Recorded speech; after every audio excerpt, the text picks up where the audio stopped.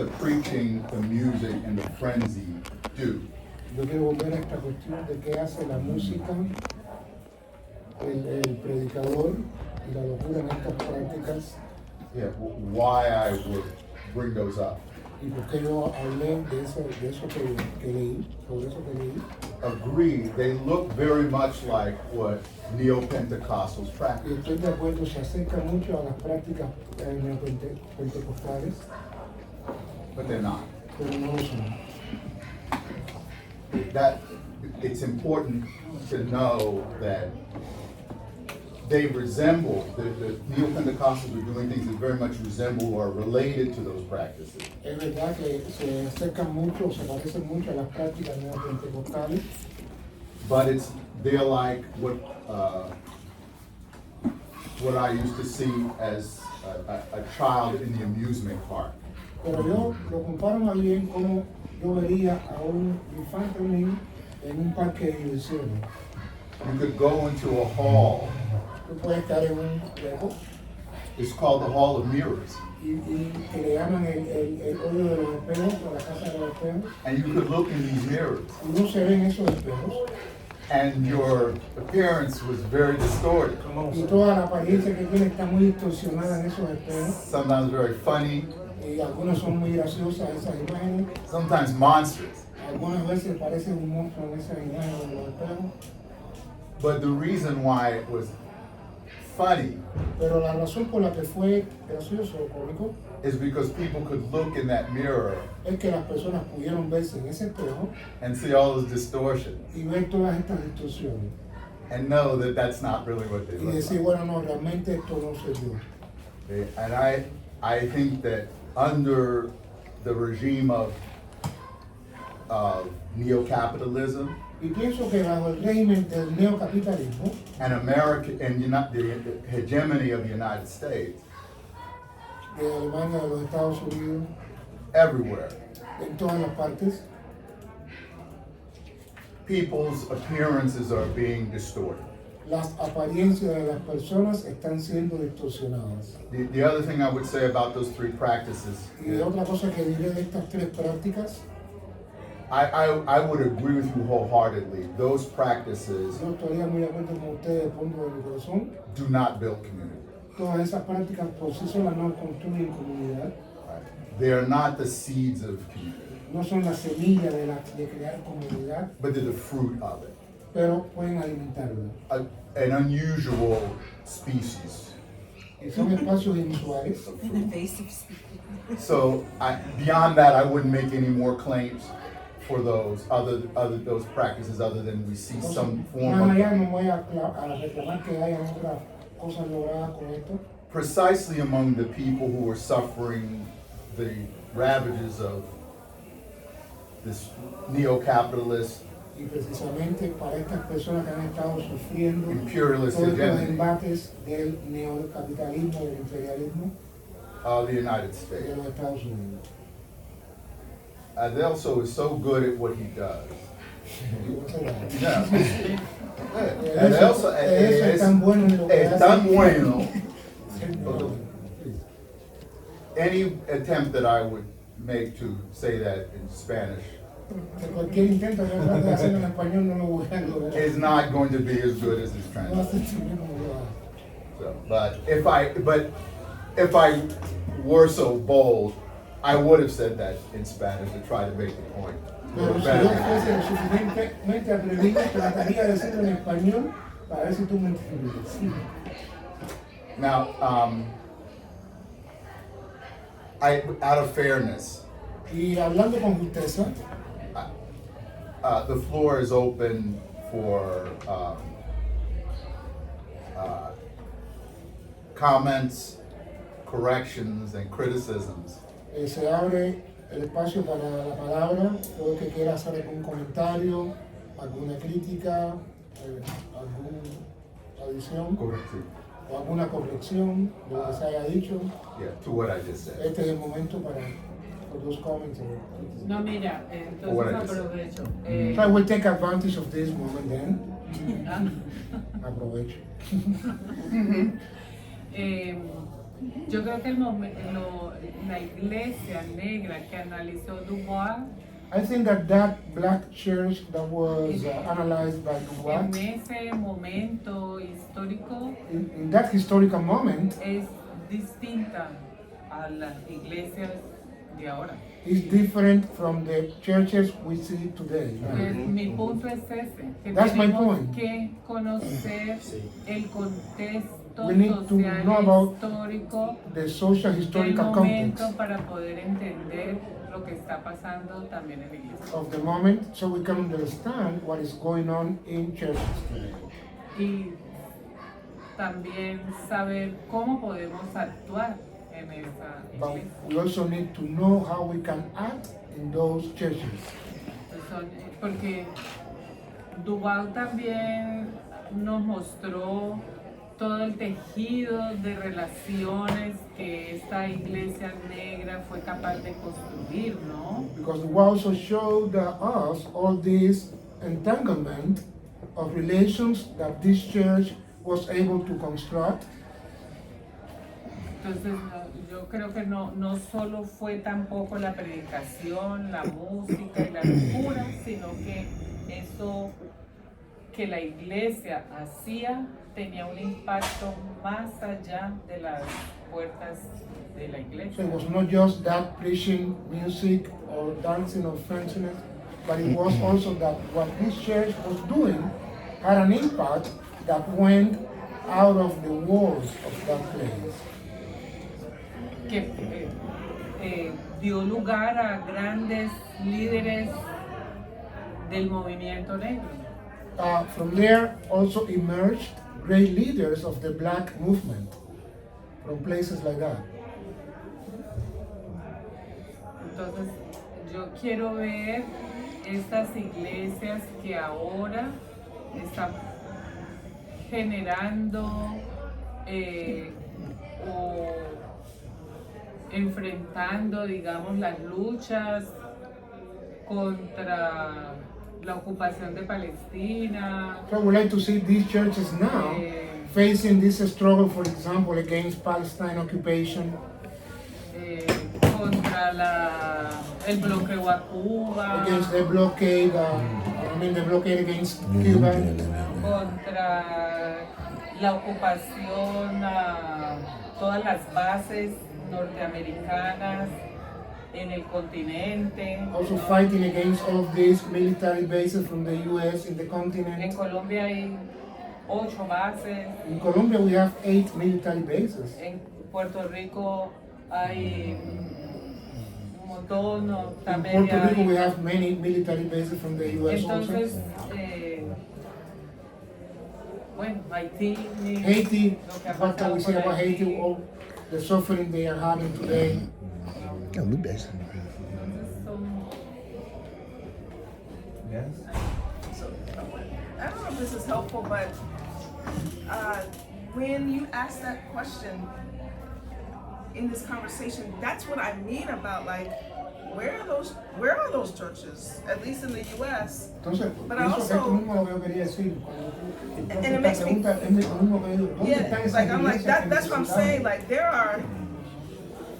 I would like to know more because that would encourage me. Quisiera conocer más sobre But I don't think there's not a host of those churches. That's what I'm saying. That's just more evidence, I think, of like how useful is it to Entonces, no es solo tener esta iglesia, sino talk cuánto about the útil black church or pudiera ser even the church as a construct when hablar de wherever we iglesias see those buenas, kinds of malas. things happen, at least in the U.S., I can think of individual preachers, which I think you mentioned, right? Right. Like Por ejemplo, the mencionaron way that we un have it predicador individual en situated Estados now Unidos. is such that you may have a prophetic pastor, Ahora uno puede tener or un you pastor may have profético folks on not churches, people in my generation and millennials who on their own are doing prophetic stuff via social Hay media. personas hoy en día que Like, ahora you en know, las Rahel redes sociales has tienen sus from propias Mariam and others who are plataformas para doing su it individually. And I predicación. just wonder about like what does that mean or what does that Me say to pregunto, us? I think ¿qué nos dice at eso? ¿Qué least in the significa US eso? context,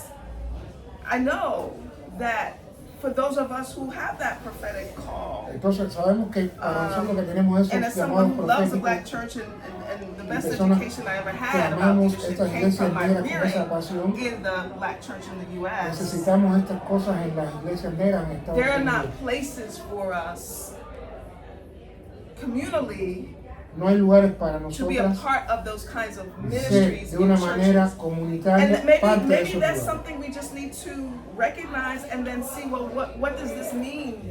What do these things mean? Entonces, a lo mejor estas son cosas que tenemos And que maybe reconocer y ver qué there are other significan. pathways for us to move Y encontrar maneras para based on the movernos, call, not based on something in the rearview mirror, pero about the hacer las how of cosas it all. como un llamado Because time is running out. y no como algo que estamos viendo en el espejo retrovisor que ya pasó, porque el tiempo se nos está acabando.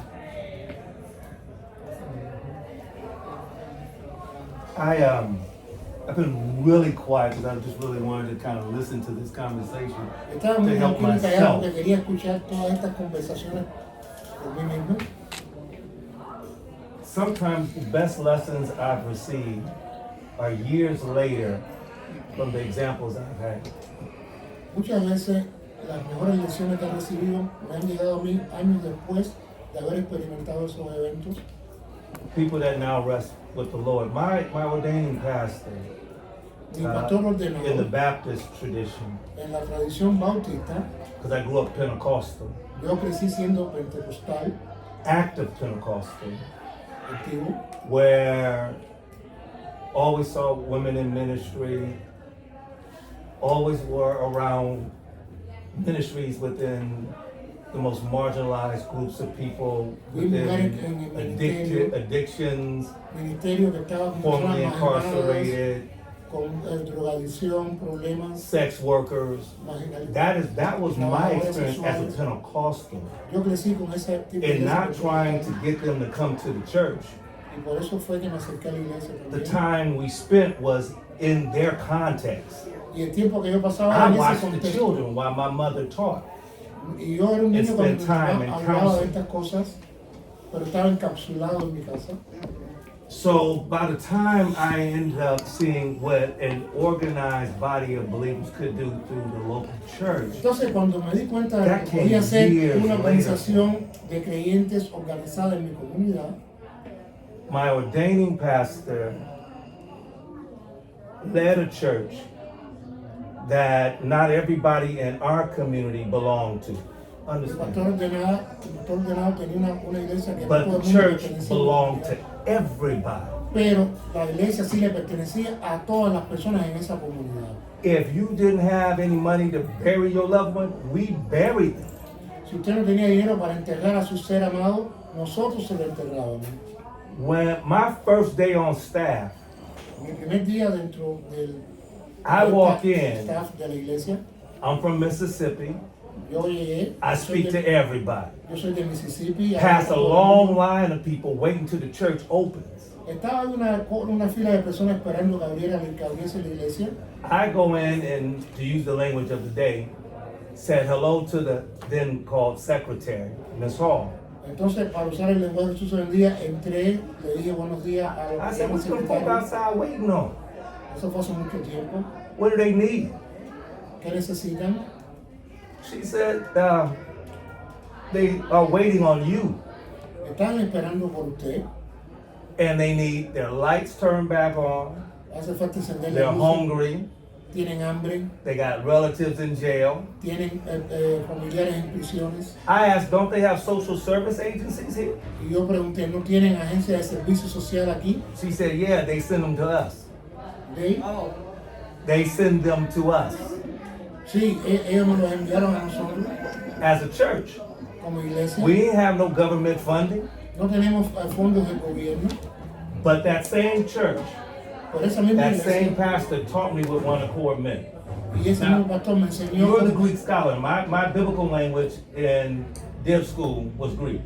Y entonces me di cuenta It's de been a que long mi time for idioma me. bíblico y lo que me enseñaba, y mi But if idioma I escolar no remember estaban de correctly, acuerdo. Lo que decía la Biblia y lo que me enseñaban en la escuela With era muy one diferente. accord, if getting close to it meant that everyone had a place. Entonces, primero que hice fue acercarme a ellos, que todo el mundo And a tuviese un lugar responsibility. y que todo el mundo tuviese una responsabilidad. So when we needed to get someone out of the crack house, Entonces, cuando teníamos que sacar a alguien I de ese went to the lugar block. donde se consumía el crack, Pastor Cheney went to the block yo teníamos que ir a esa and said, cuadra show me where they are y le decía, muéstrame dónde están estas personas and help me get them out. y ayúdame a sacarlos de esas casas. When we needed to get someone out of the sex work, Cuando había que sacar a alguien del trabajo sexual, they knew where they were ellos sabían dónde estaban esas and could help personas. us get them back. Entonces ayúdenme a sacar a esas personas de ese lugar. Everyone had a place. Todo el mundo tiene su lugar. We didn't agree on everything, No but estábamos we de acuerdo en todas las understood cosas, what we could do together. pero entendimos lo que debimos haber hecho estando todas las personas juntas. Now, what was the lesson I got? Gives me back to question one. Entonces la lección que yo recibí, para volver a la pregunta, All I'm asking for is salvation. todo lo que yo pido es la salvación. And I start with black bodies first, Y empezaría por la so salvación I de can los get a cuerpos chance to talk negros, about eternal things. y después empezaría a hablar de las But cuestiones if más they ain't here, internas. we ain't got no Aquí chance to talk about anything else. no tenemos tiempo para hablar de esas cosas. That has helped me to understand, and that's why I believe I approach ministry from that Lucan text Y of the entonces 4th chapter, aprendí que llegué al ministerio mirando el That Jesus texto de announces Lucas his ministry capítulo 4 as good del news to ministerio the de poor. Jesús hacia los pobres. That helps me Eso me ayudó a to mí allow other people para que otras to personas find place, encontraran su lugar. because now we're working from a center of black salvation. Porque ahora estamos trabajando en And un I lugar que don't se llama believe el that is Centro para la discriminatory. Salvación Negra, de una manera espiritual. As Jesus starts off later in ministry, says, my desire is that Israel be saved. Como Jesús nos enseñó, mi deseo es que Israel esté seguro, sea un lugar seguro. Now, we can call him narrow if you want to. My desire is that black folk be saved. Pero bueno, usted lo llama como quiera, yo lo llamo es que mi deseo es Not- que la parte negra esté salva también. And not just in the spiritual termination that we think of it, but anything that threatens, diminishes, dilutes, and seeks to destroy black life. Y no solo desde el punto de vista bíblico, sino todo lo que esté amenazando e intente destruir la luz de la espiritualidad negra. I'm seeking to secure people from that. Estoy buscando cómo tener a las personas seguras contra eso. Now, what does that look like for the future? Eso, ¿cómo se ve en el futuro?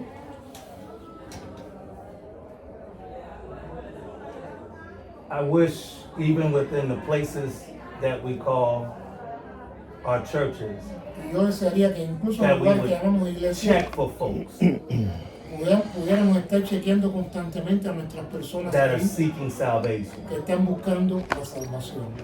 What I have learned working alongside my wife, Lo que he aprendido trabajando al lado de mi esposa, who does and has given her life to work with women and children survivors of rape, molestation, and incest, que ha estado trabajando contra niños y niñas y mujeres que han sido molestadas sexualmente o violentadas sexualmente. is that I check for them over the pulpit.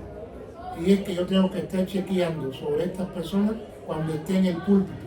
So I'm able to say, Y que ser capaz de decir for entonces, those of you para that have todos survived hell on earth, ustedes que han sobrevivido este infierno, and you have come through rape, molestation, and incest, lo que es violaciones, el incesto, ser I'm molestados thanking sexualmente. God for your survival. Yo agradezco a Dios por su And we want to sobrevivencia help with next steps. y queremos ayudarlos. ¿Cuál es el próximo paso? If they're coming out of incarceration, I say things over the pulpit Sundays. Y entonces los domingos, cuando hay personas que han salido de prisiones y cárceles, yo también hablo If en el you're púlpito. newly released, Ustedes son nuevamente liberados and if you haven't heard it yet, y si no lo han escuchado todavía, welcome home. sean bienvenidos a casa. Because they're in our church Porque en nuestra and they're iglesia seeking salvation. lo que se busca es la salvación. And if we present our churches as already being saved, Y si nosotros tenemos la iglesia pensando que ya todo está they have salvado, no place.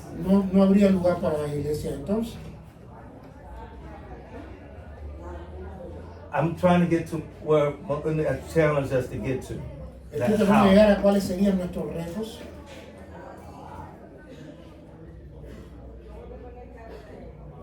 After we check for folk, We need what we call a practical expression of ministry to Cuando, move, help people cuando through. chequeamos a estas personas, lo que hacemos es una práctica del ministerio para avanzar con estas personas. I have one final thought because I kind of wrestled with this and kept it in for so long. Y tengo un último pensamiento que está en carpe diem. I want to be as intentional as they were, Institutional. intentional as white supremacists were, Y yo quiero ser intencional cuando hablo de cómo funciona la supremacía blanca, in hurting me. al dañarme. I want to be as intentional in helping us. Yo quiero ser intencional también en cómo salvarnos. So my intentionality, I had to step back and ask, was I complicit? Y entonces yo tengo que dar un paso atrás y preguntarme, ¿dónde está mi complacencia? So I started, now, this is just me. Este soy yo. I started wearing African attire every Sunday for over 2 years. When African sorry guys, I can hear you. African attire Ajá. on Sundays Every Sunday. for 2 years. Yo he estado, a partir de ese momento, he estado usando, por ejemplo, este tipo de ropa africana todos And los domingos durante 2 años ya. Every sermon had an African proverb. Y todos los sermones pongo siempre un proverbio africano. Then woven into that, Entonces, que digo stories esto, of our struggle, yo hablo de nuestras luchas, our successes and lessons, de nuestros éxitos, nuestras and how to move lecciones forward. y cómo podemos seguir avanzando. Pastor Bill, they asked you, Pa- does anybody else pa- preach like that? I think Sister Lorna. Hay que, pastor está preguntando, ¿hay quien predica así? I was so strange to them. Era tan They extraño asked, was para it the ellos. church? Cuando yo estoy esto en la iglesia, They didn't think I was a Christian pastor no creían que yo era un pastor because I cristiano, talked about justice. porque estaba hablando de justicia. And every sermon had it in there. Y And the todos reason I know, tenían- I just pulled every sermon for over a year Y estuve And escribiendo what- esto 'cause I de write justicia every en todos sermon los sermones durante and todo went un back año. through it religiously and looked for the content. Y lo ponía, esto está en la religión y vamos a buscar el contenido de esto. Intentionality takes time. Entonces hacer esto con intencionalidad toma tiempo And it was a lesson that took me a long y es una lección que me time to tomó learn. un tiempo muy largo But en my aprender predecessor de mi predecesor gave me clues of how to get there. y me dio algunas ideas de cómo llegar a esto. And the problem with intentional relationship building Y el problema con la intencionalidad a la hora de construir relaciones and not transactional with our people y que no sea de una manera transaccional con las personas is that it takes time that we don't want to invest because we're running out of time and we got everything else to es que do. toma mucho tiempo y no queremos invertir en eso porque no tenemos el tiempo que necesitamos. Ese es el problema. I don't even know if I want to even deal with white Jesus. Yo no sé si yo quisiera incluso pensar en un Jesús. I think that's their job. Yo creo que ese es trabajo para I ellos. I agree. I I just, agree. I don't have why time do to. you- I just, Yeah, I ain't trying to define them for them. I'm trying to define them for us. that's they are. Ese es trabajo para Yeah. pensar en un Jesús grande. Quick story.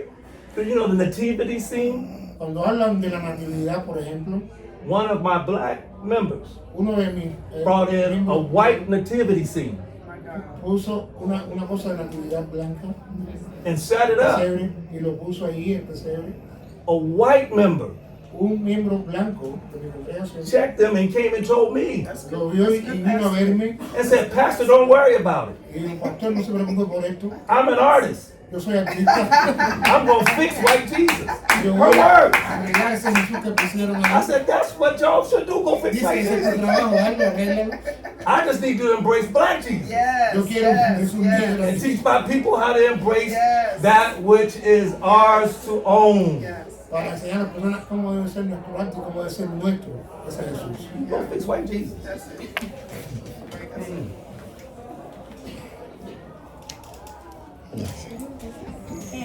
Soy yo. Bueno, yo Ese es el trabajo. no tengo claridad de qué han I abordado. am not very clear on all the subject you have been just talking about It's a here. lie. Pido disculpas porque en realidad tengo que venir cuando termino en la I facultad. want to apologize because I can only join you when I finish my work in the schools, universities. No problem. Pero no We quiero with you, dejar de Dean. hacerlo porque es muy importante. But I want to come because it's important. Por lo que he escuchado, es un poco el papel de las iglesias negras en la So, actualidad. for what I have been listening to, I think you're talking about the role of black churches. Y bueno, ubicándonos en el contexto estadounidense, es un poco diferente a la realidad cubana. And then when we check the US context, it's a little bit different from Cuban reality. Y cuando yo escuchaba a Ruth And when I was listening to Ruth, cuestionando un poco en estas luchas mundiales Dios. el papel de la iglesia, questioning which is the role in this world struggle for the churches, yo pensaba que eso es importante, I thought that was important, pero también es decisivo but also it's decisive. lo que hacen las iglesias en la vida cotidiana What churches will do on the day-to-day life, de los barrios, in the neighborhoods, de la gente que tiene más cerca. on their role regarding the people they have closer to them. Y pensando en el contexto cubano, que no podemos hablar de iglesias negras, I'm thinking about the Cuban context where we cannot talk about black churches in Cuba, porque hablamos de comunidades eclesiales que están mezcladas. we talk about ecclesiastical communities that are amalgamated or mixed. Un gran desafío entonces es A great challenge then will be cómo como iglesias how we as church nos enfrentamos al racismo cotidiano, can face the daily racism. cómo como iglesia How can we as church contribuimos a que los miembros, mujeres y hombres negros de una comunidad de fe can contribute that members of a faith community, black women and men, confirman su identidad en un espacio que no les sea excluyente, can confirm their identity in a space that is not excluding them. cómo la iglesia puede potenciar, fortalecer un mensaje que donde la gente encuentre a África en la Biblia, How can the church can give the possibility to people to find places within the Bible where there are references made to Africa? y que la gente se conecte con un continuo histórico del cual forma parte. And people should get connected to that historical contiguity that we are part of. En el caso de Cuba, donde al igual que en otros contextos de América Latina, hay un auge de los fundamentalismos religiosos. In the case of Cuba, in the same way as in other parts of Latin America, where this religious fundamentalism has a high presence, Fundamentalismos que tienen una ideología de derecha, capitalista, pero también racista, They have a right-wing machista, ideology, but also they are machistas, they are patriarchal, capitalist, heteropatriarcal. heteropatriarchal. Cómo la iglesia, por ejemplo, en Cuba, enfrenta esa realidad. ¿Qué alternativa tiene la gente en un contexto de crisis económica, de crisis política, social? How the church can face that reality? What are the options for the people amid this social, economic, and political crisis we are suffering today? Cómo desde la iglesia también podemos enfrentar un liderazgo en la iglesia cubana que sigue siendo blanco.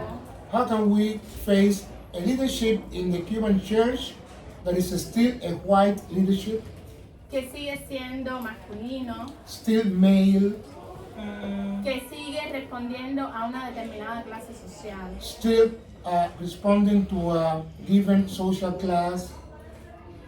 Cómo la música de nuestras iglesias conecta con la cultura de los sectores más populares y sectores de población negra. How que the forman music in esa- our churches can connect with the most popular sectors and the culture of those popular sectors in our communities. Cuando lo clásico, lo sagrado, lo que de verdad viene de Dios son esos himnos que nos fueron impuestos. When what is sacred, what is the hymns which and the chants we should play are the ones that were imposed to us. Yo recuerdo en mi experiencia en una iglesia bautista en Canadá, I remember from experience I had at a Baptist church in Canada que los signos los podía cantar aunque no estuvieran en español. that I porque could sing the hymns even though they were non-Spanish, eran los mismos que se cantan en mi iglesia. were the same ones that were chanted in my church. No había ninguna diferencia. There was no difference. Y culturalmente hay mucha diferencia. And culturally speaking, there is a lot of difference there. Entonces, ¿cómo enfrentamos ese eurocentrismo en nuestras iglesias? So how can we face that Eurocentric approach in our churches? Eso es un desafío pienso que para la iglesia en la región en sentido general, pero bueno, me toca hablar desde Cuba. Para la iglesia cubana hoy It's a es un gran challenge desafío. for the church in the whole area, but I need to talk mostly about the Cuban church. It's a challenge we have. Por eso creo que es una gran responsabilidad de no solo de pastores y pastoras, sino líderes que tenemos en nuestras iglesias, So I think it's a responsibility not only for pastors, but also for the leaders we have in our churches de fortalecernos en estas alianzas, to get strengthened in these alliances en compartir experiencias, when we share experiences. que no significa que uno va a trasladar modelos de otros lugares It a una doesn't realidad que es mean diferente. that we're going to transpose models from one reality to another reality which is different. Porque creo que las particularidades de cada contexto deben ser respetadas, comprendidas. I do think that the particular aspects of every context should be respected, shared, Pero hay cosas en común que sí debemos trabajar para fortalecerlas. but there are some common issues that we need to work on in order to strengthen ourselves. Y un poco es lo que creo que vengo a buscar en un espacio como And este. this is a little bit of what I'm coming to find in a space like this. Go ahead. Ideas. Ahorita comentaban un poquito de manera poética las características de iglesias negras norteamericanas. Just a moment ago, in a poetic way, I was talking about the characteristics of U.S. black churches, Como la música, y Like la the predicación y music. la locura. preaching and craziness. Y al menos veo acá, And I see here at least digamos, tres dimensiones importantes 3 important dimensions que tienen nuestras iglesias. that our churches hold. Una dimensión, digamos, más bien sociocultural, One would be a socio-cultural dimension que claro, atravesada por lo artístico, las Of course. manifestaciones artísticas. due to these artistic manifestations. Una dimensión, digamos, ideológica, filosófica. There is also an ideological and philosophical manifestation or dimension, sorry, Y una dimensión psicológica también, and also a psychological dimension que está destinada a los estados de ánimo that is just devoted to your mood, y provocar sensaciones de seguridad, provoking the confianza, sensation of safety, de confort. people, comfort. Yo recuerdo en una de las novelas de Alejo Carpentier, I remember one of the novels written by Alejo Carpentier, un escritor cubano. a Cuban writer. Él trabaja en una de sus novelas la Revolución Haitiana, In one of his novels, he's depicting the Haitian Revolution, y cuando él descubre toda esta, digamos, cultura and when he discovered afrodescendiente, all this culture coming from Africa and Haiti, no tuvo otra manera de describirla como lo real maravilloso. he had no other terms to describe this other than the real and marvelous things. Entonces yo creo que nosotros como iglesias también tenemos esas experiencias So as churches, we have also those experiences. que son inexplicables a veces, Sometimes you cannot explain what is going on there, pero de una forma u otra también son reales y but in maravillosas. one way or the other, they are real and marvelous. O sea, lo que nosotros estamos buscando So what we are searching for no solamente lo podemos lograr con la palabra hablada, is not just attained with the words you are preaching. En nuestras iglesias, por ejemplo, la gente más que el sermón se lleva el canto, ¿no? In our churches, more than the sermon, people will live out with the chanting and singing. Hablamos 15 minutos, 20 minutos, We speak for 15 or 20 minutes, pero creo que la gente lo que se lleva para su casa es el canto. but what people take home are the songs. Entonces debemos aprovechar el So canto. we need to take advantage of those songs. Pensando lo que decía Yulesi, I'm thinking about what Ulexi was saying. yo no siento la diferencia I do not feel the entre la difference etnología blanca y la etnología que viene de los negros. in ethnology. La etnología. In what Himno. are hymns that are coming from white churches and hymns that are coming from black churches. Stan sí es especialista en himnos.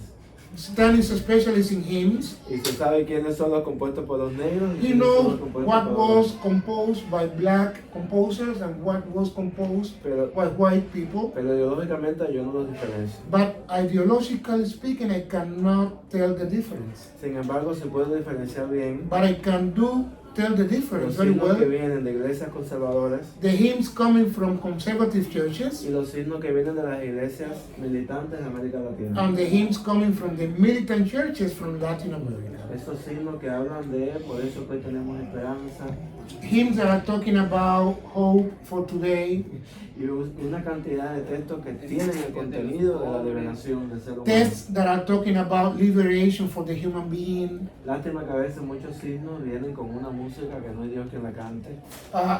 It's a pity that most of these hymns are coming with a music that is dull, no one can sing that. Aburridísimas.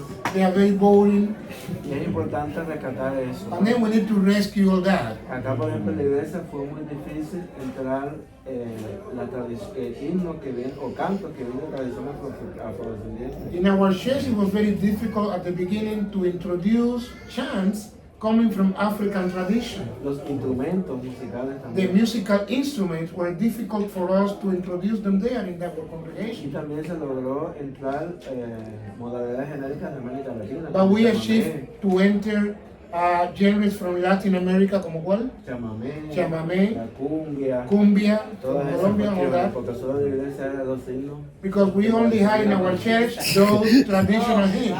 Entonces la cuestión ideológica, la Biblia tiene muchos textos. And regarding ideology, there are many texts Lo in que, the Bible, lo que pasa es que la lectura, digamos, colonial ha eliminado la parte de la justicia de los textos. but the colonial reading of the Bible erased all these liberation texts. No sé si recordamos el canto de María. I don't know if we remember Maria's chant. Sin embargo, lo que la tradición fundamentalista ha captado ha sido Dios te salve María, llena de gracia eres, el Señor es contigo. But what the Bendita tú entre todas traditional las mujeres. says, God save you, Mary, God is with you, blessed are you as a woman. Pero esta parte que tiene que ver con la justicia se la quitaron. But they do not talk about justice that is there in that text. Y esos profetas que vienen de la tradición campesina que están en la Biblia, There are some prophets of farmer tradition that are there in the Bible, en Amós, en todos esos Amos profetas and all those prophets. que vienen con una lucha por la justicia They are también. coming, fighting for justice Y luchas concretas and concrete que fighting. tienen que ver con la tierra, Has to do with que the tienen que ver land con el ownership, alimento, has to do with que tienen food, que ver con la vivienda digna. has to do with a dignified place to dwell. Estos textos del profeta Isaías This text from Isaiah the que prophet, hablan del cielo nuevo, talking tierra about the nueva. new heaven. Y nosotros como iglesia también hemos dejado, creo, de predicar el reino de Dios. So as a church, I think we have stopped really preaching about the kingdom of God. Y la teología de la prosperidad And that theology of prosperity está predicando el sueño americano. is just preaching about the American dream. Y lo otro es la cuestión de la experiencia del And the other thing culto. will be about the experience you have in the service. Que el culto es una, en estas iglesias, digamos, fundamentalistas, es una cuestión que tiene que pasar por lo sensorial. For them, service in these fundamentalistic churches is something that has to be just IV. Y toda For la them. música, todo está destinado para eso, para que la All the gente music is llore, for that. People should be crying para que la there. gente sienta, People should be really para que la trembling. gente se People start shaking. haga experiencias Yeah, también de that's trance. what happened. People should be in trance. Y le dicen, eso es Dios. And they tell that is God in Por lo you. tanto, si el pastor está haciendo So if the trance pastor is there y just eso es Dios, twisting That's God. Por tanto, lo que diga también viene de Whatever Dios. he says is coming from God. Entonces eso también debemos tenerlo en cuenta. So we need to keep all that in mind. Porque están trabajando más con las experiencias They are sensoriales. just working more on sensorial experiences in their Y es congregation. por eso que te dicen, esta señora era pobre, dio y Dios la prosperó. And they tell you, this woman here was a poor woman. She gave to us and God made her be prosperous Porque person. muchas veces las experiencias no se cuestionan. But they don't question those Y experiences. nosotros tenemos que también usar esas experiencias. And we need to use those Las experiences. experiencias que tenemos de gente que ha sido robada, que ha sido People that have been humillada, robbed, que ha sido humillada. people have been humiliated, Y nuestros oppressed. cultos deben ser cultos también que sean and our service vivos, should be activos, alive, motivadores. active, No esa mera cultivating people and not boring with those Yo hymns. creo que las iglesias negras de Estados Unidos Sí. han logrado también mantener eso. That black churches in the US has achieved to have that. Y nosotros acá todavía nos falta And we still lack that in Cuba, incorporar también esa to dimensión incorporate that dimension in Cuba. en el culto, que la In the celebración service, in our sea una celebrations, celebración también que pide seguridad, que motive. a celebration que that will anime. give us inspiration and motivation. Because the Baptist, The Southern Baptist Convention, Yeah. Yeah, that's what it is. But I see similarities, right? pero hay algunas I mean, I similitudes. think many of us are resonating with a similar dynamic Estamos of resonando con muchas dinámicas similares de lo que frenzy estamos hablando. and, En you know, estas getting cosas de caught up, moverse a la hora del but servicio, leaving empty de with ese no estilo, que no sea una justice cosa vacía. orientation. I Y think que todo that's esté what I'm orientado a la saying. justicia. The norm also in the States. Eso debe ser la norma también en Estados Why Unidos. these pastors would be called strange and even questioned, are you Pero hay pastores que los restringen a la hora de hacer estas Phenomenon cosas en Estados in Unidos the U.S. y le dicen no puedes hablar de esas cosas. But I'm also hearing an Pero también estoy opportunity escuchando sobre oportunidades around the culture piece. abajo de la cultura de paz. Exactly. Abajo no, Exactly. acerca de la cultura de paz. Exactly. Exactly. Exactly. It's the ways that we are together, Es la forma en que estamos juntas y and juntos, we're unmatched the world over de cómo estamos todos when it comes to the drums, Exactly. protegidos en el mundo. when it comes to our songs, Cuando viene when it a la comes hora to de the way nuestras that we canciones, sway, a la hora and we en do la that forma en in que nos community. movemos, la And forma I en que actuamos en wonder comunidad, if that might be part of the way forward. me pregunto si esta es la manera de avanzar que That could tenemos, be somewhat of que pudiera ser a solve and a salvation la salvación for our people, para nuestra to gente, see what happens in the culture that we create when we para come ver qué together. pasa con la cultura que Because creamos juntas. even personally, I literally Personalmente y have had literalmente, this conversation with my husband, and I think we tuve came to esta some conversación con mi agreement. esposo, But there's New Yorker, all the things. para los neoyorquinos, Moved to Atlanta. I've been there 9 years. I'm AME ordained clergy. So is my husband. African Methodist Episcopal. African Methodist Episcopals, a denomination. La denominación es- A black church. I think it's the denomination. big See, it's probably there. soy un But my poquito point fuerte, is, pero we haven't found a church home. We haven't been able to find a church home. no hemos sido capaces de encontrar una iglesia en But casa. that ain't the And norm in this anymore. circle, I think I Solamente can es safely say, institución. and we're even willing to put aside denominational affiliation for Entonces finding. estamos tratando de the right sacar space. denominaciones y filiaciones de So denominaciones, there's pero one es church in difícil. town Sí que hay una iglesia en el lugar where the word is good and the justice, prophetic justice tradition, the preacher part is good, but it's And not why enough. God? It's not enough frenzy for us. es una iglesia We want Yeah. some of that blanco, frenzy. Yeah. hablan Because the noticias, pero frenzy no hablan is de la healing. locura que necesitamos. Ah, yes. Frenzy is healing. Yep. Porque esa locura es Frenzy esa is nación. text. Yeah. We Yeah. are on the left brain. Yeah. Ella tiene que estar en tu mente To be able to pull up that ancestral resilience of the Holy y Ghost. sacar It's- esa I'm telling you, revives me. I need the frenzy. Esa es la locura que hace falta en nuestra iglesia, la I'm resiliencia telling you. de nuestros ancestros. But there's another church in town Pero hay otra iglesia en ese lugar también. where it's great. They got the community and the Es grande, frenzy. tiene la comunidad, And the sentido de comunidad, word tiene la is locura, okay in its context, but there's no justice, liberation there. And pero so no we're hablan de el caught between contexto de the two liberación because ahí. we want Y it estamos- all. Yeah, estamos entre las dos exactly. iglesias. But we've also resigned to the fact that y estamos enseñando que In no one podemos place. tenerlo todo. You got to go Zion Hill. You have to go Oh yeah, thank you for that one recommendation. Sunday you go to one church and But the next point Sunday you is, go to the other. the point is, like the ingredients. I Entonces, el think punto we're es que los beginning to figure out ingredientes, what some of that can be for us, and I implore us to think about the culture piece, entonces lo que hay que where it's pensar en esta not cuestión de la just cultura de paz. songs that don't mean anything to us, Hay canciones que but no then it's significan not nada to para the nosotros, extreme where we can't use all of our knowledge. pero no podemos Yeah. llegar a todos los extremos donde no podemos usarlo todos nuestros análisis. Yeah. Check out Zion Hill. Thank you, my brother. If we're coming to the close of Estamos llegando this a la session, finalización de esta sesión.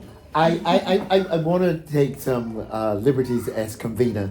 Quiero tomar algunas libertades, uh, ya que es conveniente, to kind of hopefully pull together some of para unir what algunas cosas de I las que think se has hablaron. been a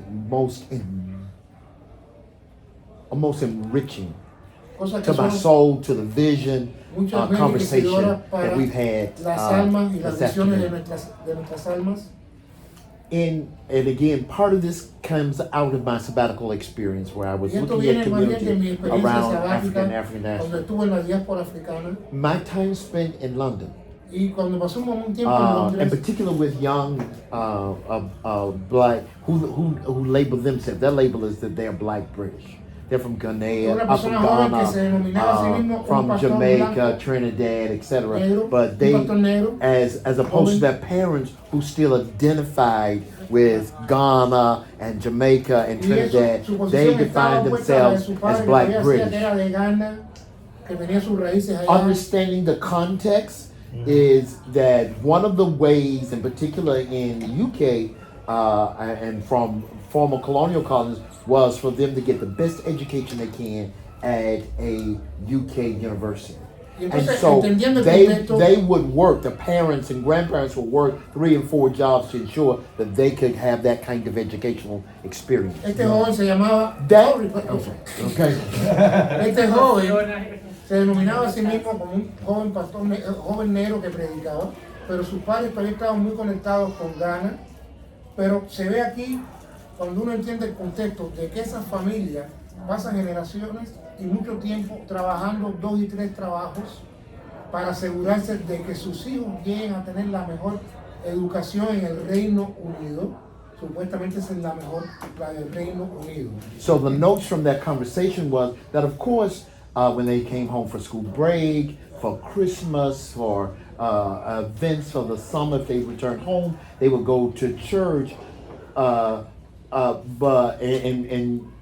I wouldn't say every quote unquote black church in UK, but most of them were around.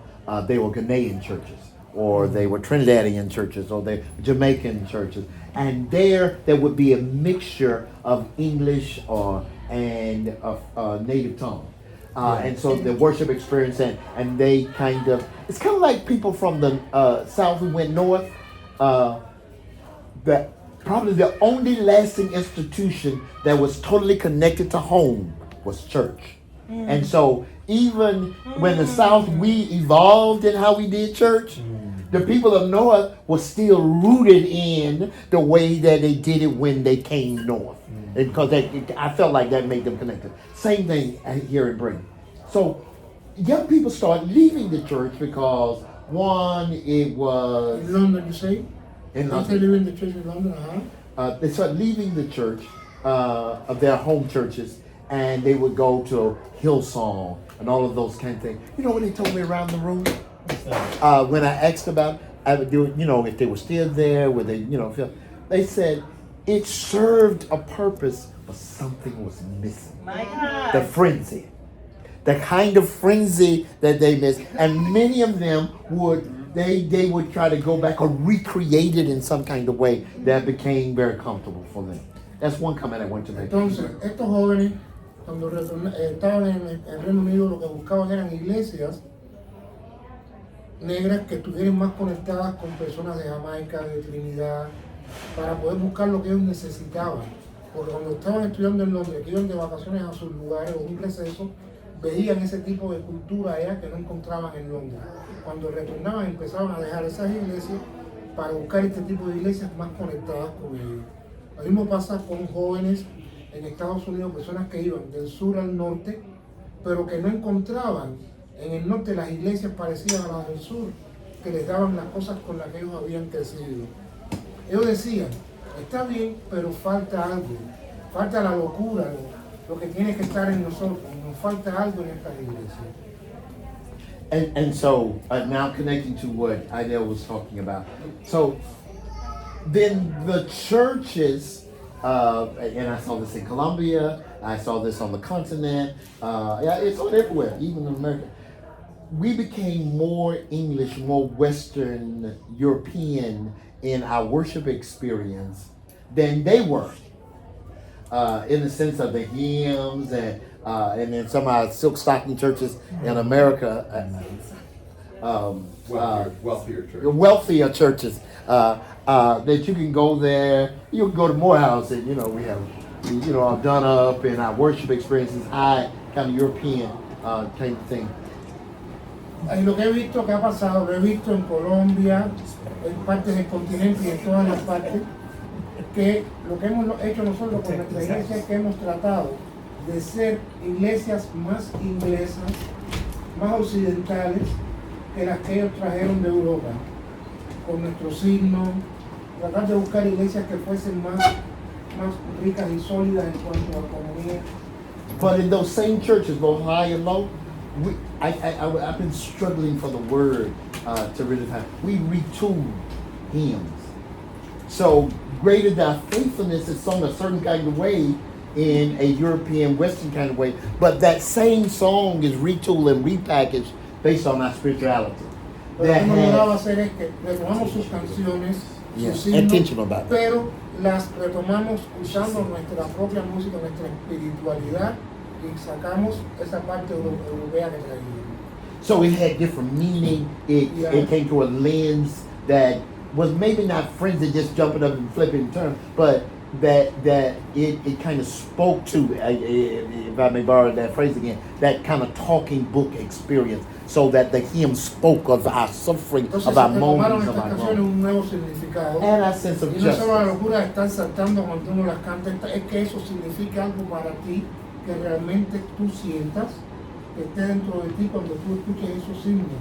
But we have not always been as good, and this goes to my brother Dwight, to be conscious of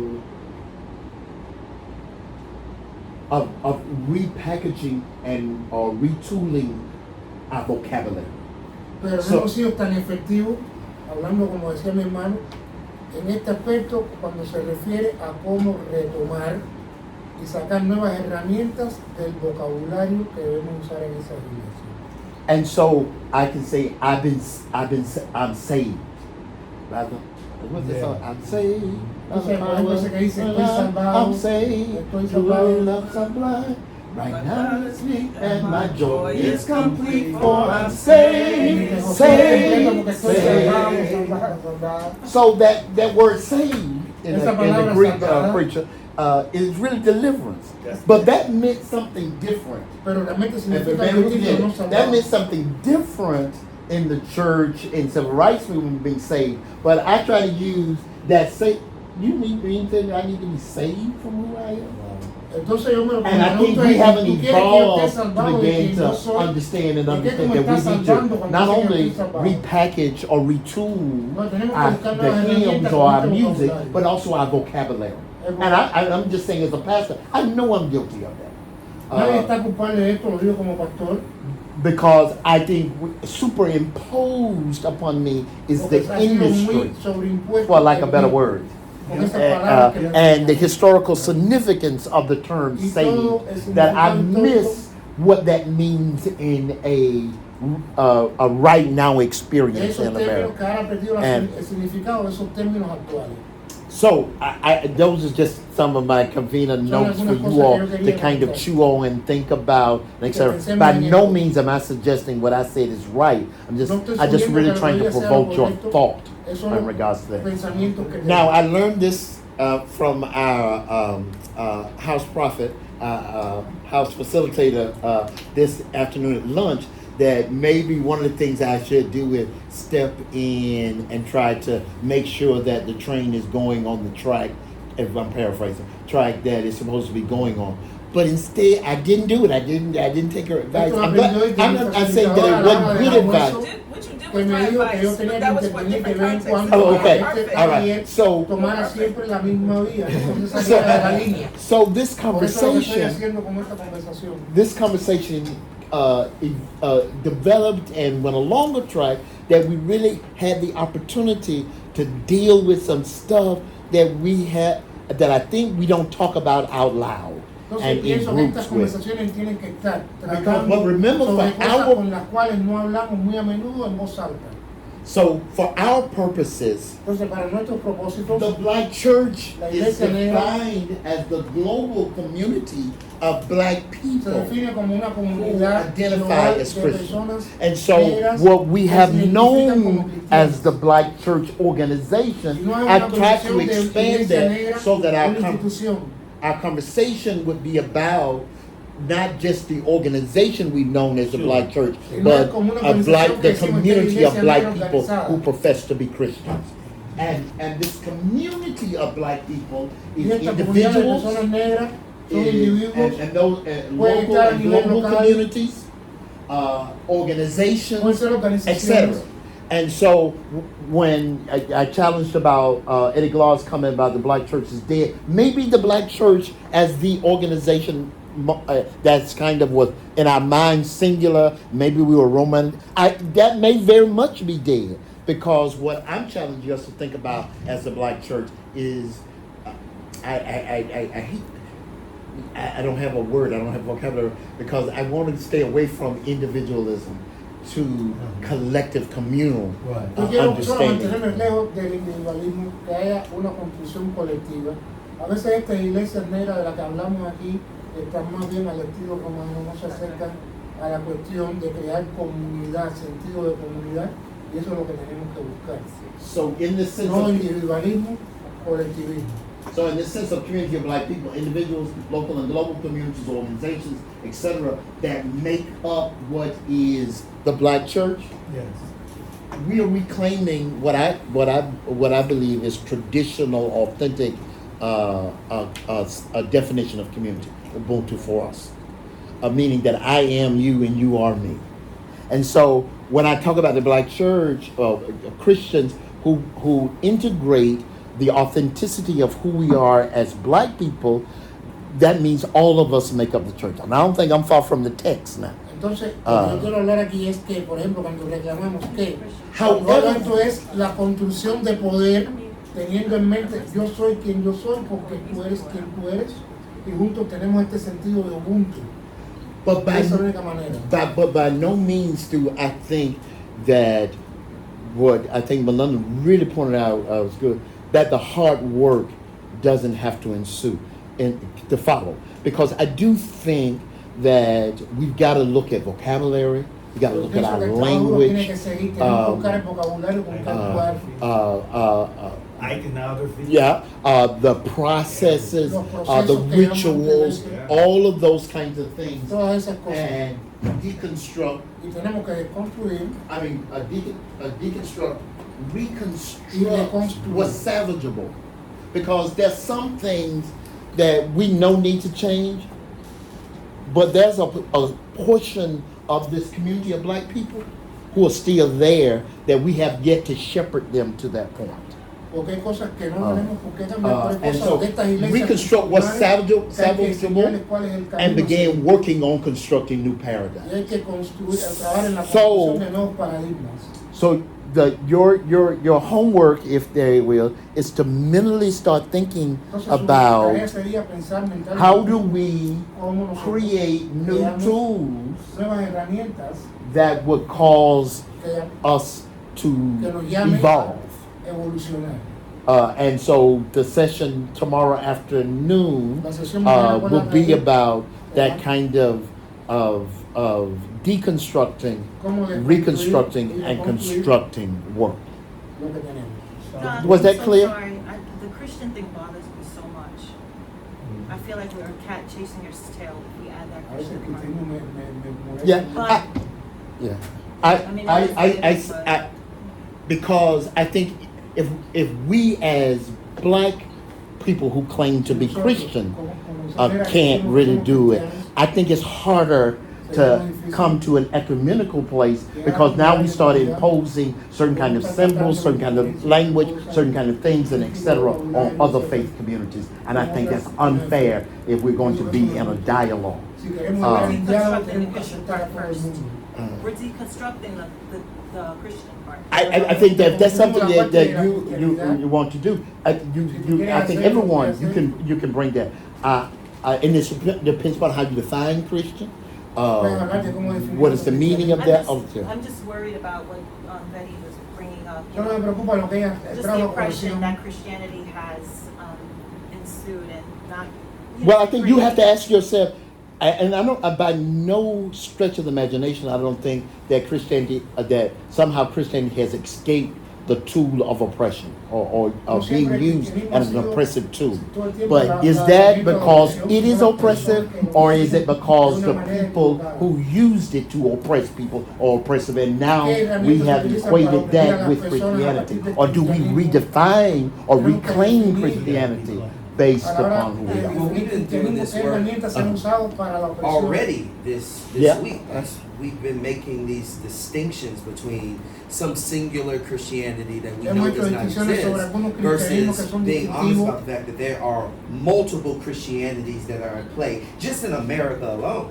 During lunch, we were revisiting Frederick Douglass, Yes. revisiting Douglass, Thurman, revisiting David Walker. I know there's some sisters we should have engaged as well. But those three texts were top of mind for us as models of distinguishing at least two types of Christianity. That's right. This slave-holding Christianity that is deeply American versus this more subversive, what I often call this brush harbor spirituality that has a distinctness to it, right? So it gives us an opportunity. What I think it is this invitation for us to be honest about Christian pluralism itself. Exactly. And so, Because some forms of Christianity feel like a very different religion to me. Right? I can more easily identify with certain traditions of Islam and obviously Judaism, certain traditions of Judaism, than I can certain traditions of Christianity, certain species of Christianity. so again, part of that is what we'll do tomorrow, this reconstruct and construct new paradigms. I do think it is wise to be thinking ahead, because I do think we got just issues within the Christian body itself is one thing, and then to be able to take that to contemplate. But what I do think is interesting in that we and those of you who have been exposed to contemplate and Santeria and people who practice both, they've been able to do both and to do it with less tension than I think it would be. I need to interpret what you said. Okay, I'm sorry. Just to get the essence of what you said, it's just that facing people that are Christian and at the same time they practice Afro-Cuban religions, Right. and they feel more comfortable here than in other places. Right. Eso que incluso se ve en Cuba a veces que personas que profesan alguna forma de cristianismo, pero al mismo tiempo practican religiones cubanas con cualquier tipo de matriz africana o presencia de ritos africanos, o sea, que aquí él las ve de una manera más cómoda que en otros lugares. Podemos hablar de todas esas cosas cuando hablamos del cristianismo, las aberturas que se pueden ver en los diferentes tipos de cristianismo que se practican. And in large part in America, we were robbed of that. If I could just name this, be the last time I said that, is earlier when we were talking about the black church, and then I think it was Martine released one that was pushing us to think about.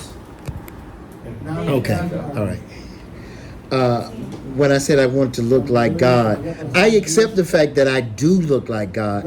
I am using I in the sense of we. And I believe sometimes we are cornered, if you will, for lack of better words, to adapt and accommodate right or left understanding of Christianity and God that I think is rooted and grounded in God looking like them. And so in an everyday walking around experience of the black community and black people often being complicit in our oppression is because we are convinced that God looks like them and not like us. And so for that community and for those people, I say, I want to look like God.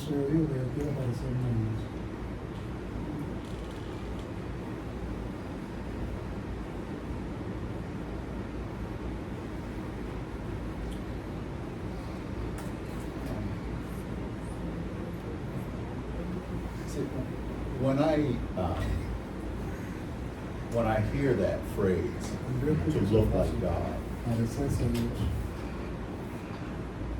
and I can't help but think of that passage in the first chapter of Genesis. The Bible has different anthropologies. There's an anthropology in chapter 1 of Genesis. And then there's another one, chapter 2. I really like the one in chapter 1. You know, where it says that at the end of creation, God creates humanity. Right? Because the word Adam means humanity, doesn't mean a man, doesn't the gender of a man. Adam is how you talk about all of humanity, which according to that anthropology comes in two forms, which together constitute humanity. If you have one without the other, according to that anthropology, you don't have a full human.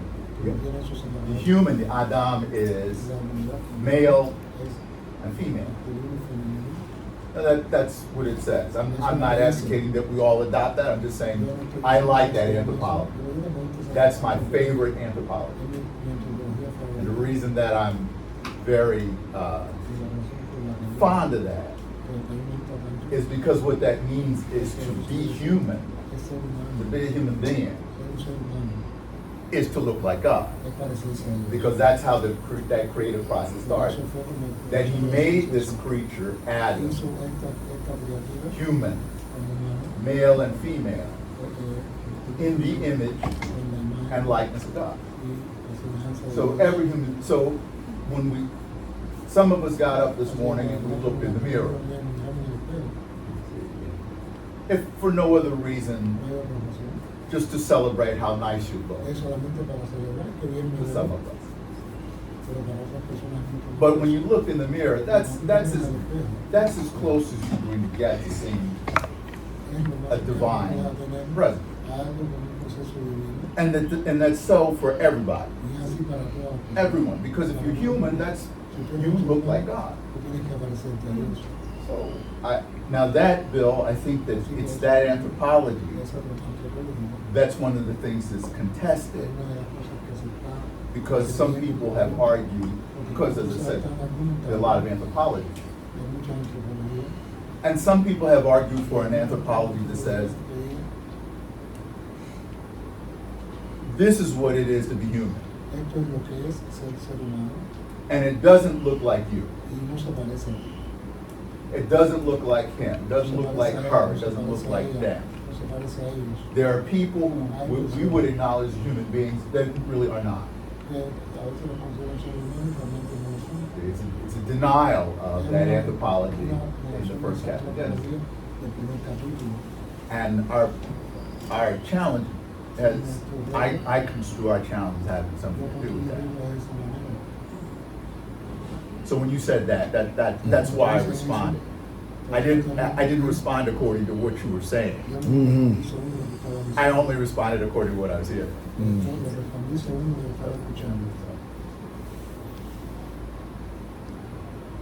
So I'm going to jump in and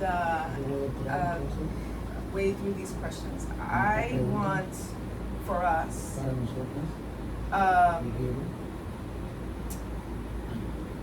freedom, liberation, to be our divine, human selves as Black people and as all people that have been denied their humanity.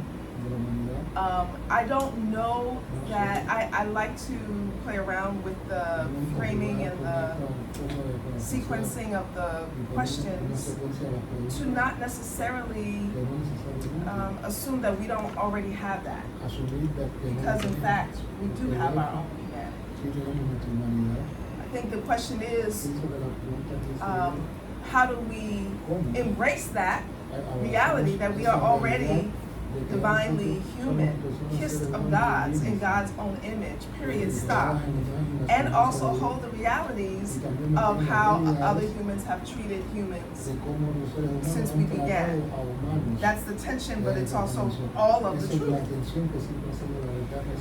So part of that for me is, how do we get what we don't have or what we want and don't have is an appreciation of perhaps a theology, perhaps a point of view, perhaps a framework that embraces the fact that we already are already there. And for me, that kind of readjustment can mean the world, because then it opens up a lot of possibilities and a lot of invitations for how we live more in that reality than in another reality that has us come from a deficit point of view. So for me, how do we do that? It is by noticing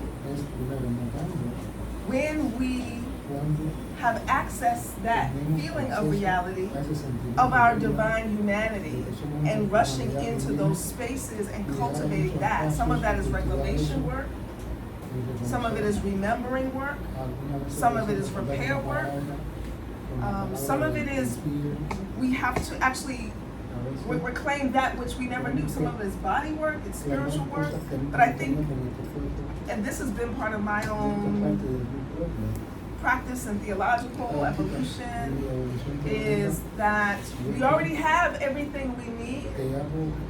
We may need to learn the how of how to live in that reality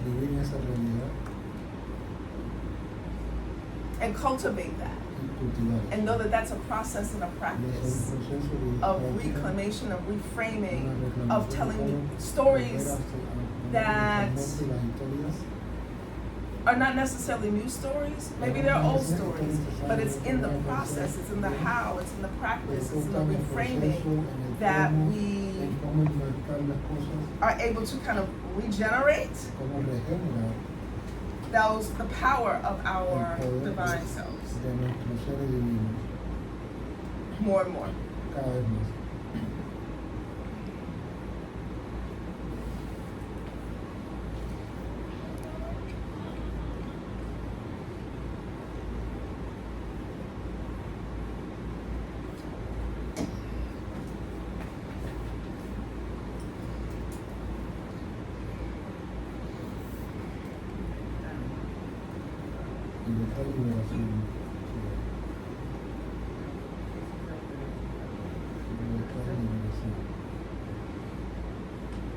I guess I too want for us to live our authentic self, who God has created us to be. That's what I really want. And, why don't we have what we want? Because of all of these constructs and barriers that have been. In other words, we're really, the fact that we are struggling with this whole identity was purposeful. They designed it this way, so it's working. It's not like it wasn't working, it is working. It has worked for generations. And how might we get it? And I find the more we know, the more we grow. And so it's education, awareness, helping us to understand literally who we are. And there's a lot of barriers that my own self, and I'm always finding that that I'm complicit in my own sort of barriers. I'm holding my own self back a lot of times because of my lack of knowledge. And it is in these kinds of experiences that I realize we are really connected. And in so many ways. So, just my own bias, just trying to get past that sometimes. Can be hard.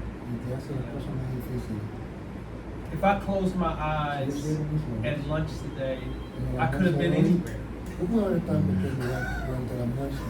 Anywhere. I'm tasting food that tastes good. It didn't have a regional taste. It was just good. The fellowship was just good. And I want to feel like that all the time. I don't want to just feel like that now. I want to feel like that everywhere. Yeah. And to, when I see Betty Brewed here, I mean, she looks so much like so much of my family. I'm like, she's in Colombia and South America, and I mean, she could literally be a part of my family 2 decades, and no one would fit right in. So it just goes back to what are all of these things that have happened to me and to our people that prevent us from all seeing. Why did I come with this mystery of, I want to learn about the people of Cuba, what they like, and not realize I'm coming home. That I'm making a connection. We're all connected. I'm just understanding that we're connected. Is that making sense?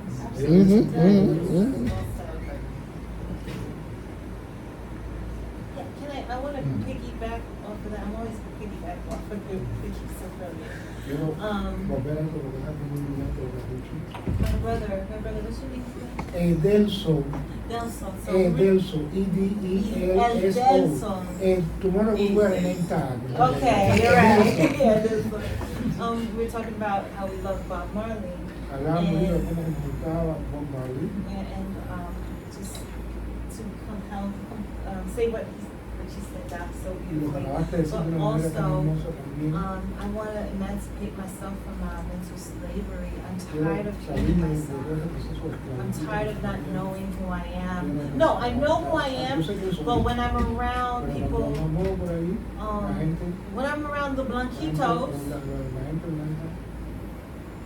I don't think I'm beautiful. I don't think I'm smart enough. I don't think, and I need to feel that all the time, that I belong and I'm worthy. Being here is just amazing. Thank you, Leah. Like I haven't doubted myself. Maybe yesterday when you called me. But I want to free myself from mental slavery.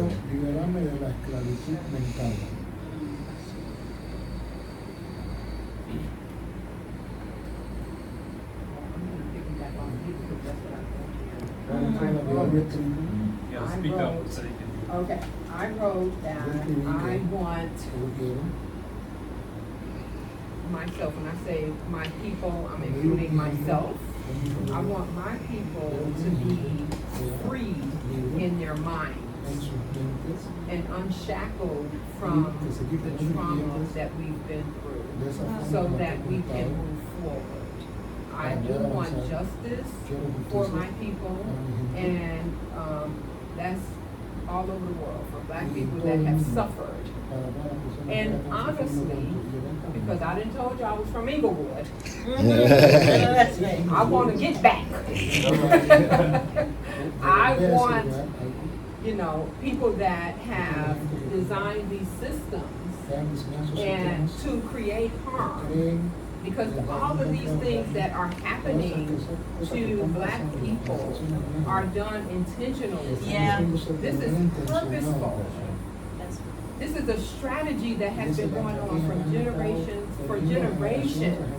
and it continues to happen because the moment one of those children are born, it is imparted into them. And so it won't stop until we are free in our minds. And that's what I want for my people. I want my people to know, hey, listen, we know that we're geniuses. We know that we're brilliant. We know that, you know, we have done so many things, but in our minds we get trapped. So I want us to be protected.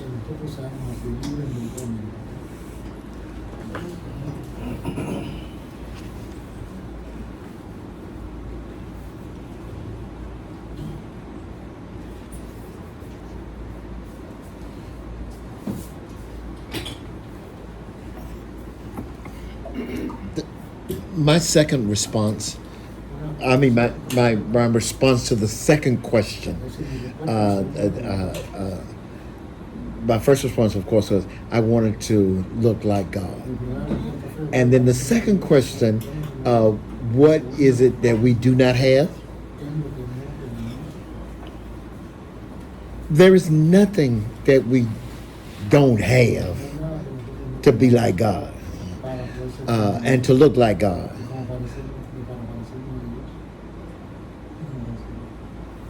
And I question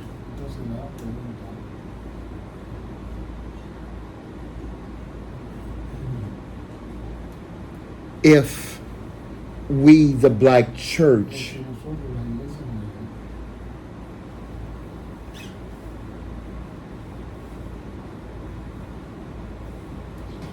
I'm trying not to use religious language, but that's the only thing that's coming to mind for me. I think you're among friends here using religion. I don't know if we are cultivating disciples who understand that they have everything they need to be in the image of God. Now, for me, the image of God is life, and life abundantly, is a fullness of joy because it's in His presence. There are places right here that we have everything we need. And one of my challenges, and this may be manifested more in my ABC settings, American Baptist Church settings, than I would say in my Southern home church, where we were just surrounded by, Black people. Everybody was pushing you. Everybody was telling you you could do, you got what it takes, you could do it, etc.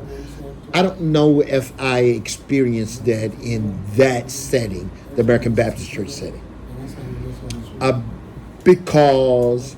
And I would say on the right or left, and I think ABC in Connecticut is probably more liberal than on the right.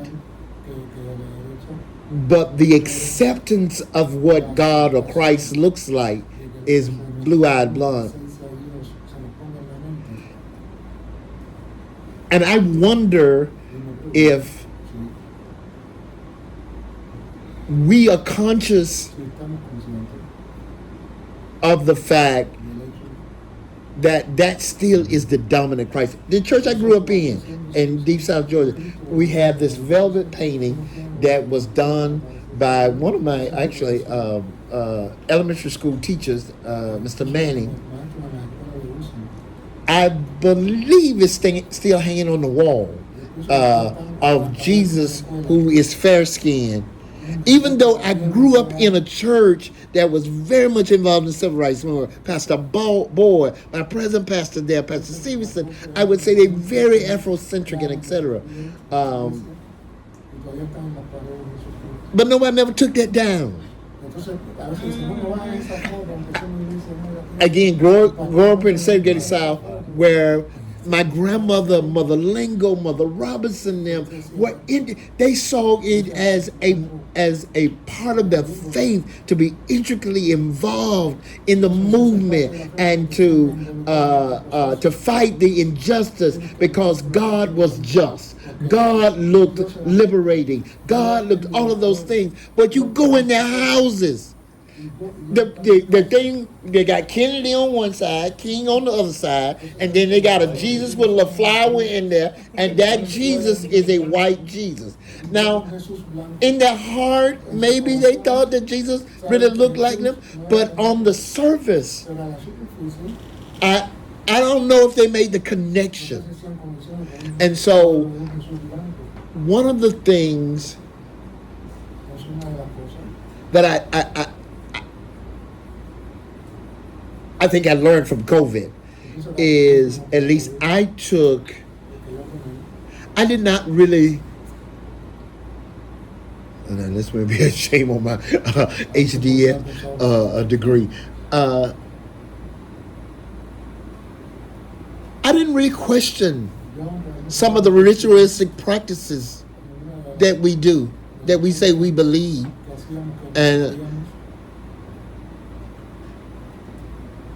And initially when COVID happened, I didn't know what to do.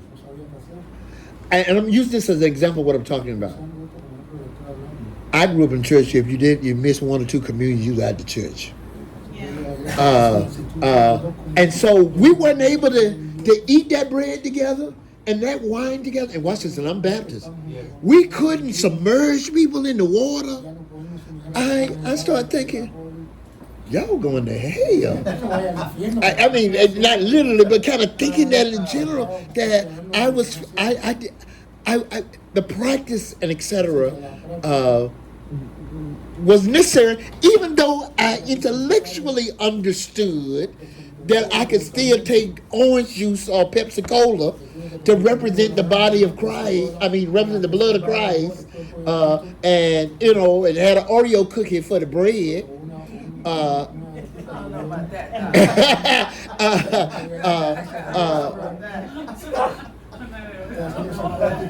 Because I was so so subconsciously, and I don't know if I'm making myself clear, so subconsciously caught in what was the symbolic piece of it, that subconsciously I kept perpetrating that. So when I think I've shared individually or maybe collectively with you all, when I was in Haiti and I was at a voodoo experience, I felt like the Lord spoke to me just as plain as day. How different is that what you do on communion than what you see them doing right now? And the only thing I could come up with was that these black people were doing it. I'm not saying that was right. No, I'm just telling you how I felt and where I was at. When they sacrificed that chicken, they probably sacrificed the chicken because the chicken probably was most popular in that region and where they were, instead of sacrificing a lamb. But they were sacrificing not the chicken just to kill the chicken, but as an offering unto God, or what we say the gods. How different is that what we do on communion? I was in Haiti at Port-au-Prince. Went to the largest church in Haiti. It is kind of like an old Coliseum kind of thing. The kind of similarity here where the concrete is deteriorating and etc. It's kind of open, kind of amphitheater. And this is in the heart of Port-au-Prince kind of neighborhoods, etc., where all the gang activities is going, etc. This is in the middle of the week at noontime. People were coming from everywhere to this kind of broken down, deteriorated, kind of Coliseum-looking thing that they had a makeshift kind of covering only down for the front, but they had the latest equipment down front, the strolling lights. They had that kind of glass podium, and they were, and I'm seated up, and one of my navigators is sitting behind me, and so they get to the offering part, and I'm telling you, I could have been at New Psalmist, I could have been at Potter's House, I could have been at World Changers. They were waving them envelopes, and they were saying, and these are people who in Haiti where the unemployment rate is off the charts. There were children who were running out of uniforms who probably should have been in school but were there. And when they got that offering, I could have been anywhere in America in one of those mega churches and etc. And they was waving those things, and people were waving. They took whatever they had in their envelope, they were waving, and people were moving down toward the altar and all that kind of stuff. And the music was going in the background, and they kept kind of drumming up like I do, etc. I found myself with my hands lifted up, and I was worshiping just like I was at the Springs of Life Giving Water Church. And my navigator told me, he said, "You forgot what you here for." I had got caught up just immediately in it. And then I thought to myself afterwards, what a missed opportunity this was to provide skill training and development. The church had various kind of like carts, talking about social entrepreneurship, all around the upper levels of the Coliseum down as you're going out and etc. They were selling food to the people there, people who ain't really had no money. They were doing all of those kind of things. Again, another experience where I said, what in the world are we exporting? And are we conscious that we're exporting it? And so you say, well, how does this relate to what you're saying? I think we're so busy trying to be the God that they have painted for us to be that we're not conscious about what we're doing. I mean, we're conscious, but not really black conscious about what we're doing. And I felt guilty. I'm telling you, I felt guilty myself, because same thing they were doing, I do that. And I don't know how to reconcile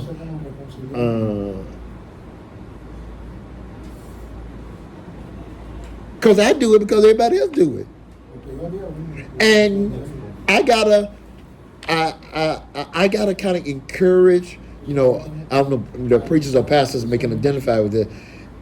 You got to be particular about who gonna call for the offering. If somebody got to motivate the people to give. Now, the reality of that, Pastor D, somebody got to pay the light bill. Somebody got to pay the gas bill. And so, for me, when I came up with this kind of stuff, all of that was bubbling in me and thinking about, am I processing what I'm leading people into and making a determination, is this good for our soul, for who we are, as opposed who the quote-unquote industry demands that we should be and have to do.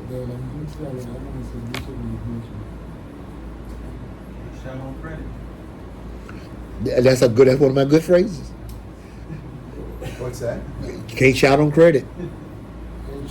Oh, but yeah, I thank God that I can.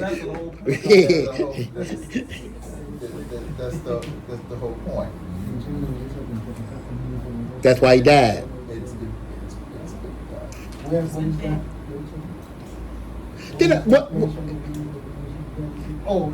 saying it's said in the church.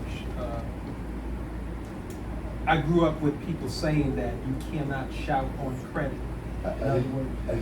Preacher, I think you're gonna have to unpack like 2 or 3 of those. It's like a metaphor. Yeah, like a metaphor. You gotta explain the meaning of it. In other words, it's going to cost you something. So some kind of offering. In other words, it's not free.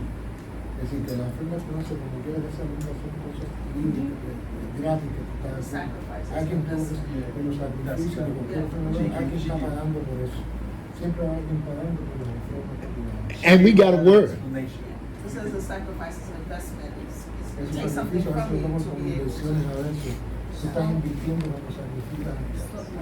Son inversiones. Investments. O sea, como la teología de la prosperidad. Like theology of prosperity. Yes.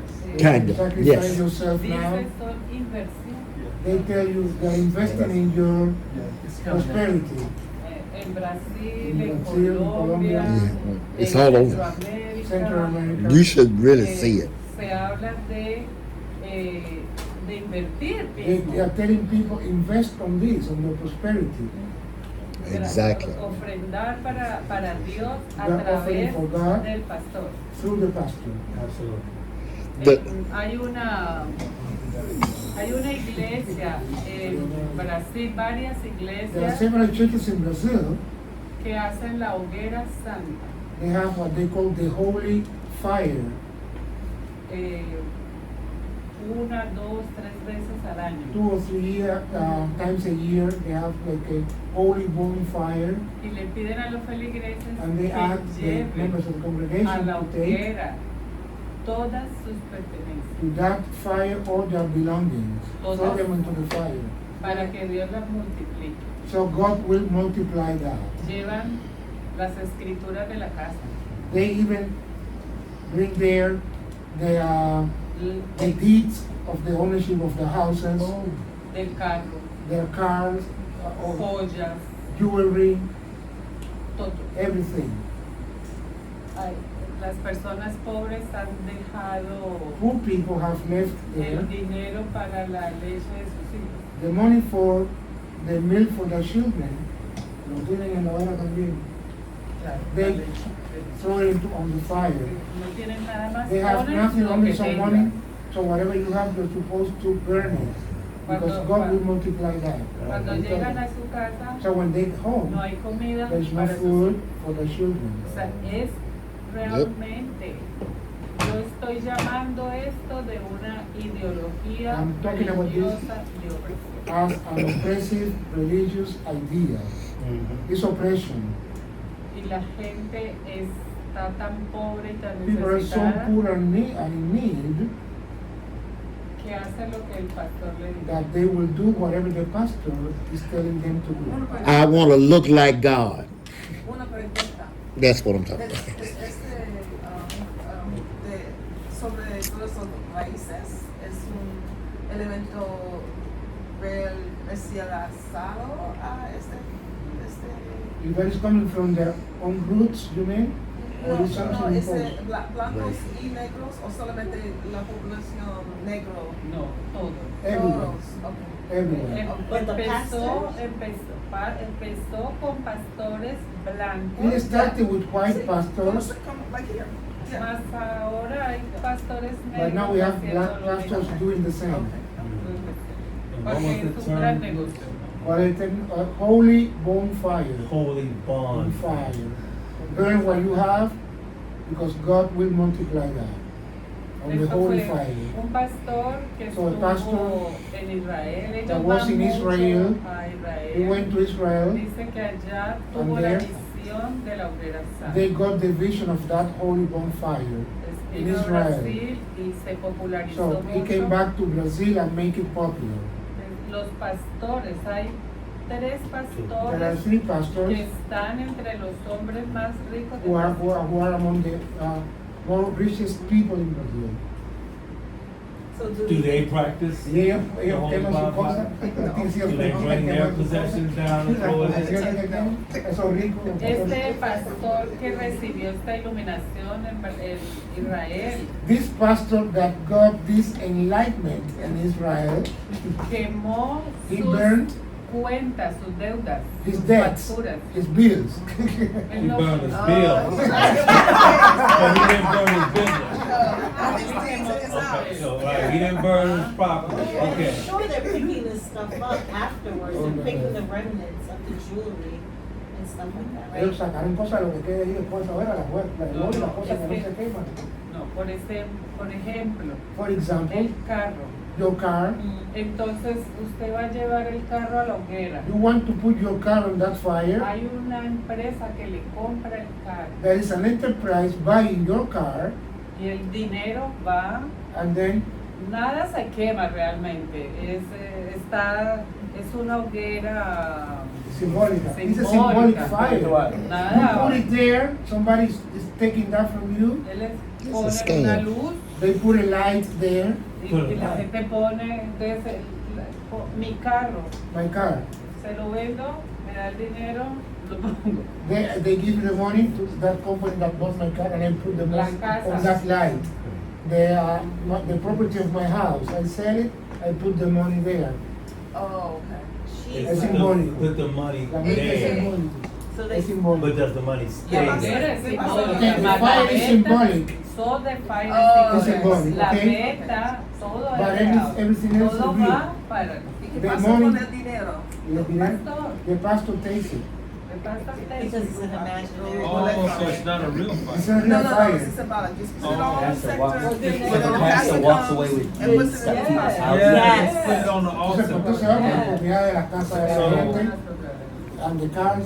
Good God But Almighty. isn't that happening to, so like with the church? Come on here. Happening Good God here, Almighty. like Every day. when we talk about the church, people Cuando come hablamos with de la their iglesia, last and they give because Cuando pastors hay are que standing dar up there mucho. saying, oh, God is telling me this, Okay, or el let me tiempo put está this, give diciendo you this, esto, give you dame this esto. holy oil or this holy water or whatever it Porque is, dicen whatever it is esto, that we're agua selling. bendita. People are buying into that because they La gente se have casa, hope. cree esas They cosas, looking tiene for something. esperanza. And we're preaching it and doing it, and people are Necesitan doing the esperanza y same quieren hacer thing, esas cosas. and you know, leaving with nothing. Y You dicen, got "No." people that are coming to church, Hay giving gente que va a la all that they iglesia, have. y dan They todo on lo the que bus tienen, stop with y their viven 10 en una kids parada. trailing behind them, and then the pastor go get in the Bentley and go home to his mansion. It's the same thing. The church is a hack. Watch yourself. I'm just saying that it can Yeah. be perceived Yep. that the You're church is right. a hack. And so another Exactly. thing that I wrote down was I want the black church Entonces yo quiero que la iglesia negra, to be a safe space que sea un lugar, un espacio where seguro, we're doing what we're supposed to do donde hagamos lo que se supone que and not debemos hacer. harming people. Y no Because dañar a las what personas. happens is people leave, Porque la they gente- get awake, they wake up, La gente and se then va a they're despertar, upset with the church because the Yeah. church se has van a molestar harmed con la them. iglesia. And No con las so, personas que you están haciendo know, esas cosas where con la does it iglesia. stop? Hay que parar So eso. we're, you know, that's no different. We see that every day. Eso lo vemos We todos los see it días every también. day. In many cases, they got it from us. Yes, I That mean, is it's, lack of What are we prestige in exporting? churches. yes. Hay un There is desprestigio. lack of prestige in churches like that. Yep. Una colonia en América Latina In Latin America, se habla muy mal ahora they are de los talking evangélicos very bad about evangelical people como ladrones, because they say they are thieves, they estafadores. are doing scams all the time. Y a propósito del libro de Think Fall, ¿cómo es? Things fall The apart. book Things fall apart. That's Hugh Chevy. Yo escuché de One of my favorite books. I heard escuché de que un pastor that a aquí en pastor here in Cuba Cuba le pide a sus is asking the members of fieles the las congregation joyas jewelry, y para la and siembra. then they plant them on Y the soil. In the soil. él las He siembra plant en them, el the patio beans, de su in his casa. backyard. Ahí no se van a quedar, ¿no? He Está asked for pasando the aquí. rings around that, and he plants that in his garden. Me siento que todo se puede derrumbar. Es una manera de ayudar a que todo se derrumbe en Cuba. Que He todo said se derrumbe. they want everything to collapse in Cuba like that. I think what we are all describing is my Creo que struggle estamos with describiendo the idea of wanting to look like God con because esa of idea the de querer ser harm, como the Dios aftermath of this type of harm. Because y like la you said, forma de people discípulo. don't walk away to nothing. They walk away with a lot of the things that we want, like the freedom of it's Y the esos mental otros se van con todas slavery las of cosas que like, nosotros what kind of estamos God? llevando. Because now we're trying to, we have churches, Y tenemos I iglesias. guess this is an act to be like God, but then when Dicen, folks para are ser como harmed, Dios, tienes que hacer estas cosas. that harm now, okay, yeah, I'm angry with the church, but I'm real angry with God. And now I don't even want nothing to do with church. And I don't even want to do anything that look like or sound like church because the church has hurt me so bad.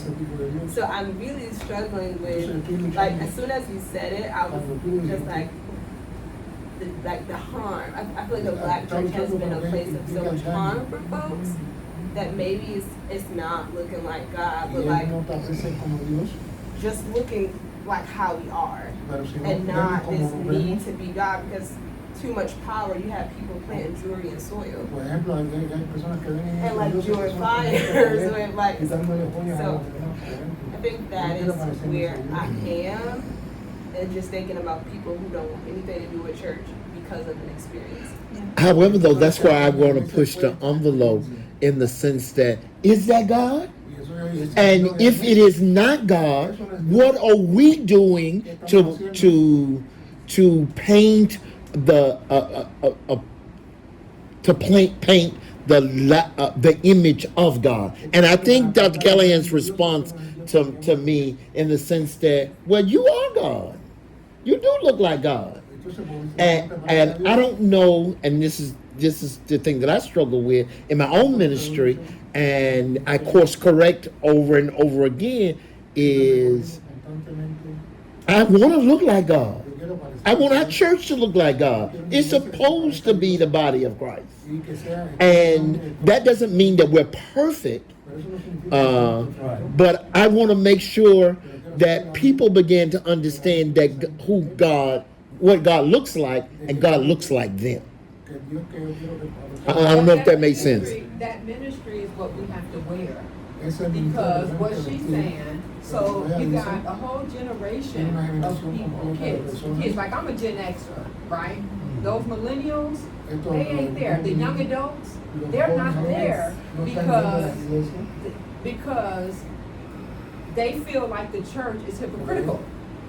And so they don't want any parts of that church. They're trying to figure out their spirituality. So the field is ripe to capture them, but we can't do it in a traditional way that we're looking at the church. We have to wear the ministry and meet them where they are.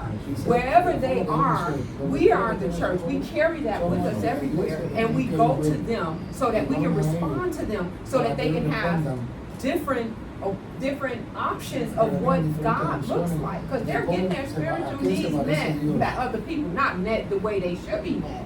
Things are happening though, and they're taking that information in, and so we have an opportunity, but they're not seeing it the way that we grew up in the church. They're not looking to come to the building. Yes, nobody said permanently, but right now they're not looking to come into the building because the building has done so much harm. Yeah, the building has done so much harm. It's met with a lot of vitriol. I think we need to really think about, I think one of the questions is how do we, I'm thinking marketing, right? Like how do we market that there's other ways, there's the God's way of doing church as opposed to this. And it reminds me of one time, I don't know if you were in this class with Dr. Turman, and this guy was trying to challenge, of course, the black professor as they were trying. And her response was, she's like, I do not serve the God of white supremacy. I serve the true and living God. The true and living God. You know how she does. And I think right now the marketing of the black church is that of the white supremacist God that does this sort of thing I think it was Father Father O'Rourke, where he was saying God didn't create us out of necessity, but out of love. And so for us, we have to get the marketing out that there is a true God of love, not based on Eurocentric, sensibilities. We don't have that marketing out, and we may have to do that via social media because that's where a generation is going. In acknowledging the pains of the past. But I think it's a marketing issue. What are we exporting? It's a market. What we're exporting is the messages. Our messaging is not coming out right now.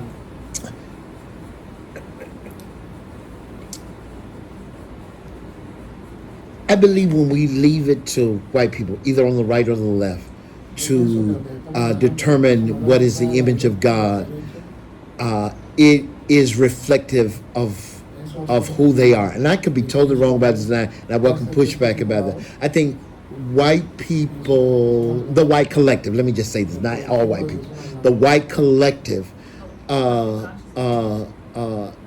it is much more about power dynamics, culturally, power dynamics, and economic, capitalist economic kind of, I don't know what word I really want to use, but they see through that lens.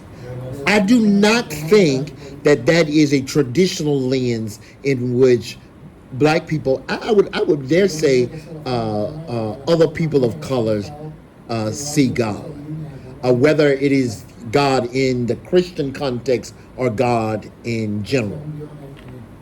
I think they see, I believe in our authentic state, we see God through the lens of communal kind of thing. So in the sense of, I don't think nobody here probably would know this, but before I left HTS, I preached a series of sermons about lessons learned at Harvard. And the final one was lessons learned at Harvard, the image of God. And one of the things that I thought was revelatory for me at Harvard Divinity School was everybody was so busy trying to make God look like them, and nobody was interested in looking like God. And I do think that comes out of the white collective understanding of how the world works.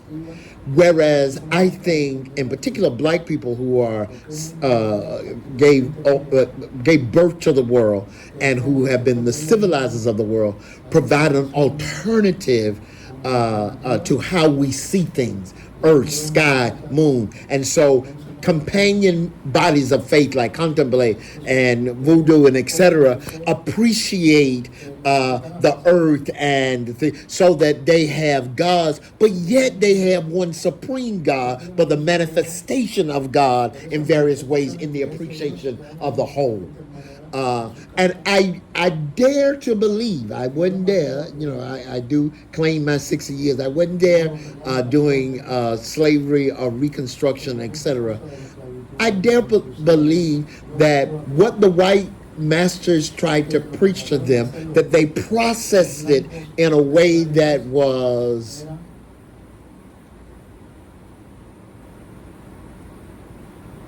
in which they could identify their understanding of their spirituality, their quote unquote, what was more comfortable to them. So the same Bible that they were preaching to captivate them, they saw it liberating. I don't know if the end of that makes sense, but kind of that's generally my take on this, and that's why I think it's a danger for us to leave it to them to define our practice of faith and culture, because I think it's being manifested in particular now to young people because it's a disconnect. Yeah, and I want to make very clear that I don't think it's just a young people thing. I think generationally there's disconnects on both sides with younger generations as well as older, especially when we talk about harm. And working with the Episcopal Church in Connecticut, which is like predominantly white church, I found like we spoke on community and like this idea of identity. But one thing I learned in like racial justice settings and through faith and film is like a lot of white churches are not having truth-telling stories and conversations. Like it takes a long time to tell the truth. So there's a lot of complicity. And if we're doing anything like that or letting that be the source in which we are mimicking, I feel like the Black church needs to also begin to have truth-telling conversations as well. Because if not, what came out when I was working at the Episcopal Church is like losing one's white card, or like losing whiteness by saying like this is actually wrong. Like this is wrong. And I don't. You must have thought I was white. Like another white person saying, "Oh, you thought I was white. Like you thought it was okay to say that to me." At a black church, like sometimes I think folks know things are wrong and are not speaking up. But what does it cost to tell the truth? And if I lose my identity to the black church and I lose my black card, then maybe my complicity and my silence is worth my safety. So when we start talking about safe spaces, what actually is a safe space? Is it where I fit in, or is it a safe space where I can call out a harm and look like God? Especially there, really, both of them waiting to make that. Estaba pensando en las dos primeras preguntas que I was thinking about the first two questions. leyendo. Yo pensaba I was thinking en eso que quiero, in what I want por qué no lo tengo. and why I don't have it. Pensaba también en lo que tengo, I was thinking also about what I do have, que es fruto del trabajo del querer de otros. which is the fruit of the work of other people wanting that. O sea, yo, por ejemplo, soy For example, afrodescendiente, I am Afro-descendant. pude ir a una universidad, I could attend the university.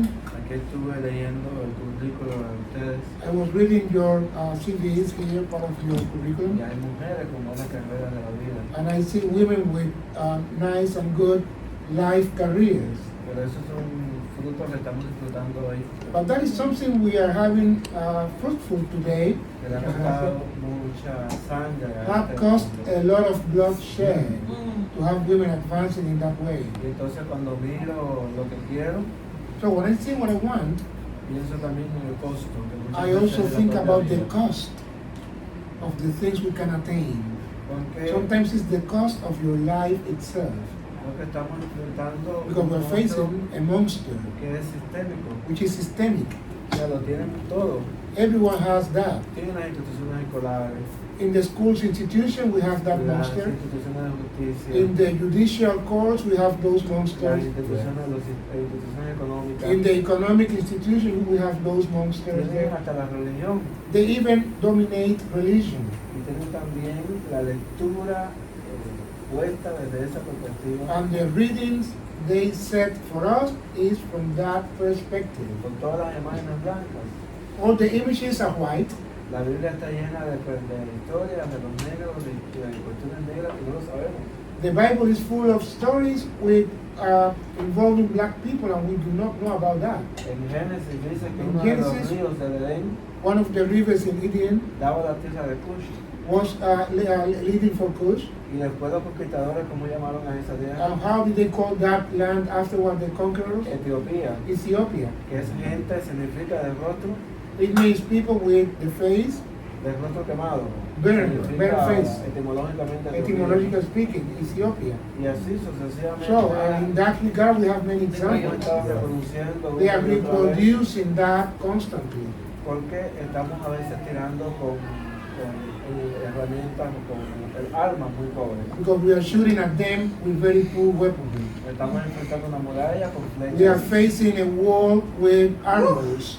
Entonces es una cuestión que es muy compleja. So it's very complex actually. Y a veces no estamos dispuestos a enfrentar esa cosa. And sometimes we are not willing to face that, knowing the cost for that struggle. Acá nosotros, por ejemplo, somos Here, muy mal mirados We are very bad looked at por los grupos fundamentalistas. by the fundamentalist groups in Cuba. Porque es una iglesia que no practica ningún tipo de discriminación. Because in our church we don't practice any kind of Por discrimination. color de piel, por orientación Not due to sexual. sexual orientation, the color of your skin. No creemos que nuestra práctica de fe sea la suprema. We don't think that our practice of faith is the supreme Es one. una entre la It's diversidad. one among diversity.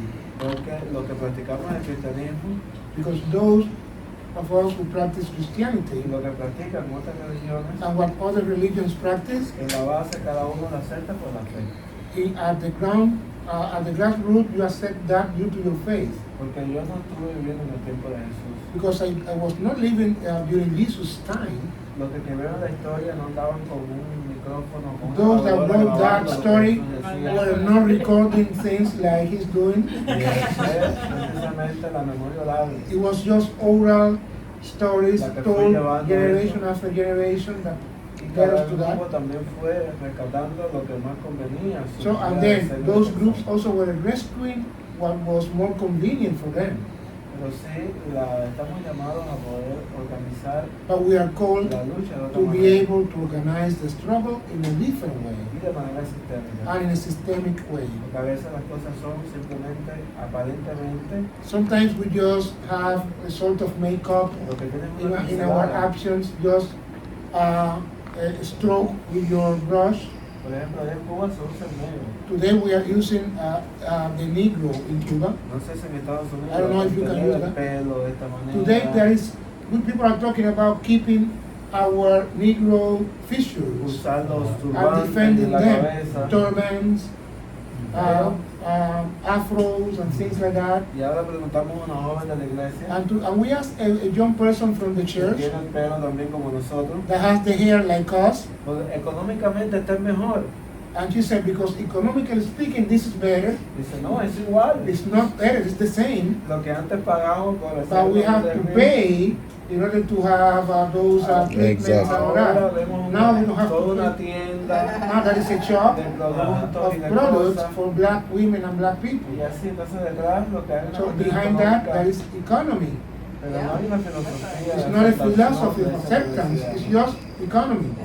Entonces la invitación también So the hago invitation también should es go there too. de no ser tan cobarde We cannot be so cowards. y tratar también de ir a And we need to go to the arriesgar, front arriesgar, and to risk, aunque sé que hay frutos que uno va a disfrutar. even though maybe I cannot enjoy the fruits from that struggle, I should take my risks for the future. Pero va a servir para seguir abriendo camino a la justicia que necesitamos. It will help us to open the path of justice as she wants.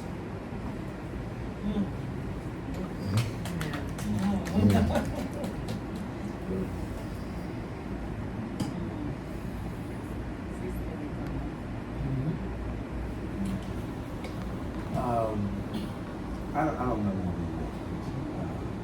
No sé qué puedo decir.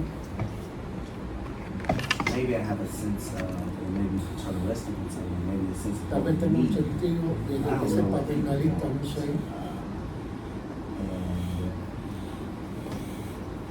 And maybe I'm okay with that, not knowing what people want. Sometimes I don't even know what I want. Some days I want flourishing, some days I want love, some days justice, some days repair, some days some way that we can sort of amalgamate all of those things. But I don't know what we want. Right? Again, just going back to this very contested category of I don't know, because there's some very real days in the United States, and particularly the demographic of folk I pastor. I think we really want to be American. And I think we really want to participate in the wealth building, wealth hoarding, American essentialist narrative. There are many days that I feel that there are a lot of black people who want that, right? And honestly, I don't know that poor black people don't want that too. I grew up as a poor black person in Texas, and there was a lot about my upbringing that wanted to approximate or be proximal to whiteness because of its power, because of its sense of ease, a range of questions, right? So I really don't know what people want. But I do have a sense that we are running out of time to get to whatever that ideal is. I mean, the planet is literally attacking us because of the ways we've attacked it. The myth of American democracy is further corroding in front of our very eyes, and time is really running out. That's what I said. Right? So that's this question about want. I don't know, but I know we need to fix this Otherwise, there won't be us. There won't be this. The concept of conceptions of God won't even matter because seemingly annihilation and apocalypse is upon us. That's the way it feels many days. And so I know we need to find a way to be the answer to whatever these cosmic crises, these planetary issues that are just staring us in our faces, that we have to, in some ways, we have to engage.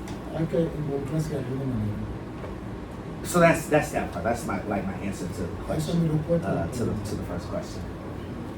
What I've been grappling with as we've been talking today, first session and this session, is probably something that is so accessible and so easy, but I always feel it important to name, and that is a further contestation or expansion of what we mean by Black church. Because there are communities of people that talk about Black church, not this room, but there are communities of people that talk about Black church as if it is a singular thing, as if it is monolithic and homogeneous, right?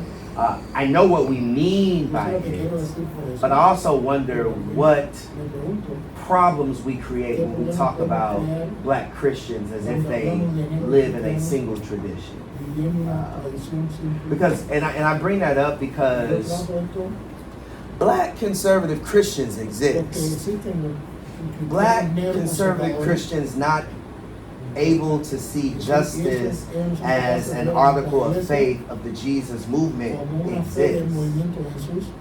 And that too is the Black church, right? And there's a way that we want to talk about the Black church as if it is only Harry and Frederick and Martin, and we miss and Nat Turner, right? Like we want to talk about it as if that prophetic wing, that prophetic manifestation of that work is what it is, complete. We like to talk about the Black church as if it is only born out of a Brush Harbor engagement, without also paying attention to the fact that, you know, some people, Black folk, did come to faith, and maybe they did have images of God that were connected to Massa and connected to how Massa talks about it, right? It's just a sense that, I mean, what do we lose when we don't complexify these categories that we create and we talk about? And part of it for me is, again, this unhelpful romanticizing of something that may have never existed the way we want it to exist. So we're really mad at Black conservative Christians for being silent about the Trump administration, and that is a legacy of Black church too. Yeah. Why is it a legacy of Black church? Because Black churches too are American institutions. And the real question is, how do we begin to divest of our Americanness in order to actually reclaim something that has anything to do with that Palestinian heartbeat, right? And so I'm really talking to myself about, there are so many moments where I am hyper excited about the Black church, hopeful that Black churches are the conscience of America, and maybe they are, and maybe they can be, but there's also this other tradition, very storied tradition of, I mean, to some extent, Raphael Warnock talks about it in his book, This Divided Mind. Now he concludes that, you know, both traditions, the pietistic tradition and the prophetic tradition, are both interested in Black freedom. And maybe that is true, right? Maybe it's true. But there is a pietistic tradition of a personal pietistic tradition of the Black church that does not talk about structural and systemic change in the here and now. That does give space to say that maybe we are only supposed to preach Jesus and not preach justice, right? That is a part of our heritage too. And the same way that I expect those good intentioned, well-meaning white folk to do something about their moderate and punitively conservative white cousins is also a way, an invitation for us to think about if we're going to really have the family conversation about what the black church is and where the black church is going to go and what the black church is going to do. We got to do this in conversation with black conservatives because they too represent this, whatever we talk about, this church. And here's why I bring that up, because for the first time, if the New York Times is right, and it is not always right, but if the New York Times is right, and if these projections are clear, that this will be the first U.S. election that black folk are poised to vote for Trump, or a Republican, at high numbers since the passage of the Voting Rights Act of '65. I don't know if they're all conservative. I don't even know if it matters. But what we have to be clear is blackness is not a single thing. Black church is not a single thing. But black freedom and black liberation is going to be dependent on all spectrums of black faith, black church, black lowercase democracy engagement in order for us to figure out how we survive.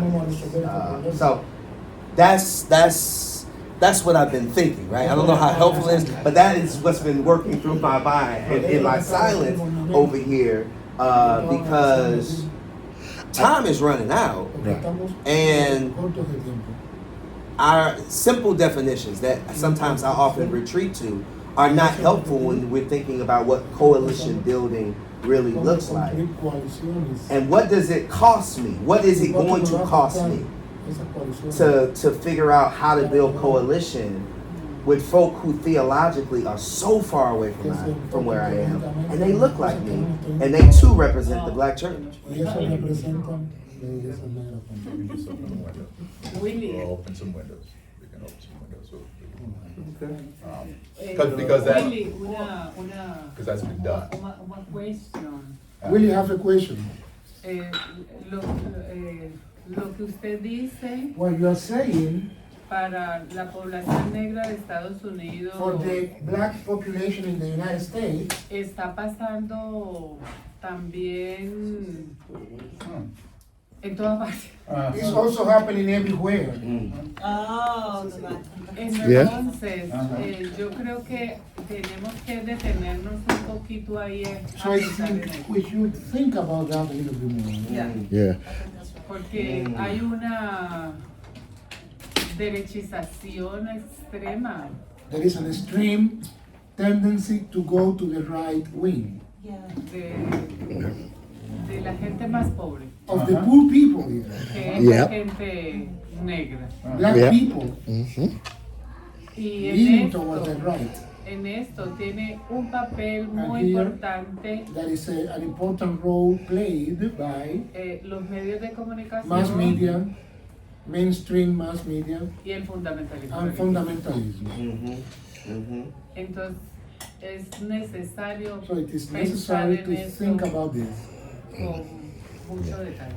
I think outside earlier it was a side conversation. I was chatting with some colleagues about the evangelism that happened in Latin America that was led by Southern Baptist people, and so their understanding of who God was became foundational to the practice of faith, in particular among, and you will see it a lot in Colombia and Brazil, as a matter of fact, in their practice and culture of faith. And what I'm suggesting, and the reason this came about, is I think on one spectrum, that there is a generation who only see God as painted, I think, and because we have been,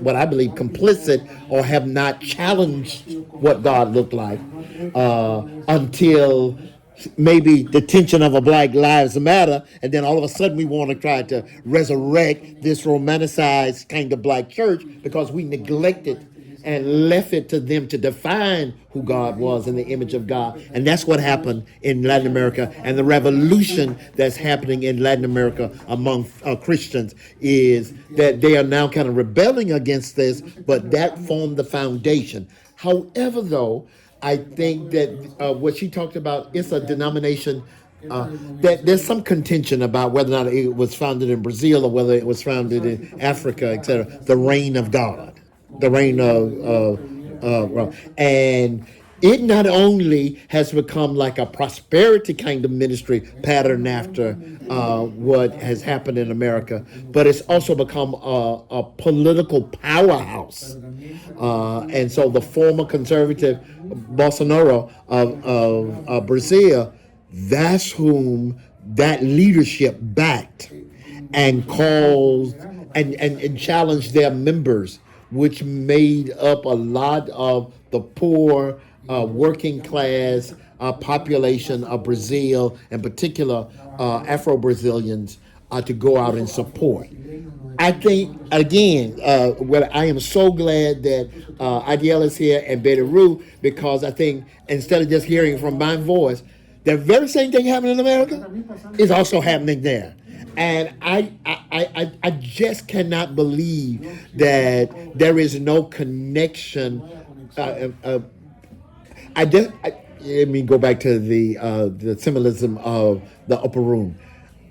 I just don't believe that if we got together in the same room and discovered that my experience is your experience and your experience is my experience, oh, you came to know Jesus this way and I came, and somehow we don't get on one accord and we get power. And I think they have been intentionally on the right and left saying, oh, well, the black church is this, or it got to look like this, or the fact that it's, and I'm not saying that there hasn't been harm in the space and etc. But the more we run from it, as you said, I'm going to paraphrase what you said, then run to it from all vantage points in our community. Because I don't think there is a singular black church. I think there is a multifaceted black church. And we got to accept and embrace that and then be in conversation with one another. Otherwise, we become complicit and let them drive the narrative. Oh, I'm sorry. I was just one thing you just said. I thought about the difference of why the first slave trade with Haiti was from Haiti. Haitians, the people, the enslavement of the first enslavement ship or whatever. The point is, Haitians come from the same sort of place. In Africa, we're basically from Dahomey and stuff, and we spoke the same language, as opposed to when going to America, they were like, okay, what we need to not have is these people from the same place, the same tribe in one concentration, and so as they progressed to do slavery, they mixed us up, so we're all ethnic, probably different ethnicity from the different parts of, for Africa. So I just to talk about. I don't want y'all to miss what she just said about Haiti and the origin of Haitian people. And the only place on the globe in which white people were defeated and ran out was in Haiti. Only because I think we spoke the same language. Yeah. But and I don't know. I just wanted to. This is maybe a little bit presumptuous of mine, but I just wanted to. Talk about you lift up the conservative as part of the black church experience, but I also want to lift up, and I think it speaks to the third question, how might we get what we want? I think there's a part of the black church that we are not recognizing, and I think it's the unchurched. I think it's the funky Dineva that I have to watch as I'm driving home, who all church lingo. T.S. Madison. Y'all know who I'm talking I know. about? Mm-hmm. Y'all know Funky Dineva? Part of the LGBTQIA with amazing following. And we speak in church language. He speaks in church language all the time. As a matter of fact, he'll talk about, he has a choir in the background. He's like, all right, y'all need to put I put the collection plate on the screen, and guess what? It's his WhatsApp tag. WhatsApp? Mm-hmm. No, I'm sorry, Cash App. That's his collection plate, and he'll talk about current events he's very interesting. But I'm talking about the unchurched part of the black church, part of the demographic that has been hurt, like T.S. Madison, who's a gorgeous trans woman fighting for justice. I believe, they are our answer in this new black church on reimagining. And the way they do social media is how, because Funky will have about 17,000 people on his live, and he may not even announce that he's having a live. Beyonce will not advertise that she's having a album release, and then she just drops it, and she breaks records. That's when I'm talking about the unchurched. I'm wondering, I think they maybe, if we can figure out a way to reach out or include them into the black church, I think it helps with the reimagination. As a probably unhelpful and unstable category, I often think about those, and this was based on something I was asked to write for, like Bonner, or one of those, stats, native folk. Is this, thinking about folk in that tradition, as like the once church or the church folk. There's a serious cultural relationship to black church practices, black church experiences, black church traditions, but no active fellowship, to use a churchy word, right? No active fellowship, but no less, these folk probably have disciplined theology in some ways. Absolutely. Church-inspired morals, the best of what they saw from grandma, grandpa, mama, and them. And that's still, there isn't a reason to say that they're still part of the family, even if they never come home. Exactly. Like, I ain't seen cousins in years. Yeah. They're still part They of the still family, family. even though they don't come to the reunion every year, right? They don't come to the space. But to be able to name them as, to whatever extent they're willing to be included in how we think of them as black church, right? But to be able to make space for them as family. So, wouldn't we, so that inclusiveness even is a part of those black conservatives? Because there's some separation in that. Oh, they're conservative, so they're not really on our side, but they are. They're black. So what to your point, I'm just thinking about what you said. You made some really good points. But being able to have a safe space for people to lay out their ideology and what they believe and not isolate them for that. The church has been real prevalent in isolating folk. LGBTQ people are isolated. They've been hurt by the church and put out and named, and they don't see it as something that they need. And so we got a lot of work to do to bring the people in to say, hey, we love you because you are you. Humanity, right? God, Jesus didn't walk and just go pick up the good folks. Sure. He picked up the people that we would be rotten. And so when we separate out that whole caste system, that whole power dynamic, it impacts the church. And so when I'm talking about the black church, I say the black church because honestly, I don't give a care about the motherfuckers. I love them because Jesus told me to love them. That's the truth. Because if we could go home and get them out, we'd be alright. So I mean, that's how I really feel. I'm just saying that I say the black church because that's what I care about. The black church. I care about black people. Not that I don't love my other brothers, but I love them with the love of Christ. Amen.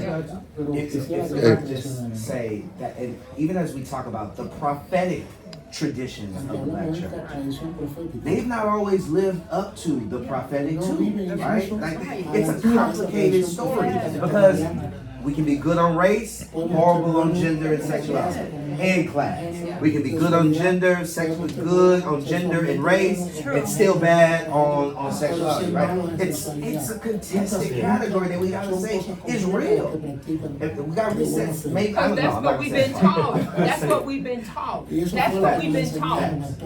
That we're not that people. We love on everybody. Because we go home and Juba get a closet, we go back there and we love on Juba. But the reality is that we've been taught separation. We've been taught that that's ingrained in who we are. Divide and conquer. Keep them separate and we can have the control and the power. I wanted to go back to the first question and say like, what do we want? Is like learning love, or like really like having a uniform definition of what we mean by love. Because I mean I love black people, I love my people too, but it may be a little bit harmful to be like, but I love white people a little bit less. Like I don't know necessarily if that's okay to be like, I love y'all, I love you. I ain't gonna tell no lie. I love them with the love of Christ. If I may, I think it's good that we are kind of contesting the boundaries of our suppositions, even to have the conversation, because so much. As a sister was sharing about the fire and the common fire and that whole phenomenon of exploitation in the name of God and the harm that it causes. I was thinking also about on any given Sunday, in any given black church, there's a similar phenomenon of exploitation and harm that is perpetuated. So we're no better than that. We are, and in fact, that kind of the invitation, the bad theology, the heteronormative, patriarchy, limited vacuum of any kind of justice, orientation in the name of God is what you find on most black churches any given Sunday. That's true. So there's a way in which, by the status quo, prophetic black tradition notwithstanding, that is like the minority, and it's dwindling from all accounts. That's not the mainstream of what black church is. But there's someone whose theology, even like spiritual formation, particularly even during and after seminary, in particular, has been informed by my work in justice movements. And that has informed my theology to actually be, to check my own privilege and to be able to figure out what does it really mean to be inclusive. And that is more like Jesus than anything I've learned in Sunday school in a particular kind of way, because, and so for even our positing this in a conversation about the black church, for me, that's really less relevant, frankly, because the black church in the United States,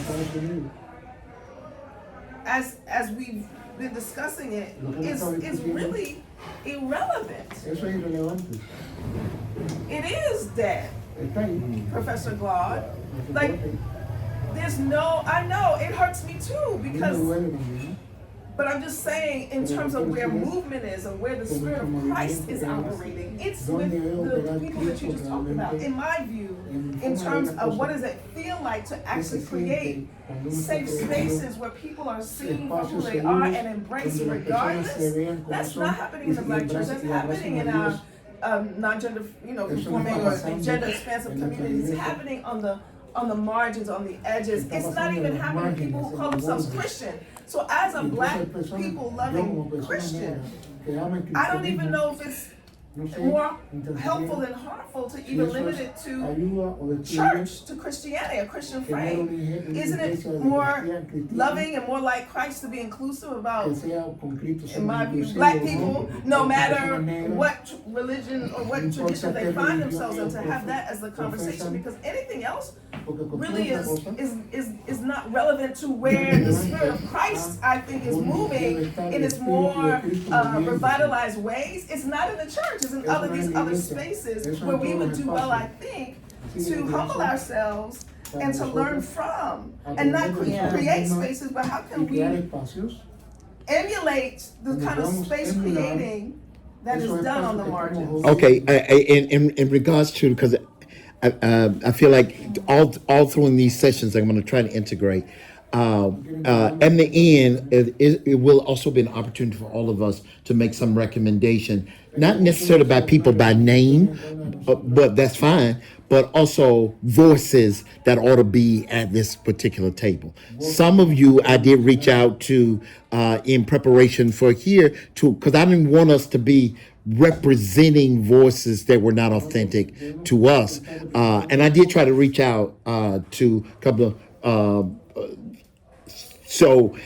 what I needed to say that in the beginning because I want to say something in response directly to Melinda.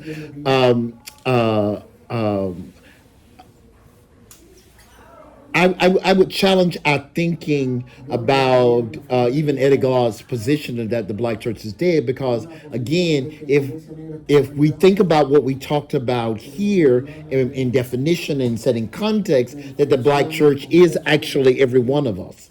And what we do with it, though, I think in a collective kind of way, is challenging. One of the people who couldn't be here, Joe Alford, who is bishop in the Pentecostal tradition, probably would have been a very conservative, Black conservative voice at this kind of round table. Just recently published a book. He's in London. He's retired now. Published a book. I do have advanced copy. I have the PDF copy because you can't really get it yet, because I was going to recommend this to you all. Flourishing in Babylon. And one of the things that he talks about in the challenge, he may not necessarily call it the Black church, but in UK, and how, and I'm not defending their position, but I have also heard this in America. Even if I don't agree with you and your position, at least we ought to be able to sit down and talk about it. And again, some of the argument is we can't even sit down and talk about it. And that's why I'm saying I don't want to think it's one-sided only. Well, we can't really talk to you all because I don't necessarily agree. I grew up in a very small, conservative, segregated communion of people. And in that church, there were gay people who were playing the piano. There were gay people who were singing. There were gay people in the congregation. There were trans people who were singing in the choir. Everybody knew it. Even though my grandmother, bless her heart, she still called, her name was Patricia, but my grandmama knew him because she, you know, as a little boy, as Adolf. She still called him Adolf, and she was dressed as Patricia, carried on Patricia. Patricia was, I can't speak for Patricia because I don't know whether or not she was offended by my grandmother consistently or not, or the church in that space and etc. But she kept coming to that space because I think she wanted, and I'm not saying that that was right and was inclusive, but it was at a space where at least we could talk to one another. I find today, in particular when I was at Yale Divinity School, when I was at Brown University, we can't even sit down at the table and talk to you because you automatically assume. I had one student at Yale Divinity look me in the face and tell me, "Oh, you love me, but you don't love the sin in me." I never said that. I ain't never even believed that. That's not my form of theology. But it was so much that he would shut it down. For me, one of the reasons I don't put pronouns that he prefer, because I don't want to shut down conversation with people. And I think we all have to be conscious of that. And I think we all have to own that. Just because I may not theologically agree with you doesn't mean that I can't be in community with you.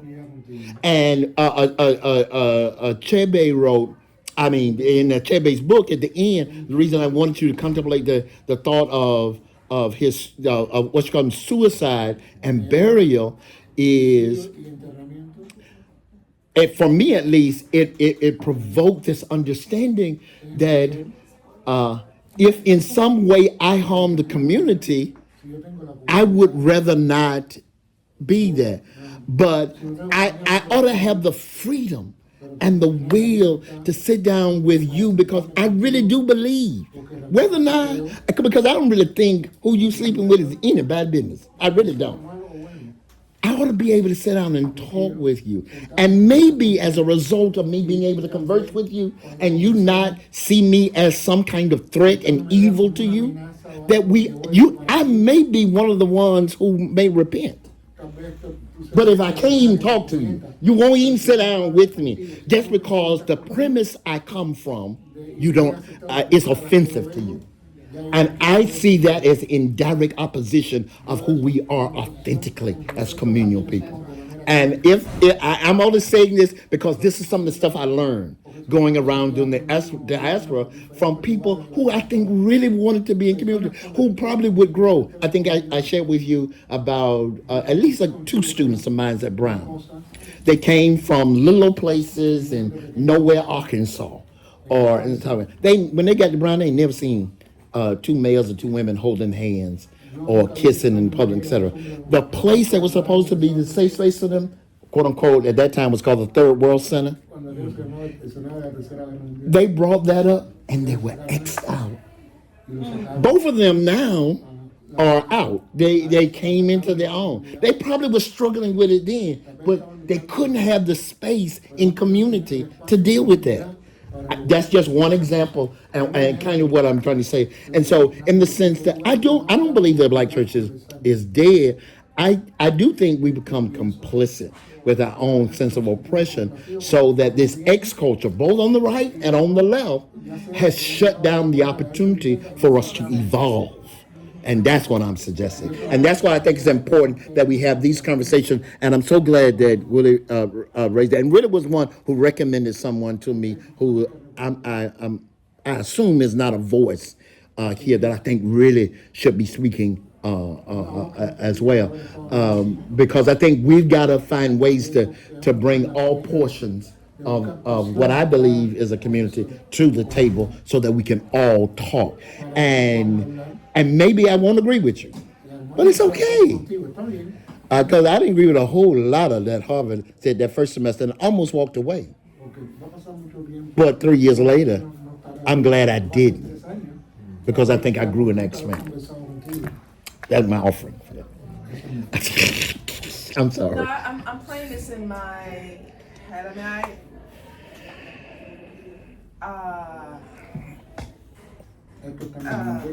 so many things coming at the same time. One is around, like, I come from the racial justice movement, so I've been doing racial justice work, anti-racism work, and community movement organizations before George Bush got high. And so I speak from, drawing some of those lessons and experiences of a corollary of, let's just say, Black and white people. Like, we just all need to come together and be in the same room and talk and get to know one another. And be racial reconciliation. And if you just get to know me, that will soften your heart. And if we do that over big, then the ugly roots of systemic racism will just come tumbling down. So I'm playing that corollary in my head about this notion of just more representation and us just coming together, and something magical is going to happen to unroot centuries of evil and dehumanization of our people, for which my starting place is always about the how, because again, it's about when if we have the pleasure of being together in community across difference, the issue is how might we be together in ways that are revolutionary, that are loving, that are decolonized. Just by us coming together and get to know each other as individuals, it's not going to undo centuries of decolonization. So even if we had good marketing for the Black church, which on balance is still doing this harmful theology work, consciously or unconsciously. I don't even like the framing of that word complicit, because for me, it invokes a bit more like we're accomplices, like we're willingly doing this. I think people all the world over can only do and be what they know. So the question is, how can we know and be and practice something else if we haven't humbled ourselves to undo harm and then learn? I think what we need is a big, like, political, spiritual, theological education project that puts us in learning of our African ancestral wisdom traditions. That I think those are where the answers are in some ways for us to retune to our humanity and our theologies that liberate us. But we do not know, we are not equipped. Your average Black church is not equipped to be able to be inclusive and affirming of any of these more, of class, much less gender, sexual identities, first language, formerly incarcerated. So for me, I feel like we get stuck in the same conversation about how do we get together, how do we have everybody there, but we don't do the self-critical work of like, oh my goodness, what must I do to be saved? And with the people that are there every Sunday, how can we decolonize our minds and our theologies in such a way that the others, once and if they bless us with finding themselves back, or we have the good sense enough to leave the space and go amongst them and be willing to disband some of our precious things, to be oriented and be situated in different kinds of spaces, that the experience of being together will be liberating and will be Christ, because of how we were able to be in tune with the ways of the Spirit, which is not holding on to a privilege that says, oh, we must let them in. Because when they come in, the harm will replicate. We have nothing else to offer them than what we know, which is the master's tools. We don't have anything. Okay, so En masse, we don't. I just want to say, I wasn't saying marketing of the Black church. I was saying the marketing of the true and living God, which comes out of the decolonized theology. So I just want to clarify that. So that's the marketing I'm talking about. But I do believe that white supremacy is behind this prosperity sort of thinking. But I also think, I kind of want to go back to something Dee said earlier about the comment for the foot on the neck comment. I think I think what's missing really one of the answers to our question is a common language, which I think should be a decolonized theological effort. But the common language back in the days, let's be real, was that the foot was on people's necks. Everybody back in the days, everybody was people were facing some form of Jim Crow, which which is, I think, got those characters in the same room to say, when your livelihood is that's what I interpret as the foot on the neck.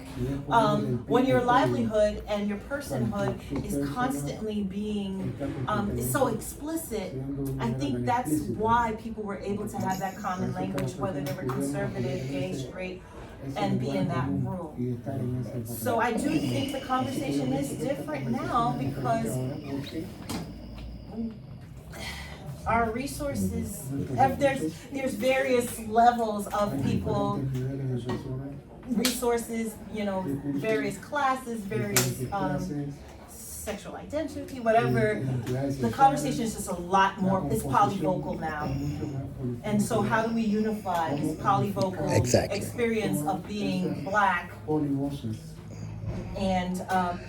And in my head too, like, the Black church is Black culture, has been Black culture, but now now we're talking, it's conservatism, it's LGBTQIA, it's this, it's that. And so how do we find now this new common language? I do think the point that you made, and I tend to, I'm a TikToker. And so that's how I discovered T.S. Madison. And I watch her all the time. I think she's hilarious, first of all, in general, in the sense of she brings such a humor to very painful situations. T.S. Madison. And but if you listen to her, she used a lot of church language. I'm not suggesting that she's representative of that entire community, but I think she readily said she grew up in the church. She also talks about in the sense of church hurt and etc. And I think Melinda just said that she kind of operates from this sense of that's what she knows, and so she does weave in the critical nature of the church and etc. And I would, when I talked about what I heard from more conservative people around the diaspora in Africa, I could imagine her sitting down with them though. Some of the other experiences that I've had, I could not imagine them being able to sit down with them. I think there's validity in the argument about if we just think we're just going to come together and everybody come to the table and that we're going to grow again back to what this is grounded out of. I think the tarrying for 50 days. I think the constant sense of communicating and connecting, not only with God, seeking to be in the image of God and seeking to be in communion with one another. The space gets filled and everybody in the space is filled. That's what I am, that's what I'm suggesting or the proposal I made. And I do think that conversation can't be polite conversation. I think it has to be hard conversation that deconstructs and then reconstructs and then constructs. If I may. Yes. Doesn't the scripture say that, and they were on one accord? Yeah. Right. Yeah. That's why the tarrying of the 50 days, I think. Yes. So it's not just being together in the room, but that they somehow found themselves on one accord. But how to define one accord? Well, that's my provocation. That was a precondition for the power. So, and that's the how piece. That's the one accord. We don't skip over getting into the room and then power. Right. So that's the complication that we have, I think, and the opportunity. We have to rise to the occasion of the struggle in our generation, in our lifetime, which is one where there is much more diversity, stratification, layers of intersectional identities. I think that's the challenge of the church. The Black church now is this one accord project in the midst of our context, which has all of this complexity. That's hard work. And you may not even make it to 50 days. As someone who facilitates conversation and movement spaces, and we're enlightened with the right ideologies, it is some of the most toxic places you ever want to be, because we really don't know how to be together and to hold ourselves together well. We don't have those skills. And I think that's the best thing that we can offer, we the Black church, whoever, to the world, is like how to actually do and become that for people, for all people. But that's the thing I don't want us to skip over, because I think that's the key. I really do think that's the key to the power and to the liberation, is the one accord. It's an authentic, it's a hard project, it's the tension of it, it's the knowing how to repair after harm has been, trauma has been played out in our midst, and that's just the trauma. But then there's generational, there's institutional, it's epigenetic, it's all of the things. That's the work. But I agree. But you got to be willing to come to the upper room.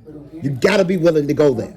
And if you're not willing to go there, then we will never arrive at a one accord. And the reason I asked, how do you define one accord? I don't define one accord, in my opinion. One accord as being that we all agree. I do think that at some point we come to a sense of consensus in the room, and that's where the power is. For me, I don't know. Yeah. Also, one. I was going to say that, right, we don't have to agree, because we come with ourselves and our experiences, and we're there to do a work without an agenda, and we're allowing people to be their authentic self. So your experiences, you are coming as you, and we have to be open. I've done a lot of work over time, racial healing work, and I have been in rooms where it's been toxic in these rooms with people, because some people don't want to hear what you have to say. They don't want to know your experience because they come with an agenda. And so if we're gonna come to this place, we have to come without an agenda. And so we have to come with a heart. That's hard for me. I'm a professional facilitator, so we traffic in agendas, but that's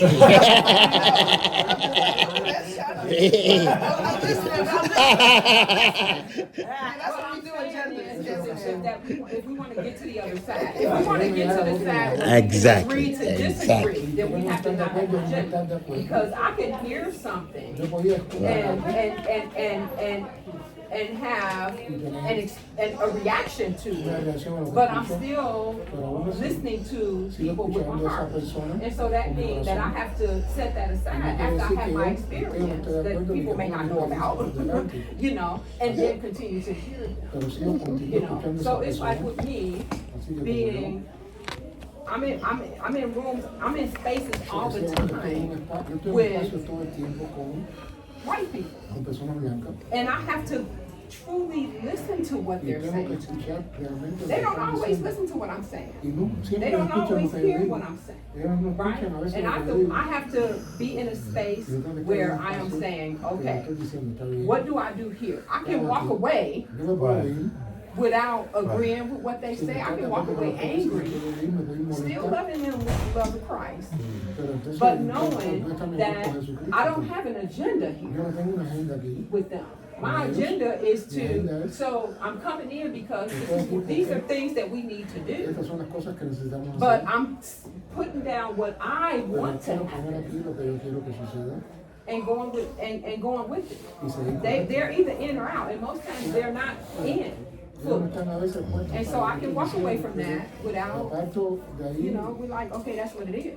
But I truly don't always, I feel like if we don't agree, if we feel like if we walk into the situation and we don't fully agree with one another, then it's a cancel culture. We're done with it. We don't want to come back to the table because there's no agreement. And we're not going to always see eye to eye on stuff. And we need that space after the fact to be able to go away and process it. Because we want a result right now, and it's not going to happen. It takes time. Daryl, did you have something you want to say? I wanted to add something, but I don't want to. Well, you know, as well, a lot of things have been said. I'm trying to imagine some kind of discursive space where some things sort of kind of like the things that people have mentioned have actually happened. So that's one of the things I find helpful if I'm trying to do something, or if I'm working with people who they say they're trying to do something.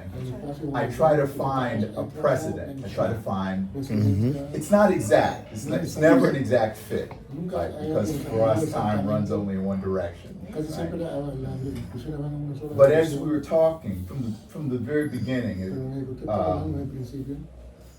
of the conversation when Betty Ruth mentioned that what's happening, what we've been talking about in the United States is happening in Latin America. At the same time, or rather later on, when Martine was talking about the historical situation in Haiti, and Bill, you mentioned your experience in Haiti. I thought about one instance that I know, I read of, I don't know it, but I read of it, where there were a group of people who had been thrown together. Presumably they didn't have an agenda, but they had an opportunity to make their presence together something else.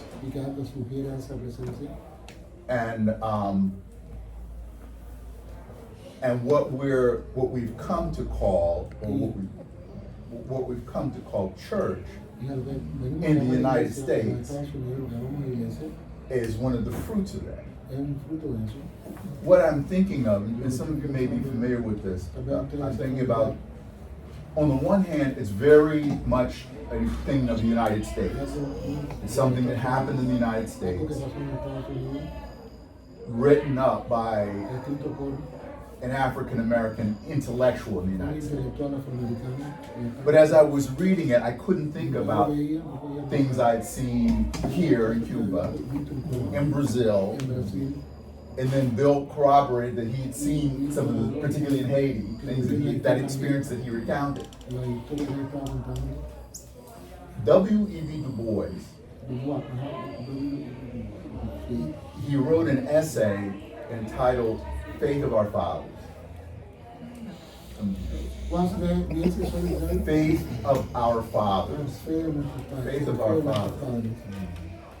And it really is an account of his experience visiting a small rural church in the South. Now, Du Bois himself was not a Southern African American black person. He was raised in the North. Church for him was very formal. And then he had this experience in the South. He was a teacher there. And he went to this church in the country, in the campo, yeah, on a Sunday night. And he writes of it as an anthropologist. It was something completely strange to him. So he was a sociologist, but it's even more distant than that, because he said what he saw was just fantastic. It was extraordinary. It sounds like at some level he was actually terrified by some of the things that he saw,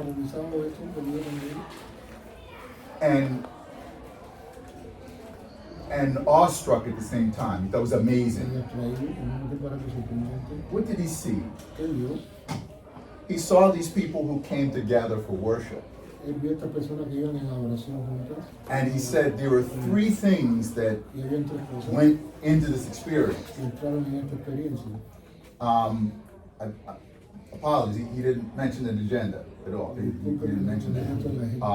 He didn't mention... The hidden agenda is always one you gotta walk out. Yeah, it's true. But here's the thing. I think there is an agenda to be discerned here. But the way that he talked about it, nobody knew what it was. So he says that these people come together. Now, who are these people? They're all black people. But in the United States, as Martine has pointed out, white supremacy was most strategic. At the farthest point in the diaspora, people who were kidnapped in Africa and wound up in Brazil. Maybe they were they could be bought at a certain price. by the same time, that same slave, if a same slave wound up in the United States, that slave cost 30 times more. Because it was the farthest removed. So, and we have a mixture in the United States, a mixture.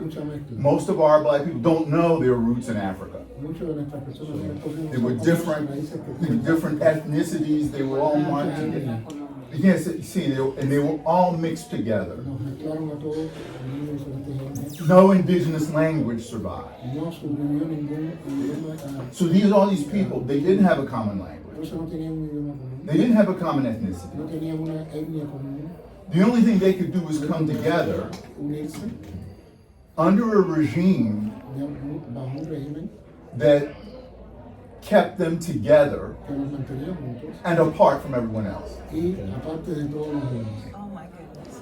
Yeah, so they come together and they have a worship service. And Du Bois says there are 3 things that he saw in this worship service. And he claims that they constitute black spirituality. And he doesn't mention the Bible. He says it's the preacher, the music, and what he calls the frenzy. Oh my God. He said those are the 3 things. No Bible up in there. No spirit, no theology. None. And he says these people come together, and he talks about them shrieking, and he talks about them running. He talks about the preacher. And he doesn't, in that essay, he doesn't say anything about the Bible. But that essay is in a collection of essays. And in some of those other essays, he specifically talks about what the preacher does. The preacher would hear a phrase. And originally this happened when someone, even someone white, would read a passage. The preacher would hear it. Maybe he was outside of the white church and he heard it. In the evening, he would take something that he heard. Sometimes it was just a word, like just a word or a phrase or a verse or a story. And he would talk about that. No one knows how to read. Everyone's illiterate. And he talks about this thing that he heard. And people embrace it. And they become excited about it. And then one person repeats it. And kind of sings it. Doesn't say it as though he's talking, but it like he's singing. And then other people would join in. And then insanity would ensue.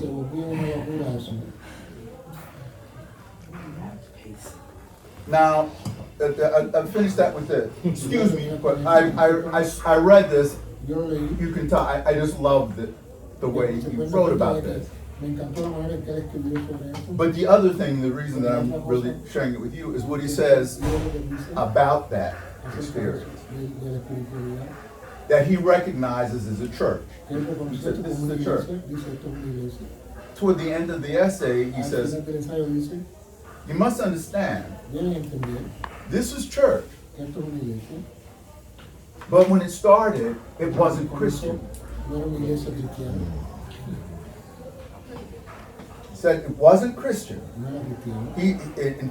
This is one man's opinion, but I think quite well-informed opinion. He says it was only over the process of many generations of oppression, influence of white missionaries, the meddling of the master class, interference. Yeah. That that gathering, that kind of gathering, that was a church, became Christian. When Bill told me about his experience in Haiti, by, in the light of Du Bois's essay, those people having church there. Yeah. Or when I was at Santeria service, Yeah. those people having church there. Yeah. Now, was it Christian? No. But that heritage belongs to a lot of people. And in that, they came together. In a way, it's been done. And that's another thing, that incident, that description of what church is. Not Christian church, not even the church that proclaims the gospel, Methodist church, Baptist church, whatever, none of that. It's the church. And that's of interest to us commonly. I have a question. Oh, sorry. No, it's about time for me to be done. Yes. I have a question on picking back on that. How does a Santeria service look like, or Santos look like in Cuba specifically? En Cuba hay varias manifestaciones religiosas. We have several religious manifestations having African matrix. Al menos tenemos unas 3 reglas. At least we have 3, we call them reglas. En el caso de las reglas de Ocha o Santería, we have regla de Ocha o Santería. Hay una tendencia a que sea en espacios domésticos. That is done in domestic spaces, in people's houses. Es en las casas. People's houses. No es igual a otra práctica como el espiritismo, pues. It's not like spiritism. Que sí tenía una especie de templo. That had a sort of temple for that. La santería se practica en las casas. Santería is practiced in people's houses. Y tiene diferentes motivaciones. And there are different motivations for that. Pero si hay una persona, digamos, líder espiritual. But there is a person that is the spiritual leader there. Que es la que preside ese espacio. Presiding that space. Y según también un predicador. Pregunta a ella. No es predicador. Like a babalao, huh? Ajá, babalao. But okay. Babalao is not a preacher. Y es más o menos quien preside. He's the one presiding the ceremony. Que son diferentes, que son diversos. There are diverse people participating there. También depende mucho de la orisha. It would depend on the orisha they are praising for or celebrating. Exactamente. Lo que ahora hay un fenómeno. But no, there is a phenomenon. La mercantilización. There is a lot of marketing and merchandising of that religion. Como también ha atravesado las iglesias cristianas. As it happened with the Christian churches. También ha atravesado las. It's also transversing these Cuban religions of African matrix. Y eso es una lastimosamente. Regrettably, that is happening too. Pues hay algunos espacios. So some spaces where practically es una cuestión turística. It's just like a tourist attraction. Pero si hay gente de corazón que la practica. But some people do practice that from the bottom of their hearts. Aquí, por ejemplo, estamos en Pogoloti. This is Pogoloti neighborhood where we are now. Tradicionalmente es un barrio afrodescendiente. This is an Afro-descendant neighborhood. Pero en Cuba no tenemos esa, digamos. But in Cuba we don't have that division of neighborhoods or ghettos like in the United States. No, aquí está muy ligado. Everything here is mixed in neighborhoods. Sin dejar de reconocer que es un lugar donde la presencia ha estado más. But we need to acknowledge that in some places there is a higher presence of a given race or the other. Okay? Bueno, van a estar en todo momento en Callejón de Jame. We're going to visit Callejón de Jame, and you will have the chance to know more about this religiosity of Santeria. I was going to try to insert my newly learned phrase. We're going to talk, you're going to hear from practitioners on Friday when we go to, quote unquote, the alley. And I guess I just wanted to go back to Alan's point though, because it just sounds like we call in the black I'm saying that the black church is the preacher, the music, and the frenzy. But it's done differently in America. It sounds like a voodoo ceremony to me, and it sounds like a Santeria. The black church, it just seems like this. I mean, our Orisha is different, the Lua is different, the God is different, but it's seeming like the black church is this preacher music frenzy that causes some sort of liberation.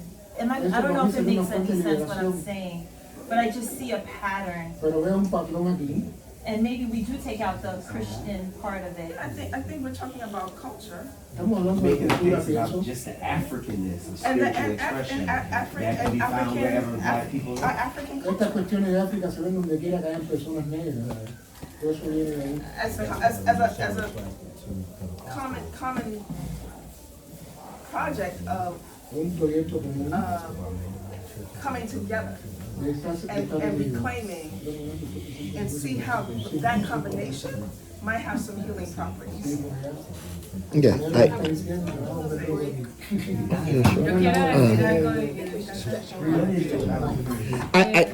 I did want to follow up again. I was trying to insert the fact that we are going to a place where they're going to be practitioners, where we can really engage them around that. Actually, that's one of the things that I hope that people will, in their own conversations and in their own reflection,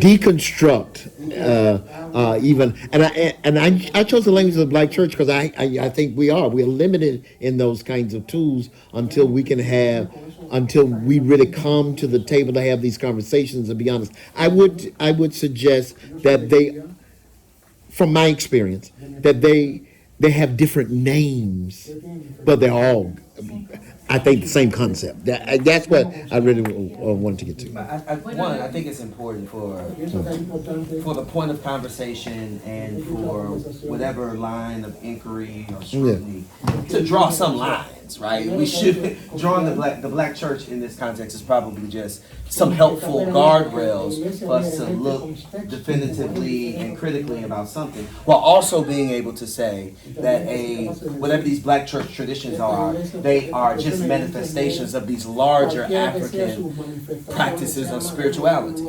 And so the possibility of what Elder God talks about, the black church being dead and the black church being kind of equated with a place of harm and of damage. And I'm not saying that it hasn't been, etc.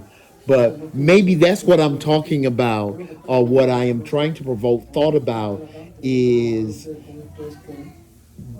the complicit nature with our own oppression, because we have failed to deconstruct what we're putting out.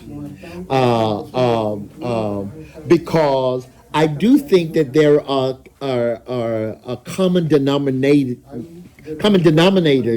in the practice of faith and the culture of faith among various denominations practiced among black people. And I think maybe I'm suggesting, as a practitioner in the Christian black church, that we may have lost our way because we abdicated our responsibility of driving the understanding and the narrative of how we practice and cultivate. Whereas I think people in Contemplate and Santeria, they, maybe because white people didn't choose to try to drive that narrative, they have chosen to drive their own narrative.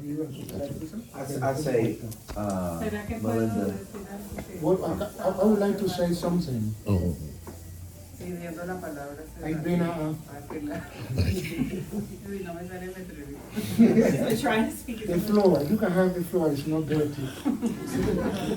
No, eso de la, yo creo que el punto, I think that definitivamente importante, the important and key issue here will be, ¿qué es la iglesia negra, no? Definitely is to say, what is the black church? Porque Y creo que esta palabra comunidad, And that word you use, community, comunidad o que usamos como comunalidad, or what we call about being ahora en América in common Latina, spaces, we use in comunidad. Spanish comunalidad, is more than communities, going beyond community, more bonding. Es un Kinship could be, I don't know. es como un punto clave. It would be like a key issue. No solo la música, It's not just the music. la predicación, It's not y just la preaching locura. or the Creo que frenzy. no es suficiente. I think that that's not enough. Of course. Porque la música, Because la that music predicación and the y preaching la locura and that la frenzy está is utilizando being el is using neopentecostalismo is used by para neo-Pentecostalism manipular to a la gente. manipulate also. Yeah. The neo-Pentecostal Entonces- churches are using that also to manipulate Que- people. que más allá de eso, es decir, So estoy we need to pensando go beyond that. cómo se construye We need to say, comunidad. how can ¿Cómo we se construct construye community comunidad? with that music, that preaching, and that frenzy? Porque la Real community. comunidad es lo que puede Because community is what will give us enfrentarnos a la opresión. the possibility to face oppression. Solo la Only comunidad. being in Y community. si esa música, And if esa that music, predicación if y that esa preaching, locura and no that construye frenzy comunidad, is not constructing community, aunque sean negros, even if it's black people doing that, no es una iglesia it's negra. not a black church for me. No es Yeah. una Yeah, iglesia negra. exactly. Porque Church for me. pueden estar llenas de negros. If that music is not done to construct community, and that preaching is not done to construct community, and that frenziness is not done to construct community, for me, that is not a black church. Y doy un We need to ejemplo. construct community. Es que, bueno, es la diversidad. O sea, este continente, América, es muy diverso. ¿no? Diversity. This American Entonces, continent is too aunque diverse. tenemos similitudes, Even though we are similar in many por aspects, ejemplo, en Colombia también la población esclavizada fue mezclada. also in Colombia, the enslaved population was mixed Y and por separated at the eso same no time. tenemos tampoco una religión de matriz africana. We don't have a religion of African matrix, Pero en Brasil but in sí, Brazil we do have that. en Cuba, In en Cuba we Haití, have that. In sí, Haiti we ¿no? have that. Entonces, yo soy socióloga. So I'm a ¿no? sociologist.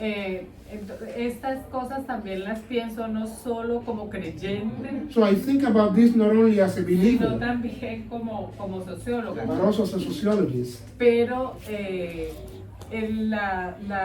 la población negra en Colombia But the black population in Colombia sí construyó quilombos, constructed what we o call palenques. quilombos or palenques. No sé cómo se llaman, sí, los hubo en Estados Unidos.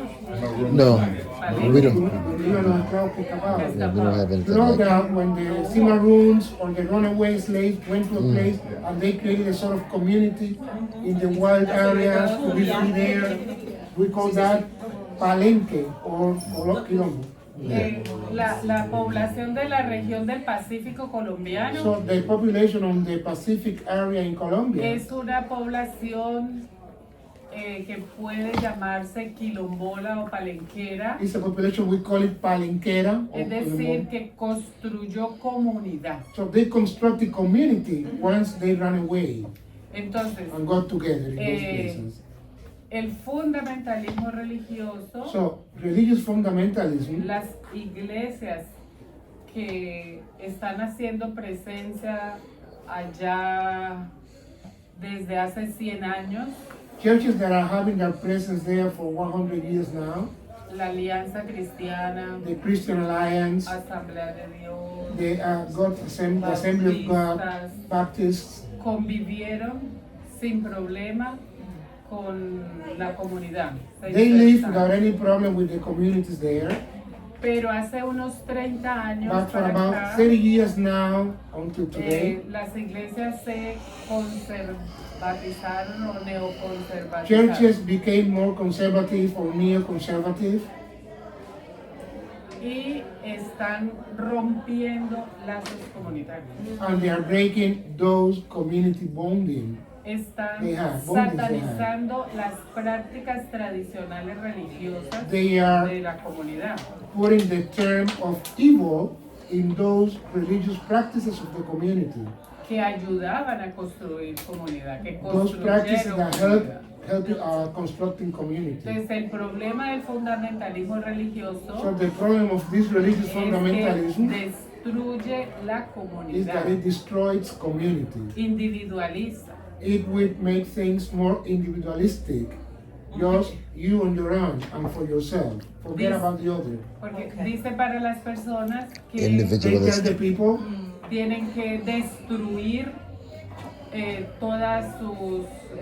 todos sus elementos, objetos religiosos They tell the people, tradicionales destroy all your religious artifacts and objects, y que las situaciones por las que pasan, como el desempleo, and then the situations they are suffering, like unemployment,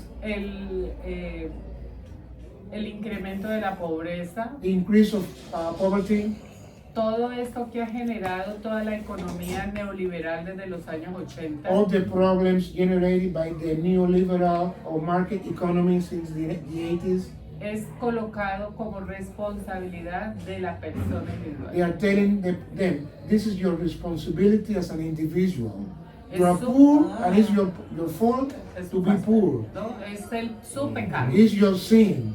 Your poor is your Pero sin. solo se predica sobre el pecado And then they y preach only on usted sin. tiene un Dios próspero que lo You prosperará have- si puede abandonar el pecado. You have a God that will give you prosperity if you abandon that sinful life you are leading. Entonces, yo estoy viendo esto en Buenaventura, I've seen this in Buenaventura, en donde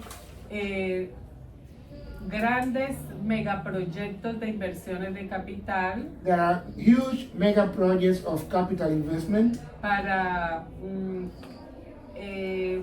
crecer el puerto que hay ahí. They want to widen the port they have there.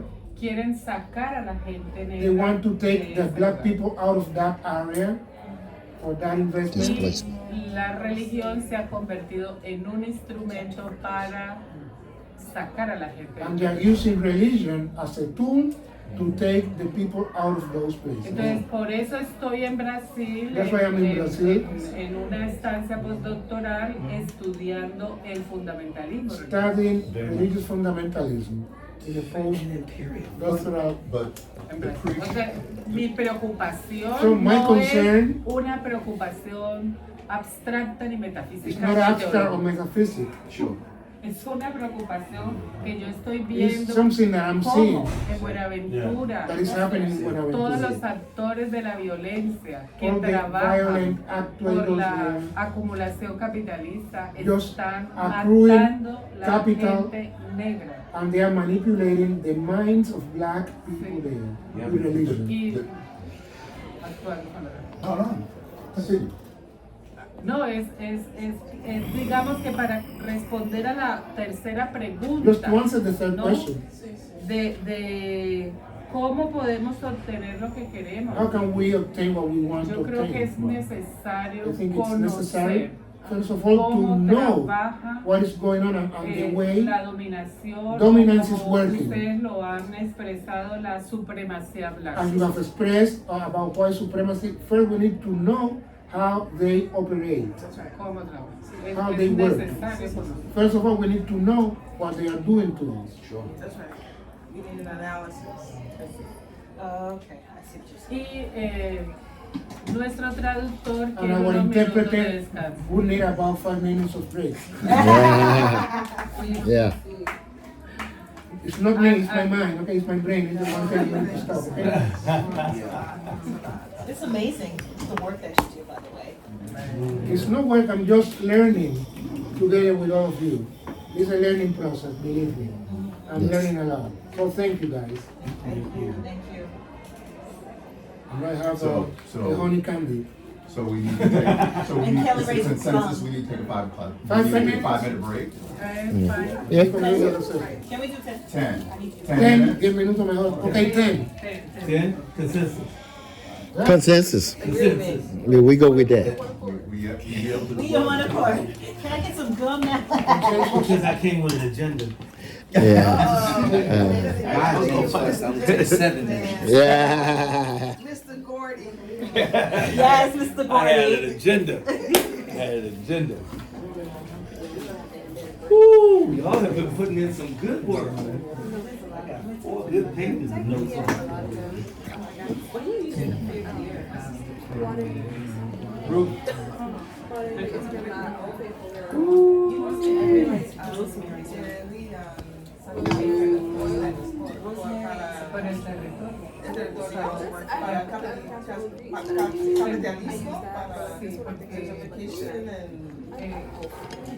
Right. Yeah. We're in the third watch. En Buenaventura We're in the third watch now. more important, la Colombia Pacific Colombia. Al lado del mar Pacífico. Sí. Y Buenaventura es así la Have you read Bell Hooks' All About Love? Mm-hmm. So I listened to that on my way from DC. Oh, did you? And That's I'm good. just like, we had a black church. We go through chapter by chapter in congregations. Because I think we all use love differently. And love of Christ differently.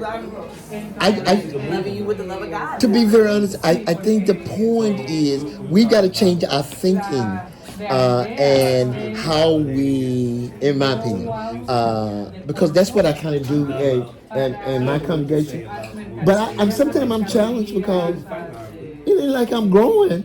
Or, people are flocking there because but I think I'm working with what I have so that there is this sense of one accord. And so, and I try to do that because I think my default position is to reject anything that white people say. And so I don't hang no flag out saying we're opening and affirming, but I teach opening and affirming. You know what I mean? It's integrated in my preaching and my teaching. And so when I was at an event and a gay person said that to me, I said, you don't know absolutely nothing about me and what I do. And so I think, though, it challenged, I don't know if this is the right thing, though, because, I used to wear collars on Thursdays because that was pastor's teaching day for me. And so I always did it on a collar. I don't do it anymore. I chose to come out of that because that experience helped me to realize maybe I am being prejudged because of that. And I didn't.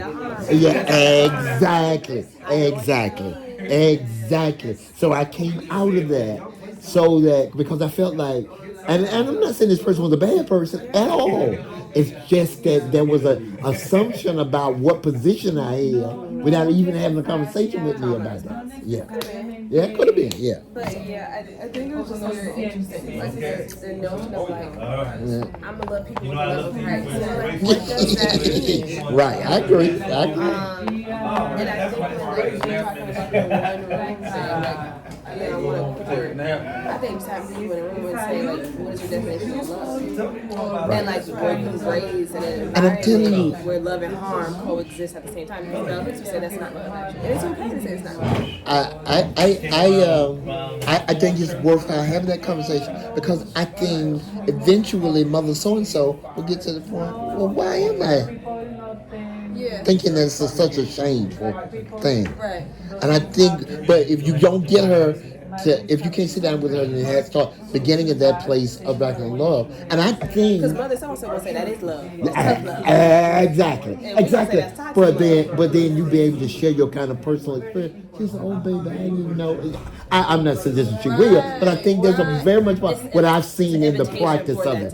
Exactly. And if you don't put an invitation for that, I think mother and them gonna still be the way they are. Yeah. And that's what was my pushback. When we be like, oh, it's young people. I'm like, no, I think older people have things that they need to like. I agree with you. I think so as well. We're calling this thing love, and that this we never evolved. Yeah. And that's why I think it's important that, again, one of the things I think is missing in the seminary training in particular, because I've mostly been exposed to the vintage schools, I don't know if people really understand that when you called out to pastor, and even though you learn these wonderful kind of things that we have accepted as true, that moving from there to the pulpit, the challenge is them 50 days. How do you have shepherd people to a place where they begin to understand that my position shuts you down and hurts and harms you and not really provides love to you? And you got to shepherd people there. Right.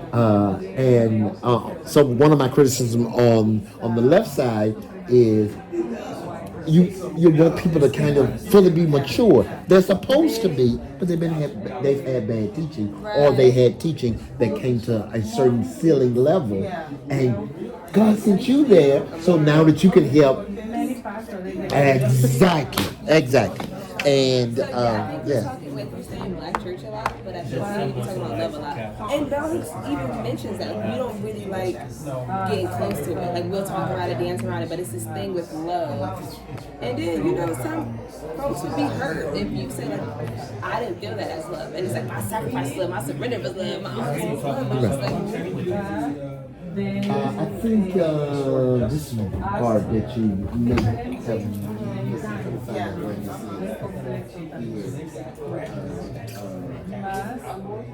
Back to my research.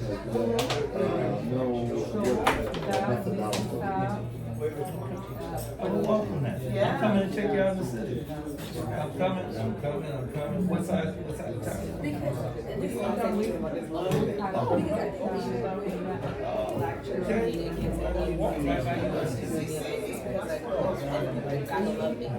So we keep saying like, what the love of God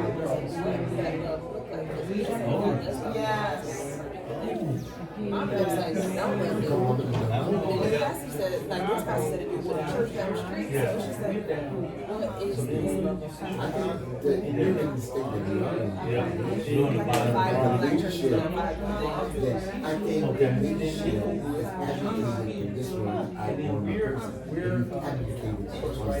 What's under you? Where's what's the little place out there? Starts with H. South. Where's that? So that's further south. That's okay. I go there. Yeah, we don't give us and for us, this is when I was going to kind of make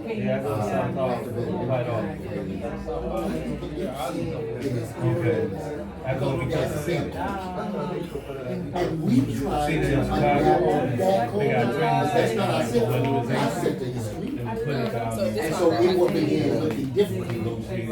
Because I can be honest over here, but with my community, because I don't feel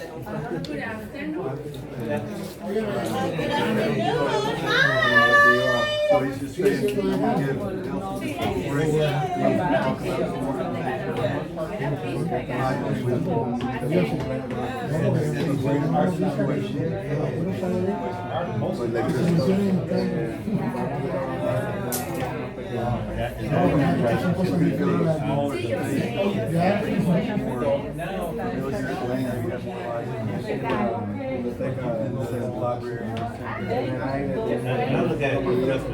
Okay, so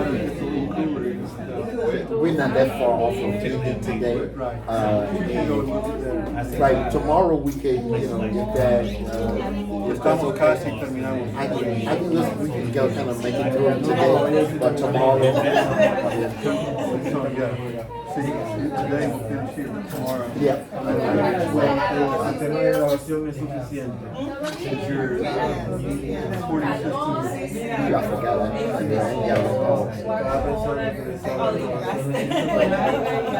I'm just using my phone, so I don't need any extra nothing.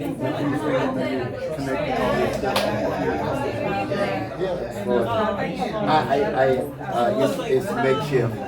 So, but I think it's work right. And I forgot to put it on the pause. No está pausado, entonces estamos grabando ahora mismo. You like Mira, inconveniente de la noche. Inconveniente de la noche. Que no Creo que no, Cuba ha llegado más. Ya, ahora estamos en Cuba.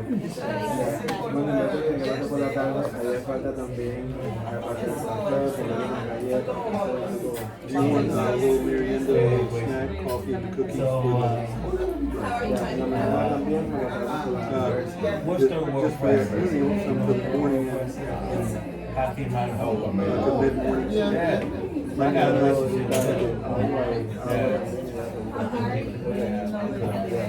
Yep, it's good. But yeah, tomorrow, I trust whatever decision he makes with the congregation. Confío, cualquier decisión, él tiene confianza en sí. Is there any other issues with the group? Not that I'm aware of. I think Melinda's situation worked out very well. And I think even for leftovers, she already has some dinner, and then she always has leftovers. Oh, good, yeah. Packaged that for her. It's in the refrigerator. So I think that has worked out perfectly. Great. Yeah. And then Kelly getting picked up. And I don't have no complaint. I'm low maintenance though.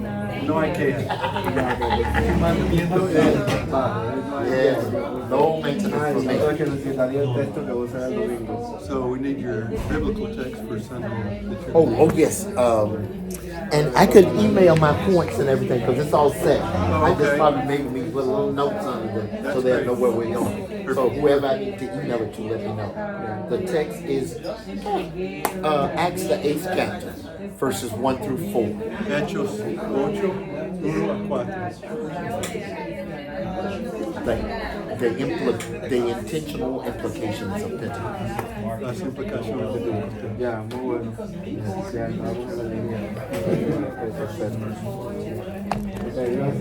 So the thing is, oh yeah, I did pause it. I'm gonna have to edit that part out. Yeah. It's probably the better word. I kind of stall out at black religion because I mean that's Harvard gave me that term, right? Particularly Marla gave me that term, and you know that was 12 years ago when she did that. But this more expansive way of thinking about black spiritual formation outside of Afro-Protestantism. We often just think about the black church as African Protestant traditions, right? Without placing it in this larger ecosystem of black spiritualities, which I think, as even if we were thinking about those three distilled moves, the three distilled parts of the black church, you were making that point of finding him in the descriptions that Pastor was giving us here. So I'm saying that to say we have been robbed of it in the United States, but then I think about exemplars of being able to practice a combinative tradition, a complementary tradition. Folk like the theologian Monica Coleman at Claremont, who wrote this book, Making a Way Out of No Way, where she's literally doing some womanist, constructive theological work from America. Oh, I'm sorry. I'm sorry. I know you just get carried away. We preachers. Which part? So one of the exemplars of this in America, for me, is Monica Coleman. Monica Coleman. Una feminista que escribe en Estados Unidos. She's a womanist theologian in California. She works at Claremont. And she built this constructive womanist approach to theology.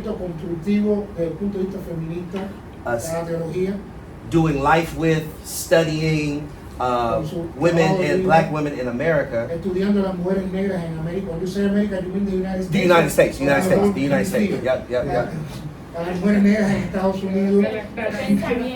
Yeah, so black women in the United States who are practicing some forms of Christianity alongside Yoruban religious practice. So she wrote about that. What's the title of the book, please? Making a Way Out of No Way.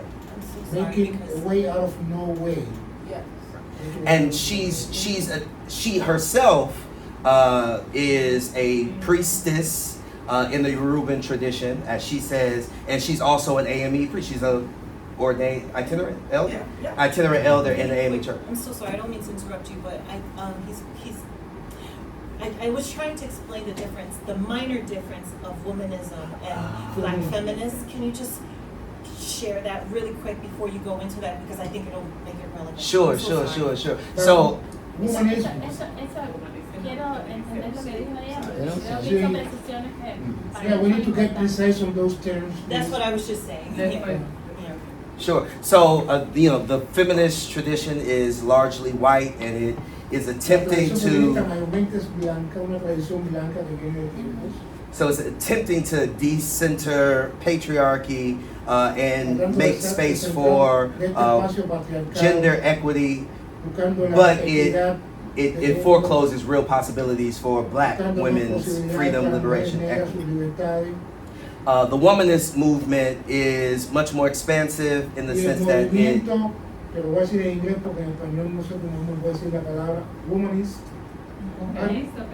Because that word wouldn't exist in Spanish. Mujerista? Although mujerista movement is different from women. It is. I mean, they are distinct trajectories of women's thought. I'm trying to find. I mean, they have coined those terms, the scholars. Yes. So in Spanish, there would be no a word that doesn't exist. Mujerismo. Eso no existía, pero esos términos hay que estudiarlos porque hay que estudiarlos. No, sí existen. We have coined those terms recently. Esta discusión sí se ha hecho en We have done that discussion already in Latin America about mujerismo or womanism and feminism. Más el término mujerista con el que se traduciría. We use mujerista. No tiene, o mujerismo no tiene mucha acogida. Is not well seen. Porque la noción mujer because that notion of mujer, woman, se ha discutido mucho. Has been discussed a lot. No, so no the same meaning in Spanish. Mujer, el feminismo. So feminism latinoamericano. In Latin America. Habla de la deconstrucción de la noción de mujer. That notion of woman, la mujer es una construcción cultural. They say that woman, mujer is a historical construction and colonial. They don't want to use the word woman. That's a sharp distinction. Because even as womanism, destables any singular definition of woman or womanhood. Or womanness. It still holds space for it opens up space for interpreting womanhood, living out womanhood in as many expressions as humans exist in the earth. Es more meaning. Es también que queremos. It's also that we want en América Latina. In Latin America. Construir nuestro propio conocimiento. To construct our own knowledge. Yeah. No queremos siempre traducir. We don't want to translate knowledge coming from Europe or from the US. Sure. ¿Sí? Entonces no estamos obligadas a ser so we are not mujeristas, ahora humanistas. We cannot be composed to use mujerista or humanism. Hablamos de una descolonización. We are talking about decolonization. Reconocernos como sujetas epistémicas. As epistemic subjects. Sujetos que producen conocimiento. Subjects that are producing knowledge. Yeah. And I think womanism, and I will surrender as someone who is not categorically allowed to be a woman. I'm not categorically even allowed to. You can say that, but and I honor that, love that.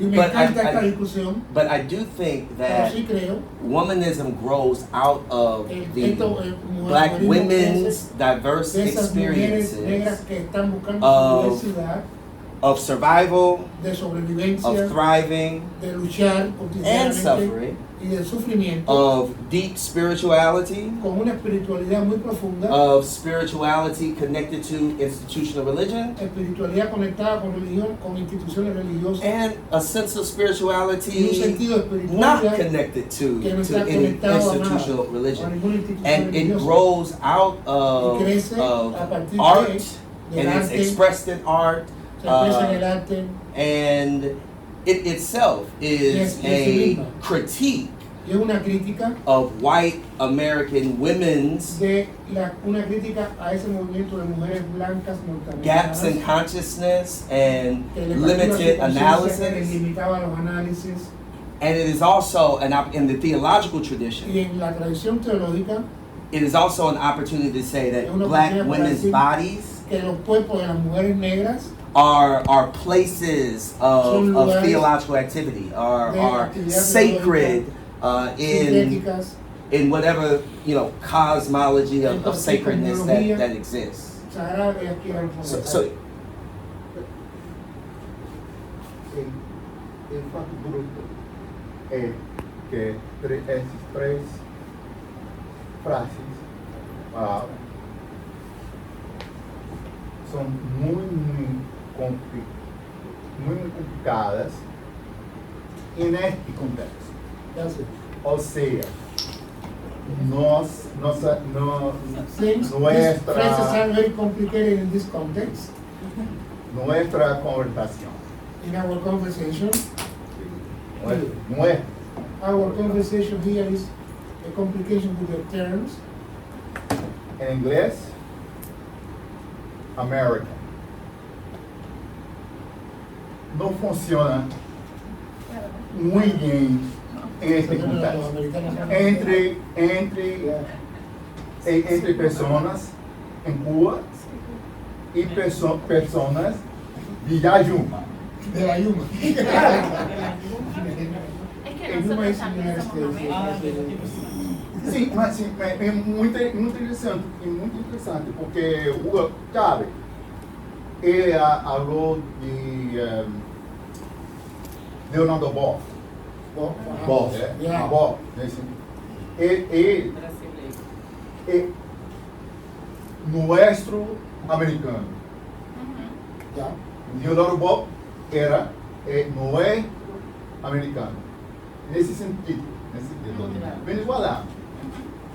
Bueno, American no funciona. Okay, that Hugo Chavez says, for example, Leonard Bosch is also our American. But when Hugo Chavez used the term American, it's comprising the whole hemisphere, not just the United States. Sure. Okay? Nuestra América. Our America. Del Sur. Yes. South America. Jose Martí also spoke about that. Sí. En dos otras, una frase, una palabra. Black Church. Y eso, esta frase también de iglesia negra. Me parece que no funciona muy bien en este contexto. No facilita Black Church. nuestra conversación. Por lo menos en este contexto. In this context here. Entonces, una cuestión en mi cabeza sobre el valor de esta frase. About the value of this phrase. Para personas de la Yuma. For people from the United States. Mas ninguna persona en cualquier otro país, qualquer outra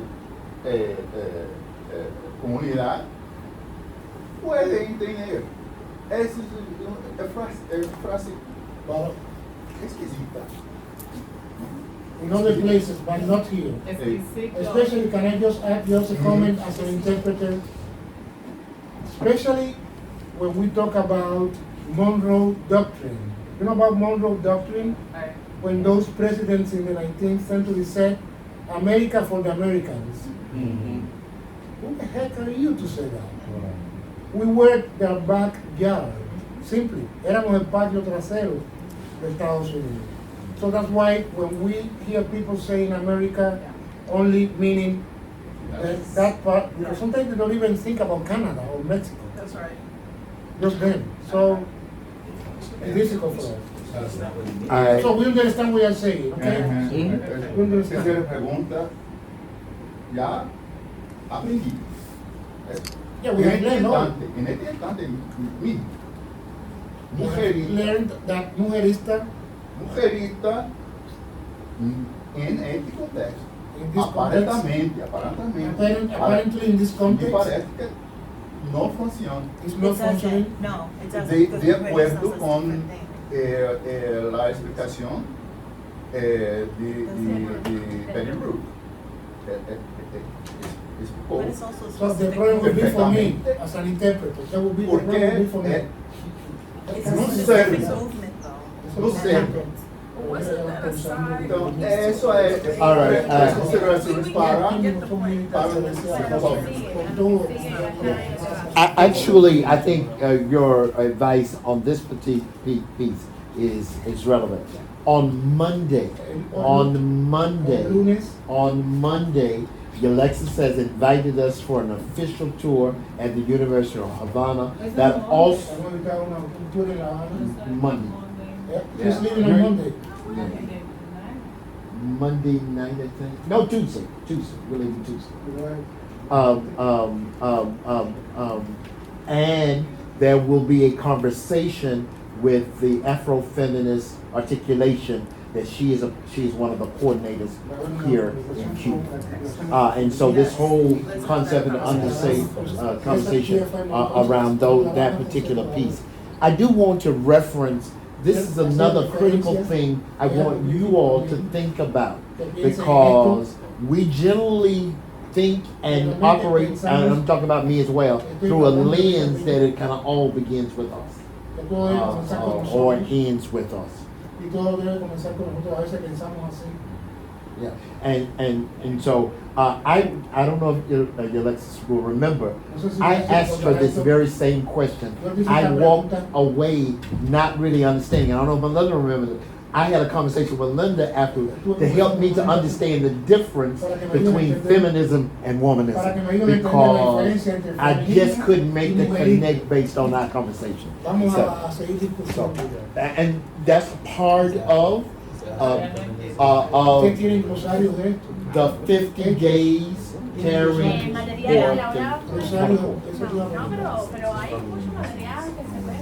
Sí, no, porque yo me guío por lo que dice ella, de estos debates que Feminism hay. is not the same thing as mujerista. But we can talk about that sometime. Yeah, we can. It's I not mean, the same. it's interesting. I mean, for example, Maybe And it's during not dinner. quite the same thing as black feminism either.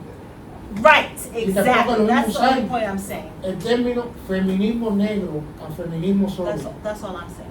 Claro que no, porque Of course, that's not the same. Huh? Feminismo with black feminism, they're not the same. They're not the Yes, same. exactly. And Martine is making the point that feminism, black feminism, womanism, and rehuista are four different things, even if they have complementary relationships. Feminismo negro, Y feminismo negro latinoamericano. also o Latin American feminismo black negro feminism is not the same. decolonial. Or the colonial. It would depend on the context.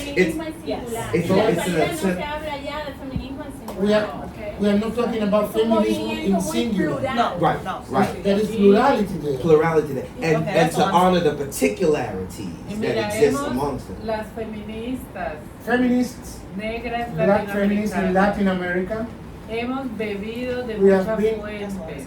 we have imbibed from many sources. ¿No?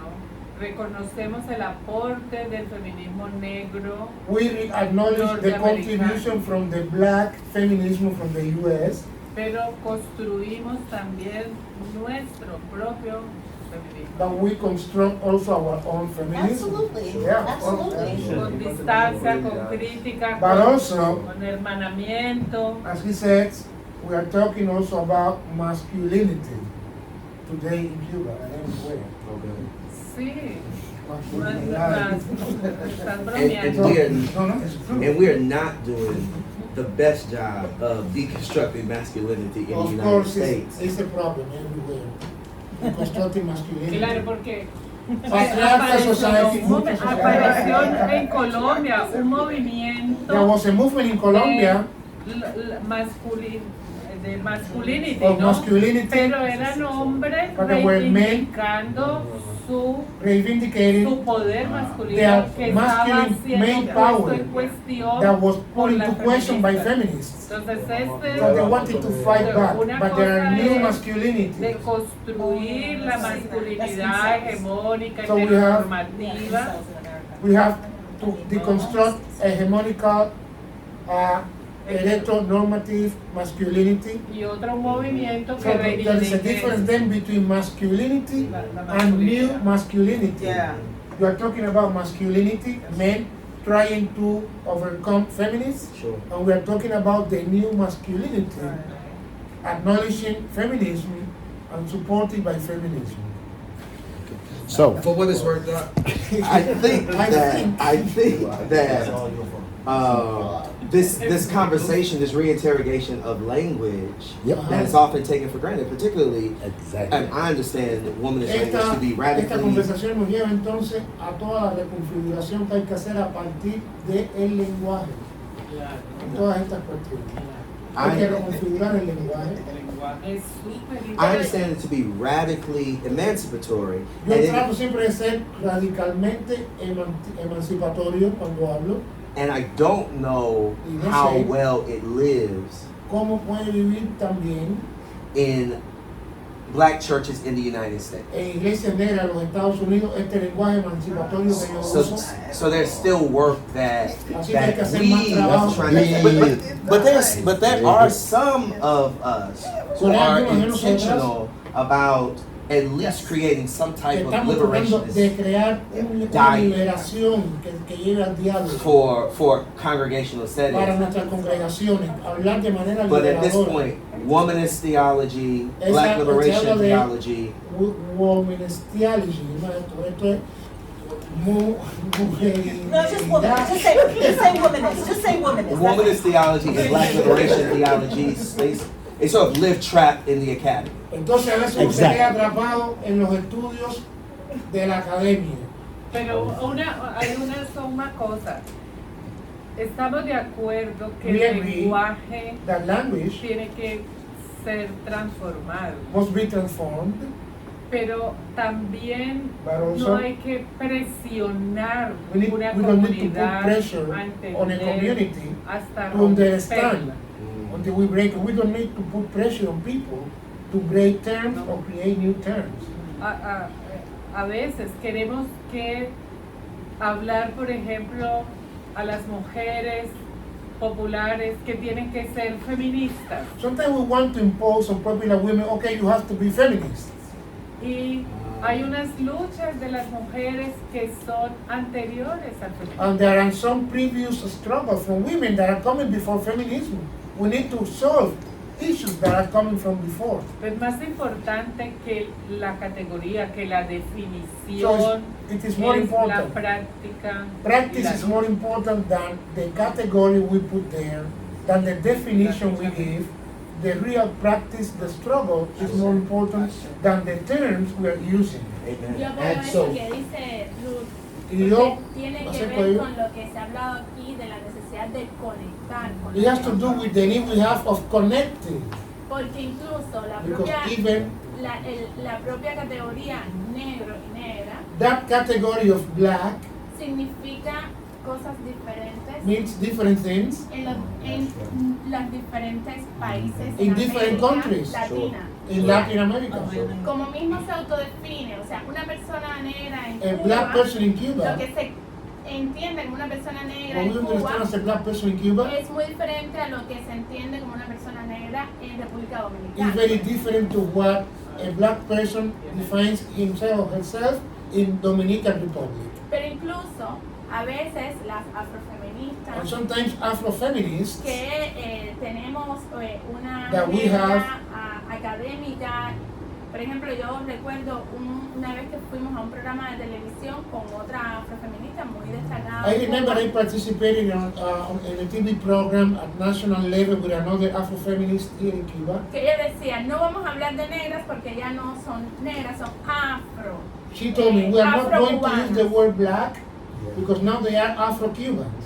Ese es un término muy controversial en Cuba. That's very controversial in Cuba. Yes. Entonces, estamos en un programa, vamos a hablarle a las mujeres negras en el país, de pronto decimos afrocubanas y ya no llega el mensaje. So if we are in a program addressing black women and people hear about black women, and we're using the term Afro-Cuban, we are not talking about black women. Porque entonces empiezan muchas mujeres. No, Bueno, no, aunque yo say, sea blanca, yo también soy afrocubana, porque mi abuelo o mi abuela. Because then many vino women de will say, Islas I'm Canarias white or I have a y fair el otro skin, vino de but my África, grandmother y por mí came from fui de Africa. África y viví But they're en not España. talking, Entonces, they're talking about distorsiona. How they distortion returned there. That's powerful. Wow. Yeah. Y yo creo, In Brazil, you've seen really. y yo creo que el tema del lenguaje that this es issue of the importante. language is Pero fundamental. más importante But es importantly also is la historia que encierra the lo que history estamos diciendo. that is De behind what we are conocer saying. la historia de nuestra gente We need to acknowledge the history en la from our diáspora people nos in ayuda a the entender diaspora. por qué este término aquí, por ejemplo, For example, no that term funciona. here is not ¿Por qué functioning. funciona en Estados Unidos? It functions ¿Por in qué the no US, funciona but aquí? not here ¿Cuál ha in Cuba? sido el devenir histórico de It's las the poblaciones negras historical en flow Cuba of the black que no es lo population in mismo que Cuba. allá? That is O not the same as in the US. Lo que decía Ruth, Or what el Ruth tema was de saying. las pioneras del feminismo negro. What about the pioneers El of black contexto de feminism? esclavización en el que llevaron a cabo sus vidas las sometió a un anonimato tremendo. In the context when they started, they were anonymous. Y They eso tiene couldn't que be ver expressing mucho themselves openly. con lo que se habla de la colonialidad del saber y cómo And that is circula el conocimiento known que as también the responde al colonial poder. aspect of how you can get knowledge. Y de repente Even there is se colonialism there reconocen in your access to pioneras knowledge. afrofeministas que son estadounidenses. And there are some pioneers, Afrofeminists, that are from the US. Pero no se reconocen pioneras But they are not acknowledged afrofeministas en Cuba, Afrofeminists in Colombia, Cuba or in Colombia. porque la manera en que circula ese conocimiento Because es the muy way that desigual. knowledge is circulating in the country. Y de lo que se trata es que rescatemos esos So conocimientos, we need to esos rescue saberes. all that knowledge from those black pioneers, women that started fighting on this. So we have great homework for our conversation I on know. Monday at the University of Havana. I will also give you some hints to engage in when we go on Thursday to the Neighborhood Network, which is really run by Black Afro-Cuban women. And I encourage you to ask them about this Afro-Cuban conversation that's happening in the academic and elite world as opposed to how they see themselves doing the work. Entonces, cómo ellos se ven cuando se comparan con lo que dice la academia sobre ellos, cómo se manifiestan ellos con respecto a lo que dice la academia. And then on Friday when we go to the El alley, viernes vamos a ir al callejón de Hamel. the conversation there about Afro-Cuban religions and whether or not they're Afro-Cuban or whether or not they're Cuban religions, etc. It's a dynamic, I think, just will make your head spin. And trying to, again, I think there are many ways, I think, other than black people are intentionally dividing us. Based upon my trip. Oh, I'm sorry. Sorry, no, we're talking about what is happening on Thursday and Friday. He was telling me about that. But for them, yeah. So I think there are many things that other than black people are creating and inserting that creates division among us. And I think we gotta find spaces where we can have these conversations and begin, I didn't really understand that, I didn't know that, and then find common language in which we can engage. So again, that's part of your homework and your reflection and your private conversations for tomorrow afternoon so that we can deconstruct, reconstruct, and construct. The morning will be a presentation by Ariel and Ebenezer and the Martin Luther King Center. For those of you who haven't if you brought medications with you, etc., again, I encourage you to bring that tomorrow. They're going to talk about, in particular, the pharmacy, the availability of the doctor here. And I could not answer some questions at lunch in regards to all the people who were here today. Were they part of programs? What kind of programs they were? Las personas que están aquí hoy no pude responder lo que me preguntaban estas personas del grupo, si están en algún tipo de programa aquí en el centro, todas las personas que vimos hoy. Tomorrow we're going to talk about all that. Okay? And this may be a tomorrow question too, if we wanted to support the clinic post our time here, either with physical resources or monetary resources, is that possible? Yes. Send it directly here. Well, you know, that's a complicated thing for us in America. Right. That's what I'm teasing. And to be very honest, we probably need to have an off discussion about it, because generally when somebody's coming, like I've come, and other people, other places have sent me money to bring to them. Now, it's just hard to do. Very difficult. I think that's it. Good. I thought this was a great day, you all. Great day. Y'all didn't want to go home.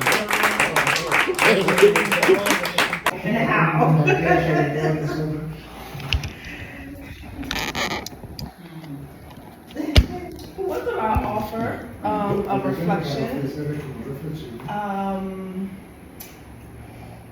Of seeing this project and this work through kind of a particular level of inflection point that's growing in the U.S. around reparations and the reparations movement. And it's not just money, but it's also reclaiming and recovering our stories, our culture, our bodies, our relationship with the divine.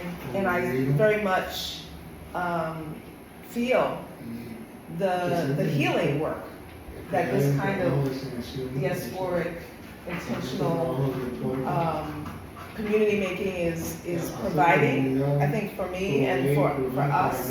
And it is repair, even as I learn about just the connections between the Southern Baptists and the harm that they've caused in similar ways. And this is reclamation work.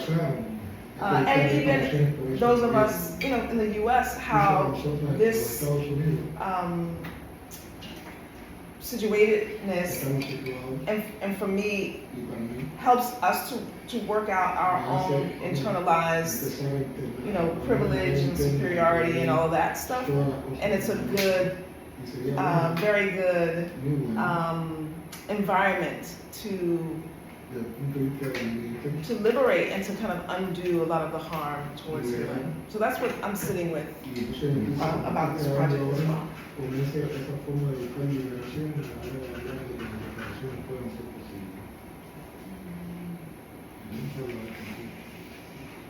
One thing I think I'm sitting with from this morning session was the other groups have the means to come and they have the resources, and how that standard kind of sticks. And I think I'm questioning if we have the means, or do we really not have the means?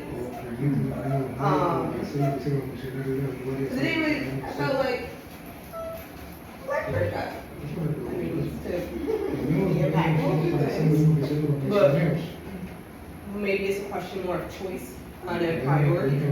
But is the question really of resources? And then a reflection or question from yesterday would be: is the tension is the tension with whiteness as a construct or white people?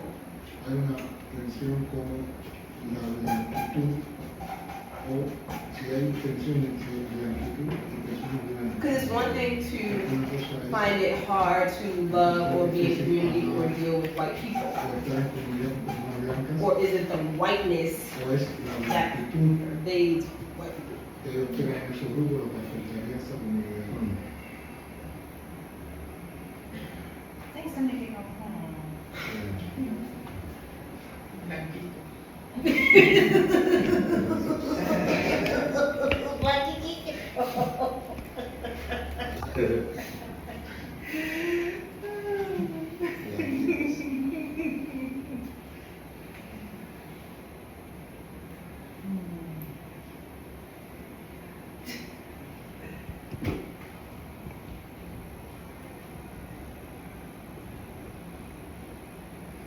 Bueno, acá Well, en Cuba here in Cuba, ha habido un intento por rescatar un poco la historia.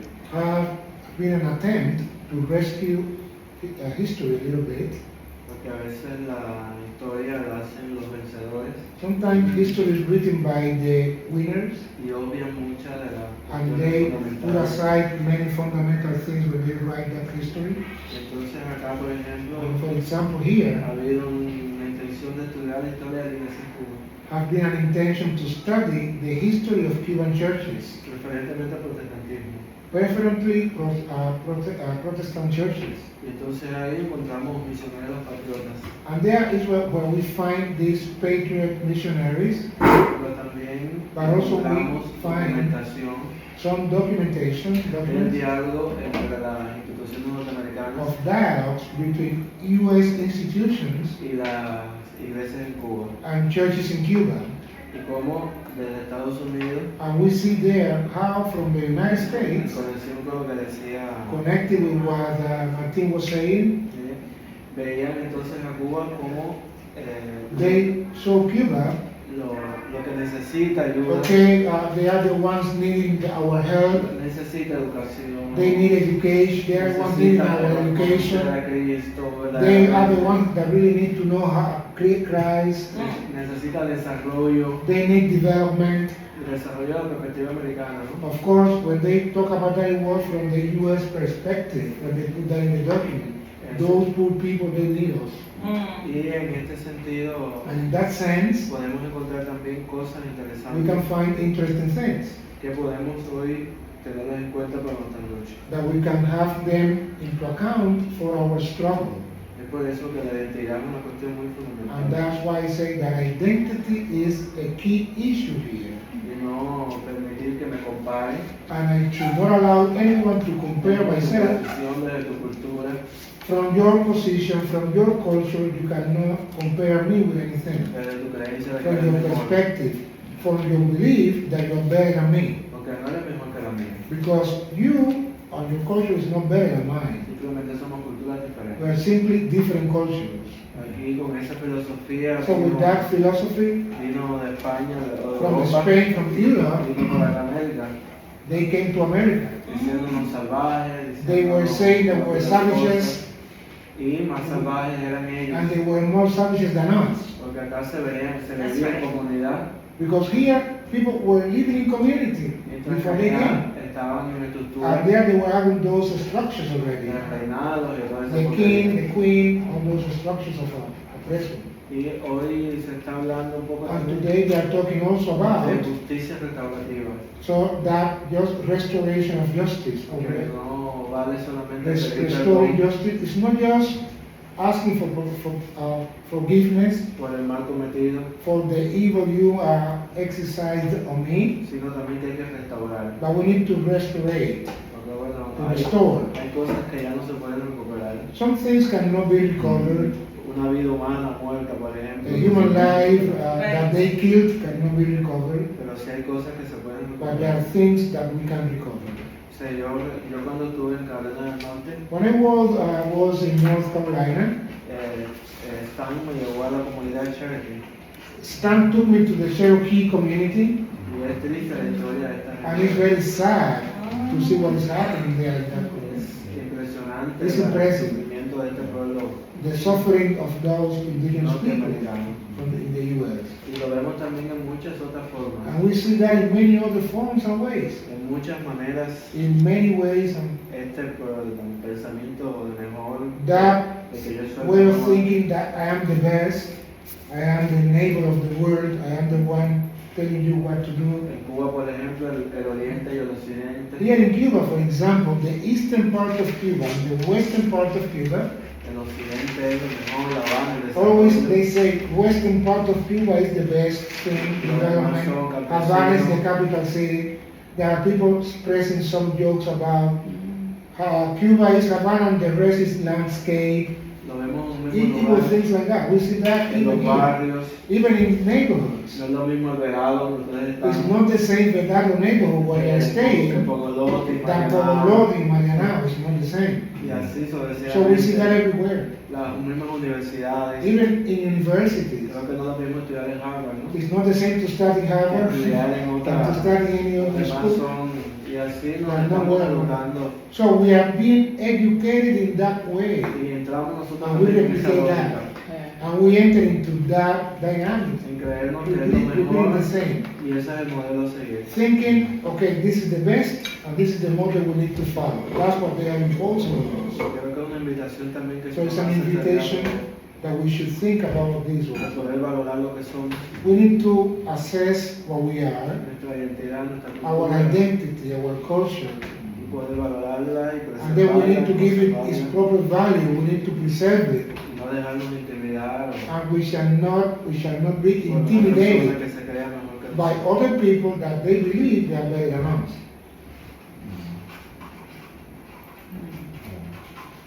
Mucho cuatro años blanquito, no como muy fuerte.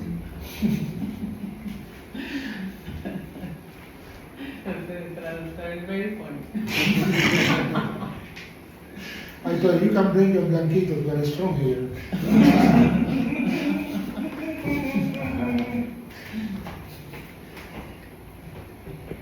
Off the record. That's funny.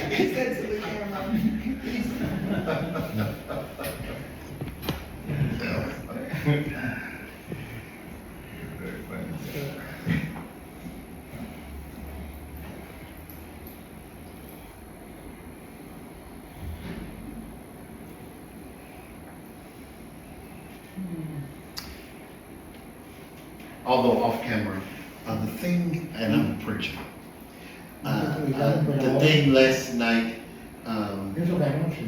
that came to me after the conversation was a story about the woman who goes to the prophet because her husband had died. And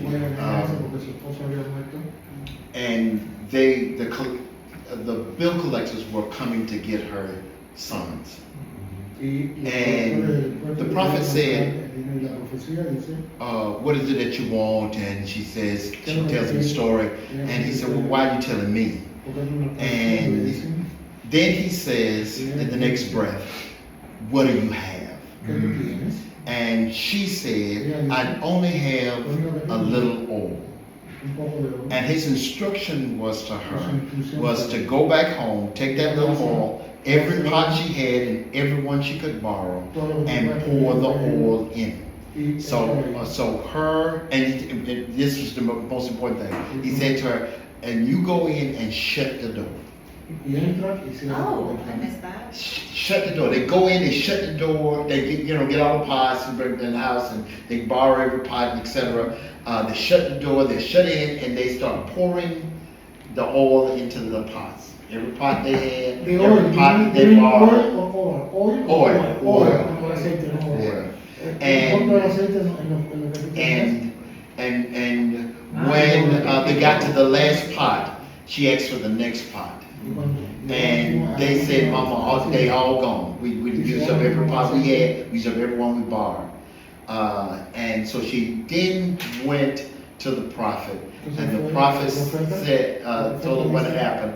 And the prophet said, now go sell or pay your bills, and then you live off the rest. that struck me in my bed last night in such a way that the nature of this meeting, this conversation, is from those from a tradition that it was a shut-in. Because I don't know if anybody remember, in response to the second question that Dr. Callahan said, I first said, I want to look like God, to the first question. Then the second question, and to look like God, I had everything I needed. And when I laid down last night, that called me. And I do think in broadening that to sense of community, that when we're able to come together, we really have everything we need. I think this morning's conversation about the amazing work that's happening here at Ebenezer, at the MLKC, just to look at the building and the facility as it is in the midst of what we see in Cuba. Yes, this is the Lord's doing, and it's marvelous in our eyes. It's only the testament that we can really do whatever we want to do. We have everything we need. It's funny. I want to add. I went to Cameroon one time, and I'm preaching for this church. But what I was struck at was there were bottles and pots everywhere I went. In the sanctuary. And after I finished, it was a fairly new church. After I finished, I asked him, what is the symbolism with the pots and the bottles and all that? And he said, that's scripture. He said, when she ran out of bottles, that's when the oil stopped flowing. And it's to remind us that if we go out to make sure we're collecting empty pots to be filled, the money would keep flowing here. The resources would keep coming. So in other words, we had to keep the main thing, which was making sure that lost people were found and hurting people were healed. And I think if we remember and keep the main thing, the oil will keep flowing. It stopped flowing when she ran out of pots. And so when I heard that from that pastor, I was like, man, that fits right into your story.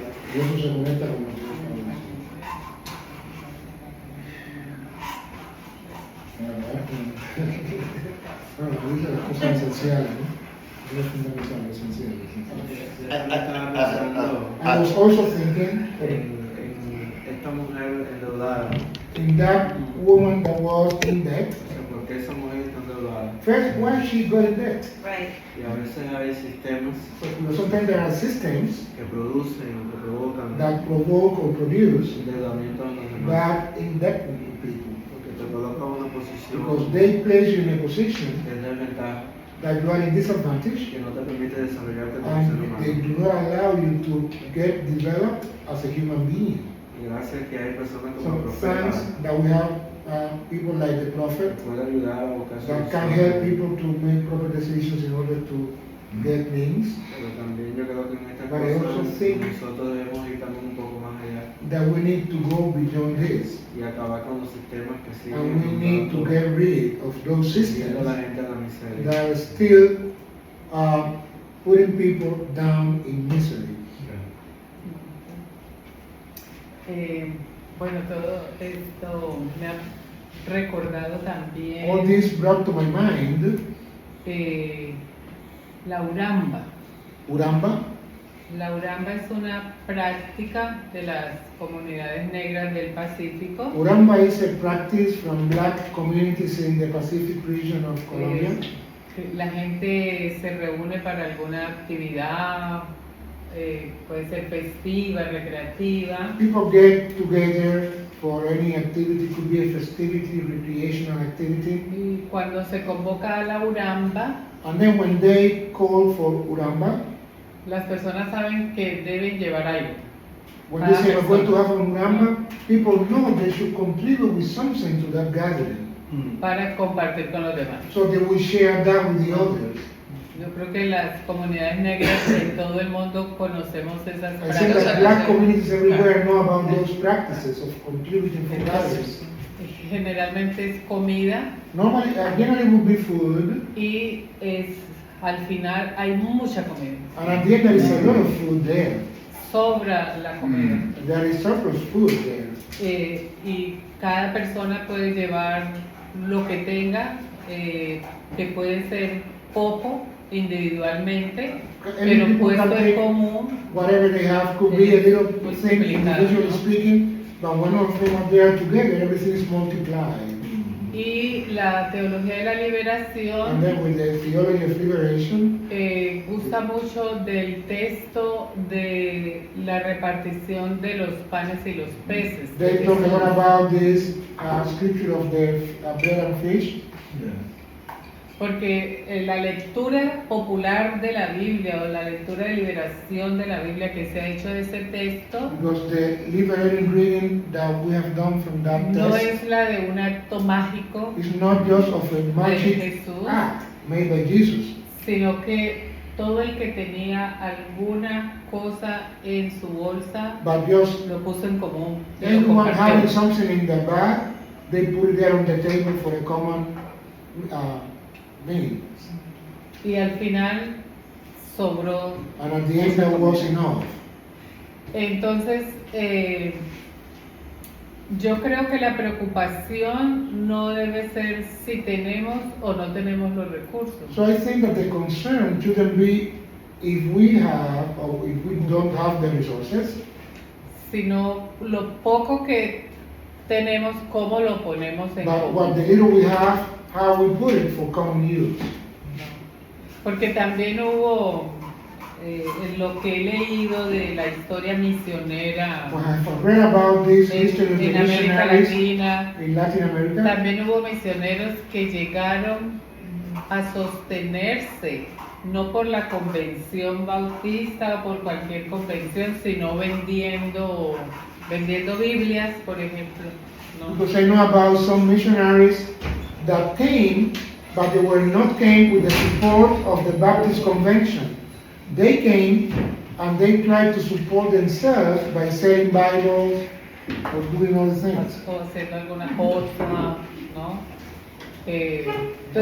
También es que la historia misionera no toda es la de las grandes convenciones. Because it's also to say that this history of the missionaries is not only the one of all those big conventions. Just that.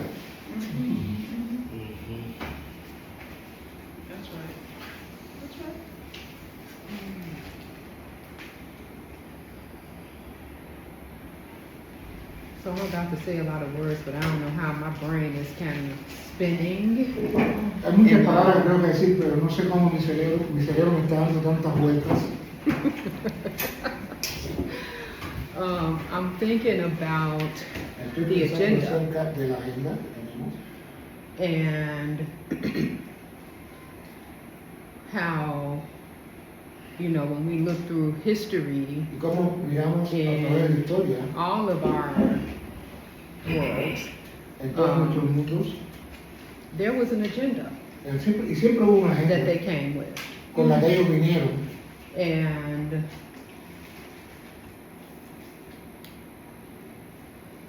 how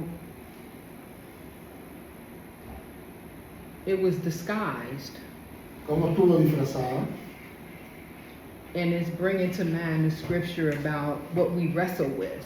Y me trae a la mente las escrituras And how de con lo con que estamos our agenda dejados y que nuestra agenda mundial, needs to nuestra propia be agenda debe ser just as methodical as their ser tan agenda. metódica como la que tuvieron And ellos. I'm thinking about, you know, Y estaba pensando how we, cómo nosotras podemos, Black Americans como nosotras, personas negras are norteamericanas, so divided hemos within. estado tan divididas. And how do we, you know, I think, you know, I always tell Pastor Griffin that we got, you know, we're one body in our church. And everything that we need is in the church. That because we're that one body, that's what the Word of God says. But you only got so few people doing all the work in the church. And so that's the wrong agenda. And we can't make that paradigm without, you know, without helping, and I don't want to say helping, without the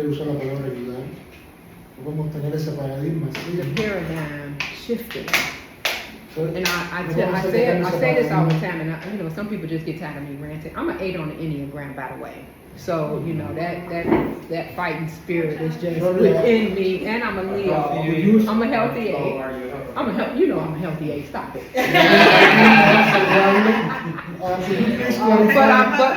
Could you please clarify your age actually? My age? I mean, No, the age. Oh, an age. 8 on the Enneagram. The Enneagram, it is a personality test. Like Myers-Briggs, or I don't know how to describe it. Like just personality test.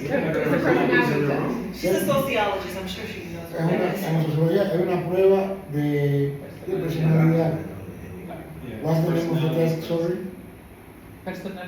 Enneagram. Enneagram se llama la persona que inventó. Myers-Briggs, you know Myers-Briggs. Myers-Briggs.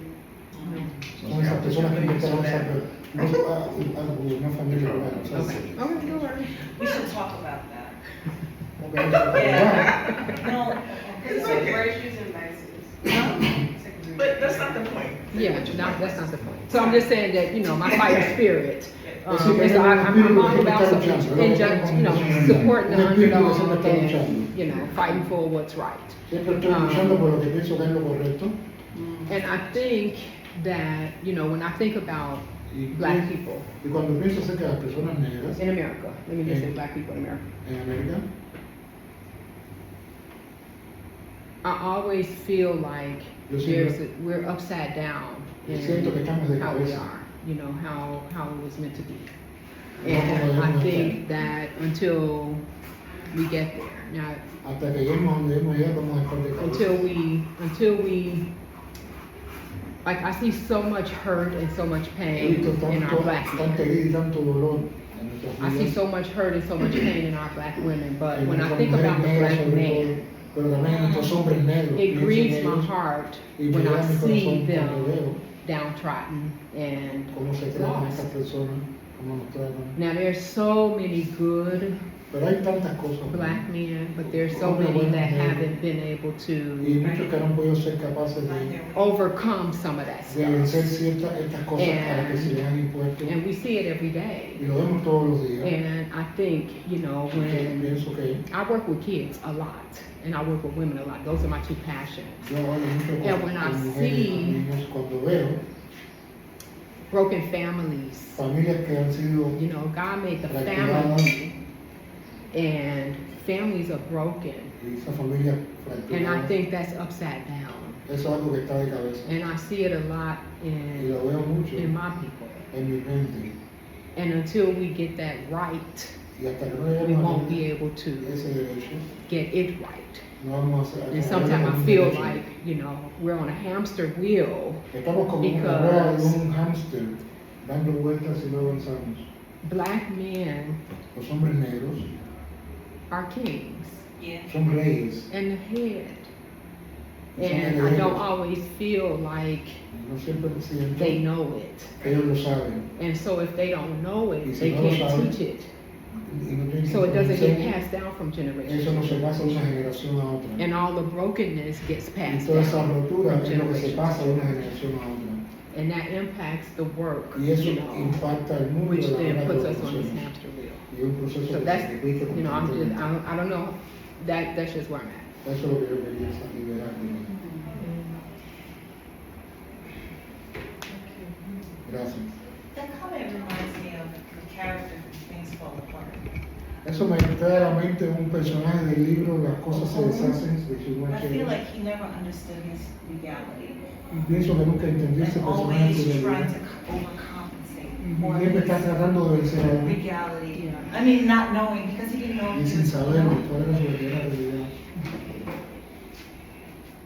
Yeah. I felt sorry for him the whole time, because he Me just sentí siempre pena por ese personaje todo el tiempo mientras leía. get that he was everything he's been looking for. He didn't have to overcompensate. Todo lo que estaba buscando, las cosas que no podía vencer.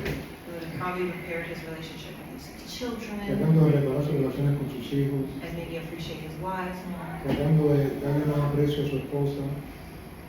Maybe even avoid Tal vez evitando the exile. el exilio.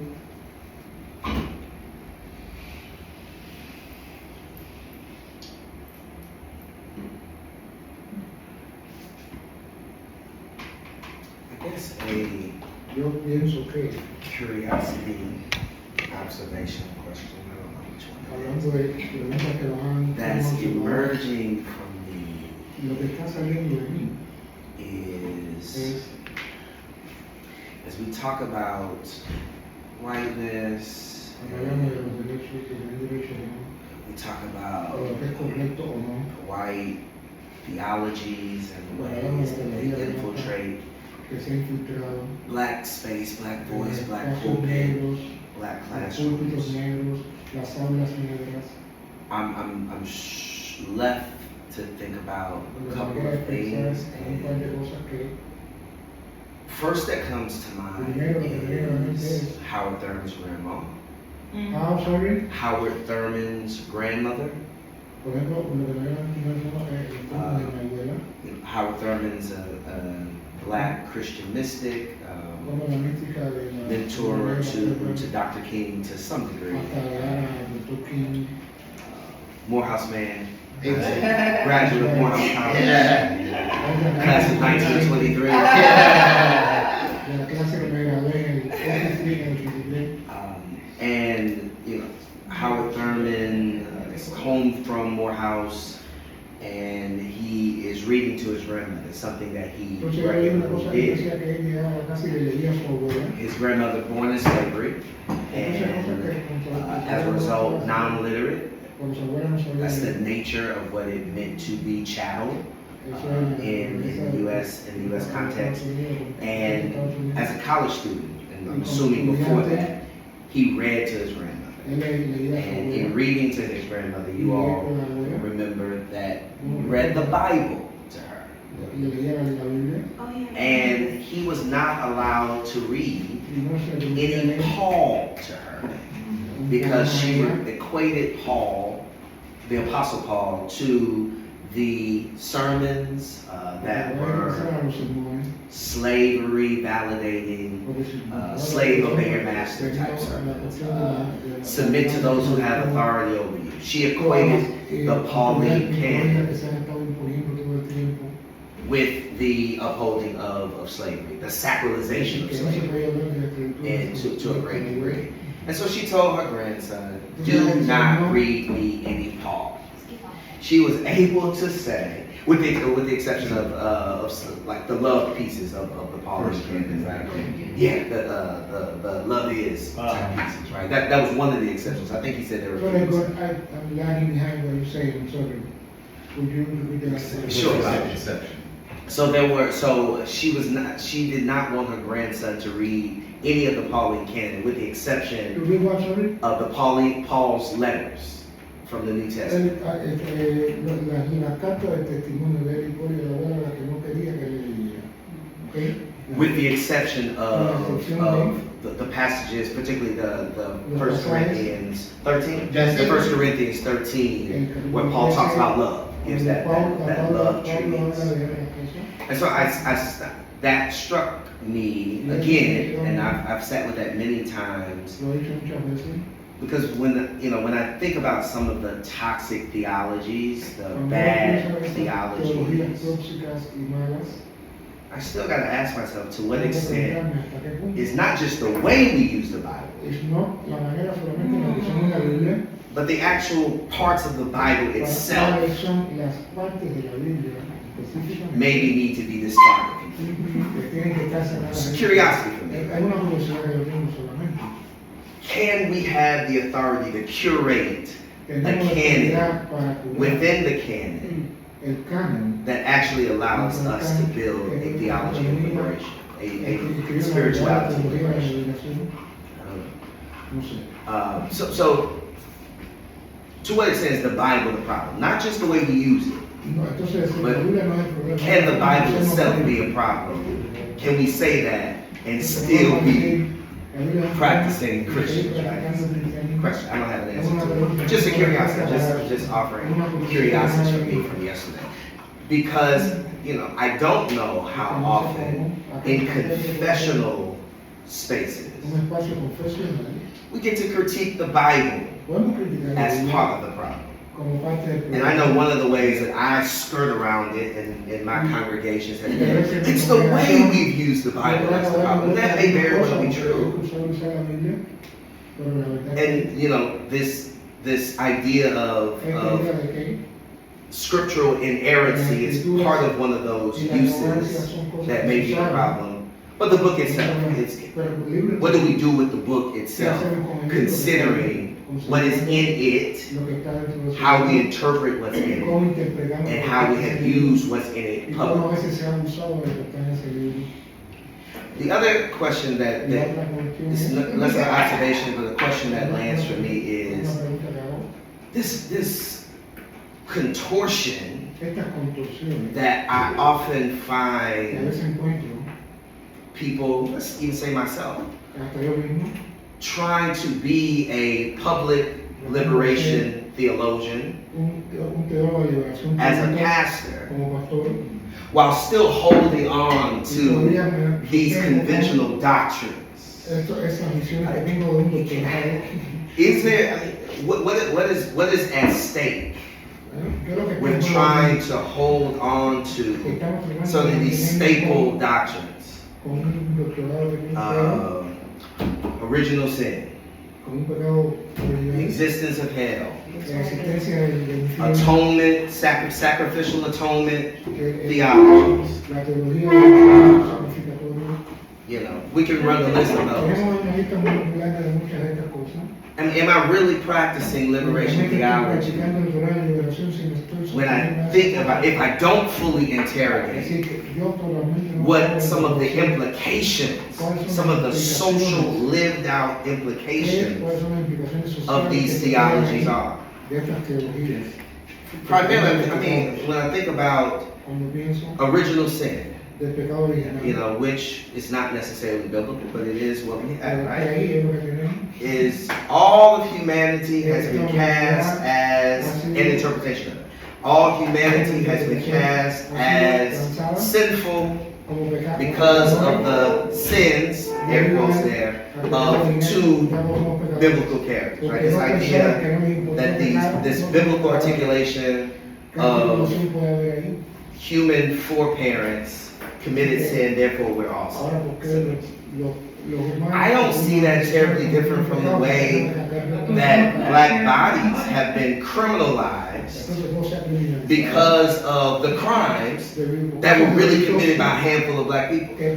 So we're able to cast narratives, map narratives onto human bodies because of what was done by a minority or none at all, right? The consequences of that kind of thinking, to say that one now is identified with the failures and the sins of another people, is just what mass incarceration allows us to do, and mass criminalization allows us to do, to make interpretations of large groups of people based on potentially real crimes, infractions of another person.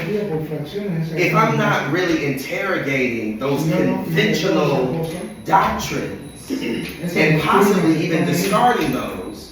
But I call myself a liberation theologian simply because I accept our queer brothers and sisters, right? Because I, ordain women to preach. Because I am pro-woman's choice, right? Is that really liberal theology when we talk about certain these things? Or is that liberal politics? I don't know, right? But what does it actually mean to do theology from a liberal place? And not just call it liberationist because I tick off some of the points of the Democratic Party. Right?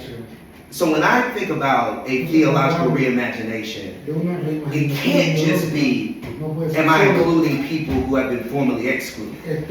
Am I really actually interrogating some of the theological assumptions themselves and possibly seeing how those implications can be upholding some of the exclusivism that I say I'm no longer for or I've never been for? Can I? So that's what I do. I just want to follow up with. First of all, let me say, trying to scribe is not an easy thing. Because when Willie was just talking, I just wanted to run around the room because that was my other response. That was my other response. And I know you asked for only one, and so that was my other response. And particularly because I have been in a divinity school, I do think there is a difference between divinity school and seminary kind of setting. And so we live and operate and think and engage around these very liberal kind of theological understandings, and we accept them, rightfully so. But that's a totally different world than walking into the Church of God on Valley Street and being able to actually implement that. One story that came to mind last night. I don't know if I had already graduated, but for whatever reason I was back at Harvard, and there was a. Sorry guys, I need you to slow it down. Okay. I know you're not preaching, but it's inside of you. Yeah. He can't help it. They know you from before. Exactly. He was my translator last time. But I need to clarify everything with these two people here. I was back in Harvard for something, and there was a graduate, and she was just addressing us, and she told the story about, and she was from a place deep in the South, very conservative, theological kind of framework, even as an intellectual, that's what she came to Harvard with, but very kind of, good and saved kind of family and experience. And so she was sharing that her mother came to visit her while she was at HDS. And her mother came to class and she prepped the professor before, don't ask my mother anything. He did. He lectured for the seminar the entire time, and at the end, he asked Mama what she thought. And Mama said, I just want to know, do you know Jesus? I was having that kind of thing because I think too, I really tried to practice a liberation kind of theology that's inclusive and etc. But looking in grandma's eyes or mama's eyes, it's hard to take the Jesus, even though it may have been a wrongly taught, not fully, what Jesus said, I came not to destroy the law, but to fulfill it.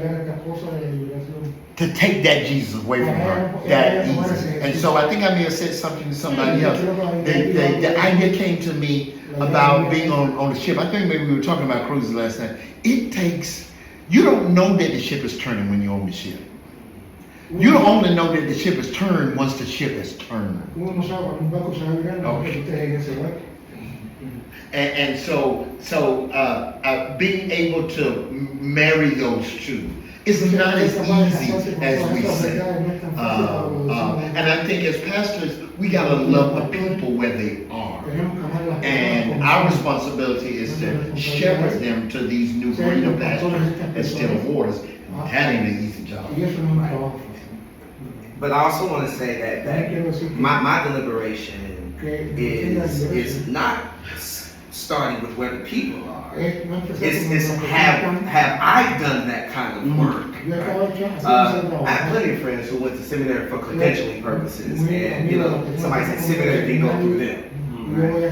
Even at Harvard, they just went for the degree, come out preaching the exact same way. There's no God at all. But we are gods. Ye are gods, right? But this is. But ye shall die like men. Right. But the idea is, as theological leaders, do we take that extra responsibility to do that deeper deliberation to figure out, is this really liberation that we're talking about, or have we just added some DNC, Democratic National Committee in the United States talking points to what is otherwise neo-Orthodox conservative theology? And I bring this up, and this was why I was drawn in by adding white liberals, because white liberal theology is not as liberal as they think it is. Right? They add a few affinity groups that they support, including black folk, and then they call themselves liberal. But the theology is not very different than what you might find in sort of the doctrinal points of the Southern Baptist convention. I don't fully know the theological differences between American Baptist churches, the denomination, and the Southern Baptist church, with the exception of the sort of prejudices that they allow to come out on the range of issues, women, race to some extent, and sexuality questions. But theologically, doctrinally, you probably put those statements alongside each other, not know. And what do we make of that? So I'm trying to figure out what to make of that as a person who says self-avowed is a liberation.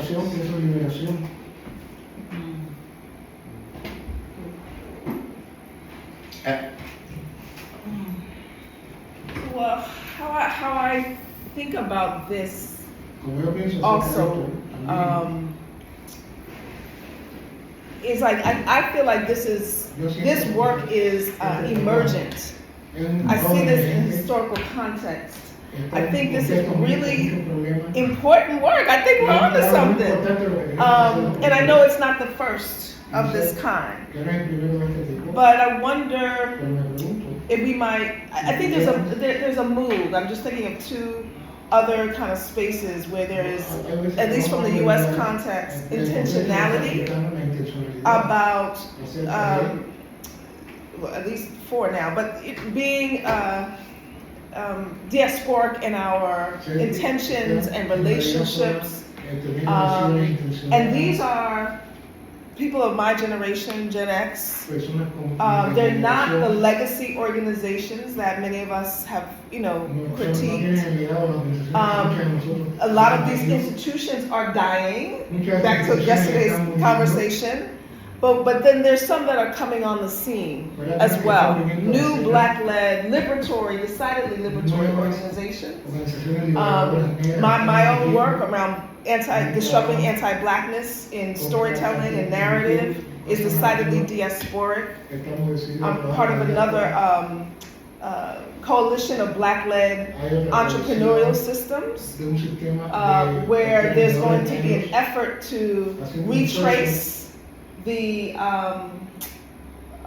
what's the MAFA? Retrace the Middle Passage and to re-engage in relationships to do commerce amongst Black people along that same route. And now up comes your theological project and practice. And so I offer that as, because I hear you also saying, like, what is what's the model, right? In the Black church, prophetic tradition, there's been this scholar preacher model that often is came in the body of one man, right? The pastor was both and expected to be both, and I hear you struggling with that. I think that's valid to question that model and all of our models. Do they serve us in this age, given what we're up against and where we are in history? And what's coming up for me is the ways in which we can imagine different ways of modeling and arranging our relationships and our models for this repair project and liberation project. And for me, I think about what if, how can we distribute the labor in terms of models. So I'm thinking of like the scholarly, the theological, the intellectual work is very important, so important, because that's where a lot of the illumination comes. The care of souls is important. But also the practice space, the practitioners are also important to help with how do we take that up. And then we haven't talked a lot about the arts. We have, but I think that's an elevated, it should hold an elevated space in figuring out our how, because in all of those components, and I know that there are probably more, but that seems like it's emergent for me, for us to investigate, to experiment with, because all of those things I'm finding are very helpful and needful when it comes to systemic change, structural change.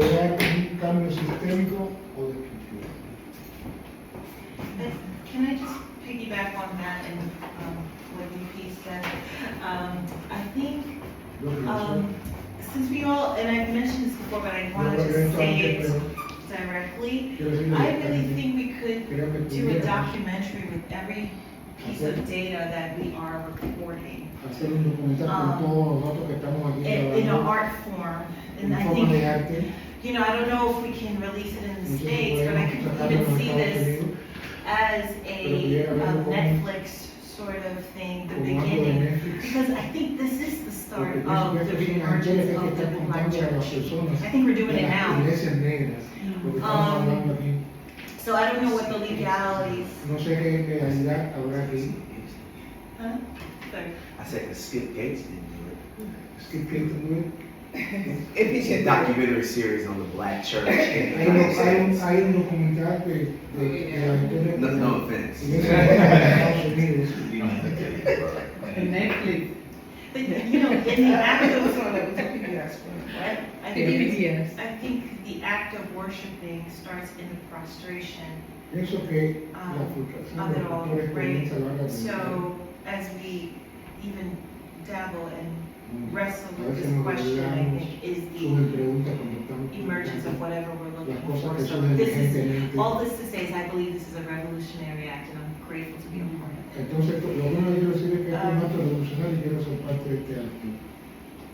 Because as we said yesterday, I think the success of the Haitian Revolution is because we spoke the same language. And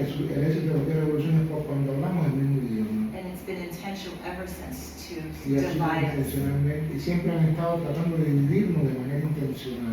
And yet here we are. And so I think what Betty said that yesterday, with the W.D. Bois, I think the the pastors, the music, and the frenzy, the preaching, that's because if we can censor that towards community as opposed to individualism, I think we have a way towards having a space of liberation through Black spirituality. So that's that. But something Lily was saying, you were talking about the white liberal I think what also hinders the divisiveness and the gaslighting I think Dee was alluding to yesterday is what Alexis was talking about with the Black versus the Negro movement. Negro movement. Because you remember we were talking, I'm sorry, the Black versus the Afro-Cuban. What Leslie was talking yeah, that's it. De poner en un lado lo que es afro, one lo que es negro. Because I'm finding that a lot of the Black concerns is being, and maybe this is not the right word to say, maybe off record, I don't know where, if you do the documentary. Says a documentary. I know. But with this the polyvocal of other people's rights. So you see even the conservative kind of taking advantage of the remnants of what Dr. King has done, right? Or even the gaslighting of someone like Marjorie Greene, who can talk about the lady's eyelashes and say, well, you guys have been doing it to Trump forever. Everybody now, it seems like everybody's a oppressed class. So now when we bring up Black specific concerns that often liberates everybody else, they're like, no, be quiet. We all have issues. You guys are just complaining. Does that make sense? What you're saying? So I think it's not the same conversation as the Afro-Cuban versus Black. But it's a very, I see the same parallel. Where even funding that's supposed to go to Black Lives Matter or Black specific organizations, we're going to other things. And we need to just call a thing a thing. I'm just Martina,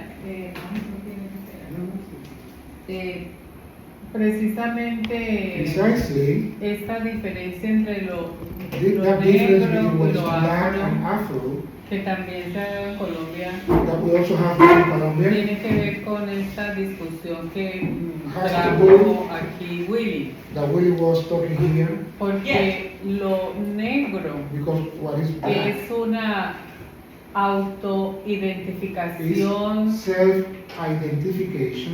popular y ¿cómo dije? Y tradicional, digamos, ¿no?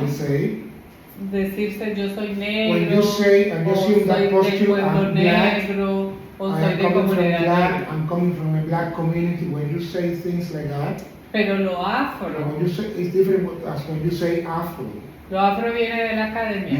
Afro is coming from the scholars.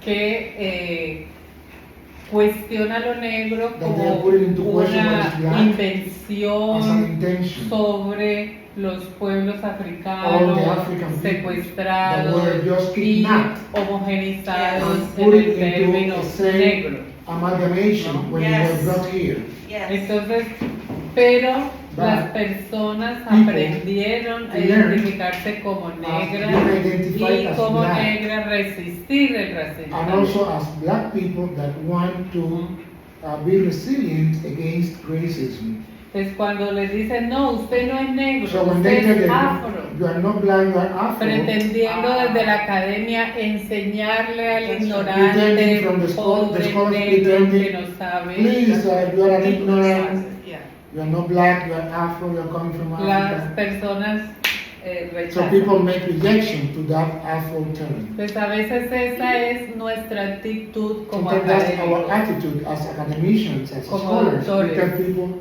Vamos they a are. la comunidad We go a to communities enseñarle and we teach them cómo pensar, how to think, cómo actuar how they should act, y no a aprender. and not how they should learn. We all together. Entonces, yo creo que nuestro papel I think como that's our académicos de cualquier cosa As es academicians of any field, acompañar a las to comunidades accompany communities, a construir conocimiento To con construct las comunidades. knowledge together with the communities. Y eso permitirá construir comunidad, And como that will allow us dice to construct William, ¿no? community as William says. Construir comunidad, pero si uno va en el papel de But if you go there in enseñar, that de porque aprendí en la I universidad learned this que at las the cosas son university, de una you know manera, nothing. You shouldn't tell encontramos them to do. siempre el rechazo. That would be always rejection. Again from the house prophet.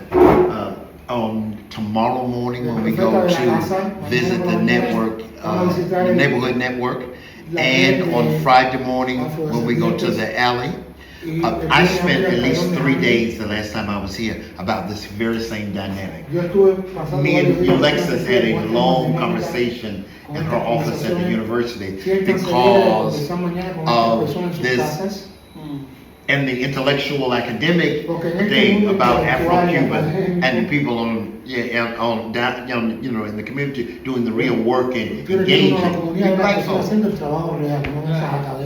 Exacto. Y entonces otra cosa más, yo les puse en el chat la revista Ribla, que es la revista de interpretación bíblica latinoamericana. Su último número, el número 93, está dedicado a Palestina. And the issue 93 is dedicated to Palestine. Está en español, It's in pero, Spanish, so you can no, practice your pero es Spanish. muy fácil poner It's un very easy to traductor, read. ¿no? Or you can use some interpretation. Lo que quiere decir esta revista What I mean is that magazine, tiene, creo que son 25 o 30 años publicando las reflexiones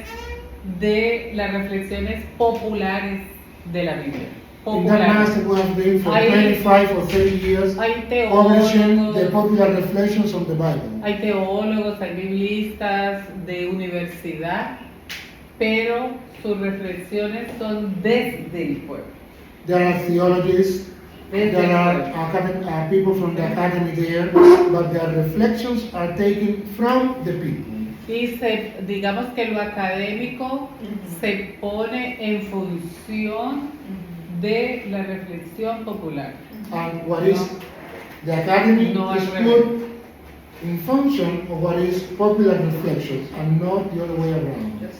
Entonces, lo que ha hecho la teología de la liberación en este continente es leer la Biblia con los pobres, los negros, los homosexuales, leer la Biblia con ellos y desde allí encontrar elementos liberadores para cada una de esas opresiones. So what liberation theology of liberation has done is having a rereading of the Bible together with humble people, with the poor people, with black people, with homosexuals, and trying to find liberation through that new reading of the Bible. Sabiendo que fue escrita en un contexto patriarcal, knowing that it was written in a patriarchal context, que hay diversas líneas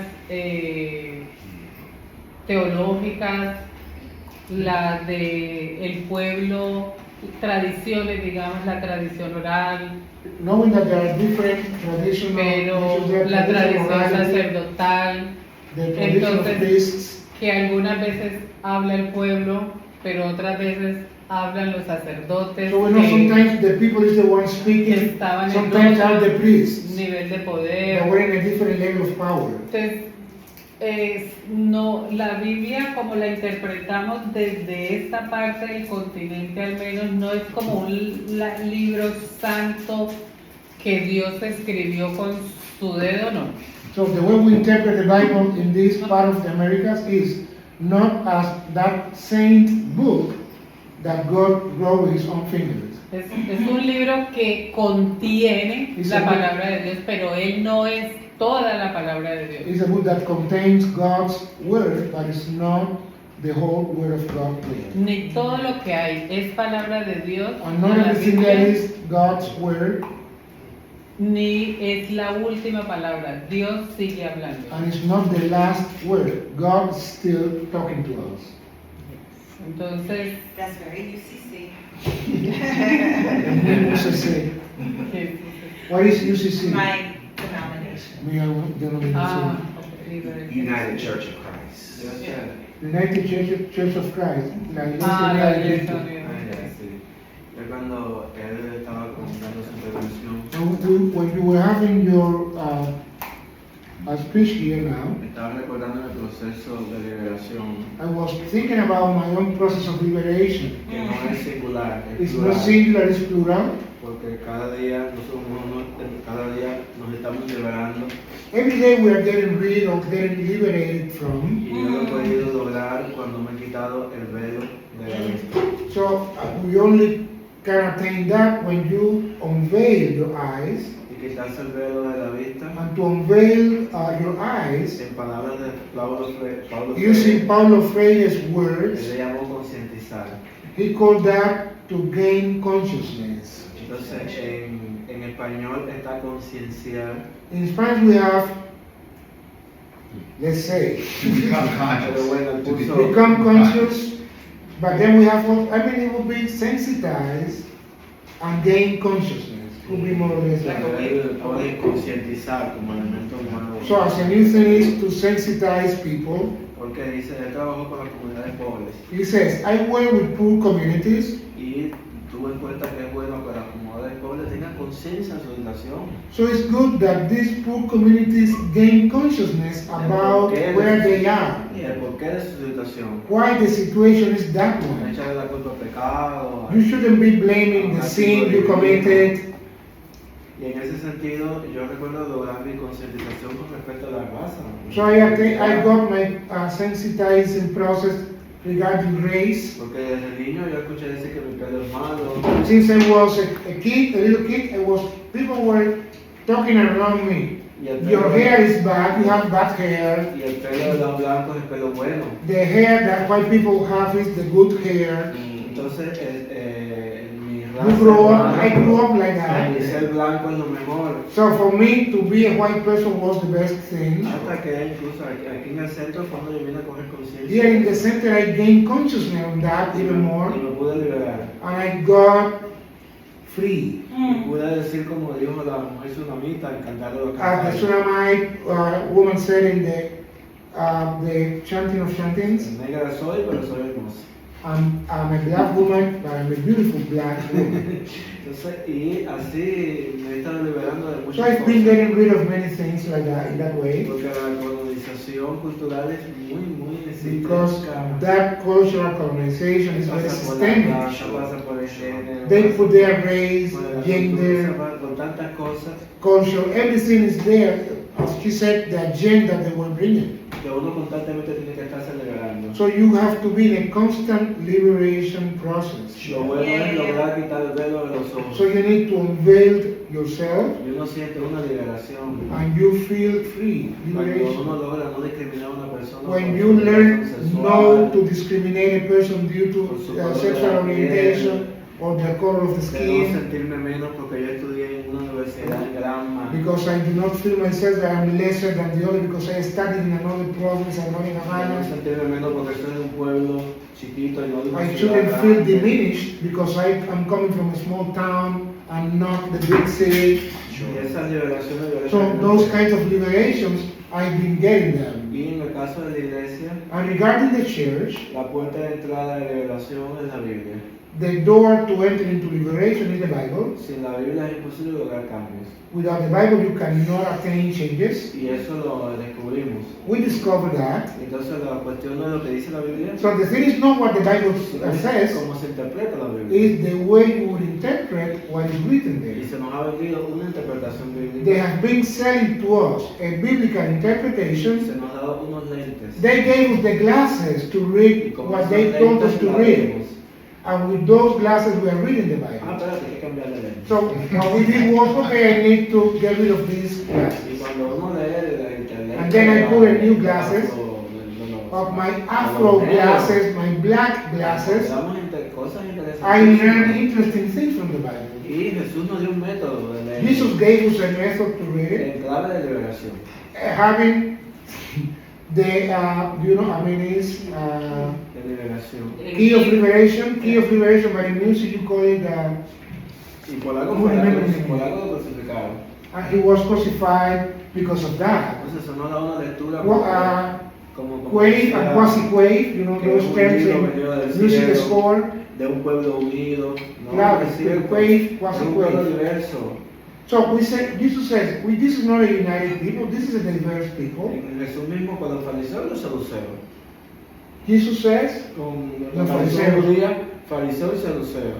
With Jesus, for example, Pharisees and Sadducees. Pero también había muchos grupos más. But there were many other groups there. Diversas tradiciones. There were diverse traditions there. Cada tradición tenía sus elementos. And each tradition has their own characteristics. Y hay que descubrirlo, hay que and we need to discover all that in the Bible. Y leer en esa clave. And we need to read following that key. El mismo Génesis tiene dos in Genesis we have versiones de la creación. Two versions of creation. No es que son dos versiones. It's not that there are two versions. Uno dice se complementan, pero no. They are just complementing each other. La primera dice que Dios hizo al hombre varón y hembra a su imagen y semejanza. The first one says God created man and as a male person and a woman in his own image. And the other version reads, el hombre fue primero. Man came first. Y al final Dios dijo, and I think so I forgot something. Let's get something just to create another. So we cannot repeat that. We need to read it in context. So you find Joseph, Jacob's son. He married an African person. And the daughter of a priestess. So we find many things there that are liberating. There is a complexity there that is tremendous. The Samaritan woman, when she attained her liberation, she made her confession. And where can I go for my confession? There or here? At the temple or on the wine? Don't go anywhere. Do your confession in your heart. So that is also giving us liberation when we have that bias. So we get God into us and we talk through God. And we need just to disentangle that. But our communities do not have that instruction. So that you can talk about anthropological terms and words. That is something we need to keep in mind. The language we use when we talk with our community. But we need to read the Bible having that diversity in mind. And having that key of liberation. That's our experience in that church. We can find different positions when reading the Bible. Some people say God is our God. And some people say God belongs to everyone. Some people say we are pure, we do not mix with those who do not believe in God. And some people say God is for everyone.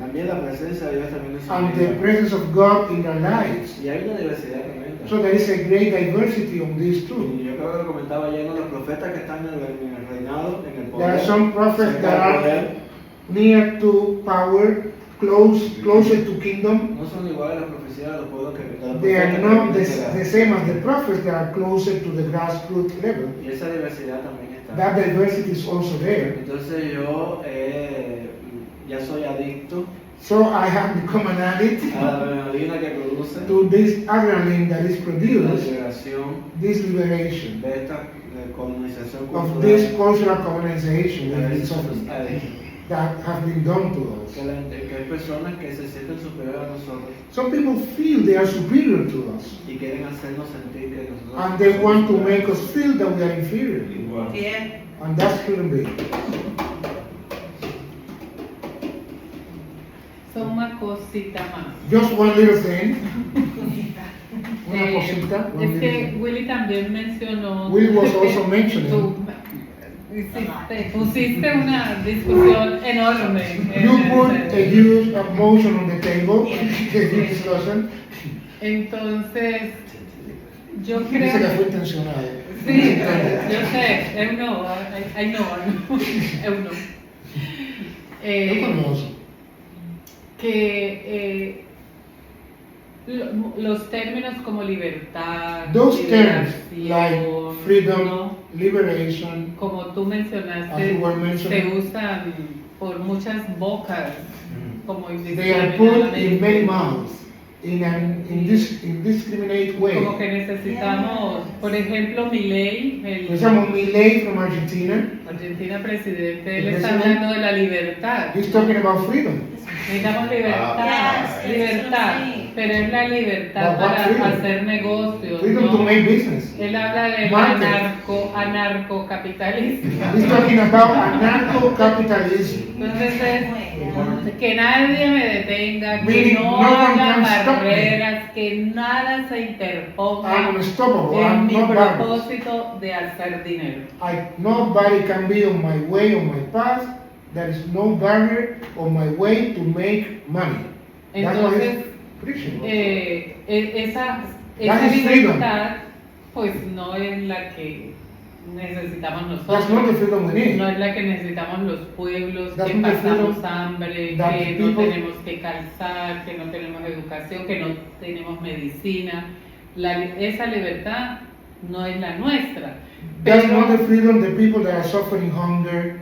We don't have shoes, we're shoeless, no clothes, no medicine. That's not the freedom we need. That's not our freedom. Yeah. Entonces yo creo que sí necesitamos unos criterios o un criterio que nos permita identificar qué en verdad es libertad o liberación para el pueblo y para nosotros como pueblo negro y qué no lo es, ¿no? So we need to have criteria regarding what do we need to know about what is freedom for us, what is liberation for us, what is freedom for the black people.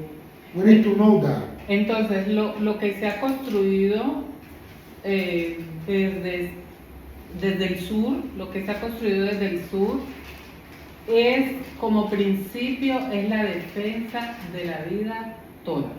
So what we have constructed from the south as a principle is the defense of life as a whole. Tanto de la vida humana Human life, como de la vida de la naturaleza, the o de life la of creación, como la llamaríamos nosotros. or creation as we would call it. ¿no? Entonces, todo lo que amenace la vida, So everything that is a threat for hay life, que poner. we need to stop that. ¿no?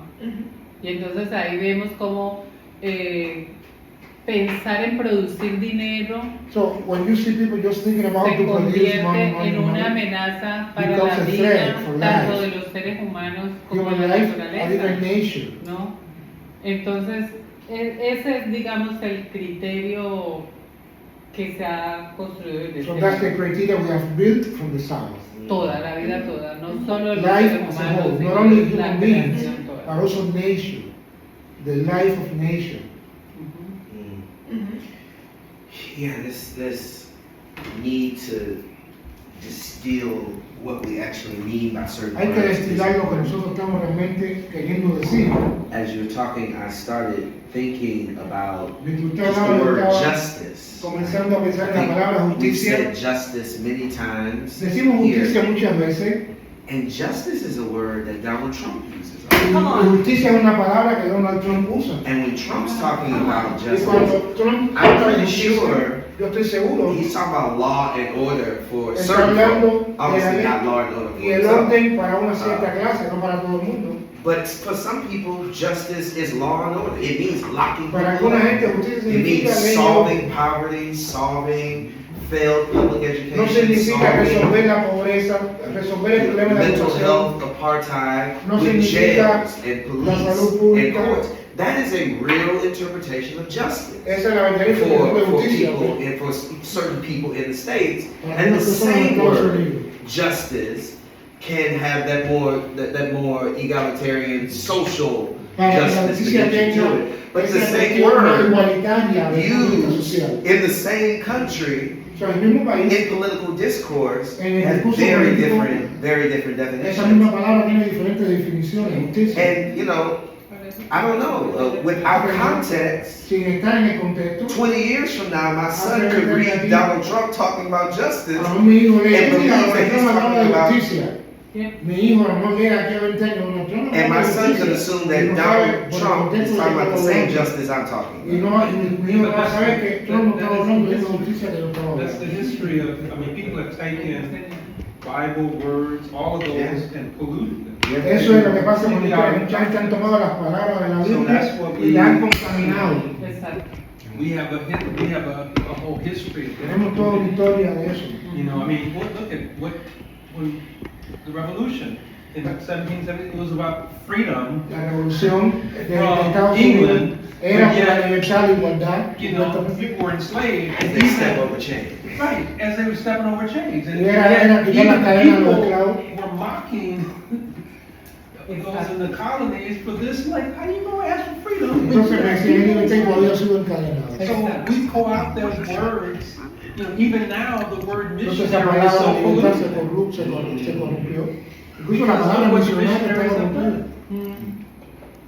So the word justice, freedom,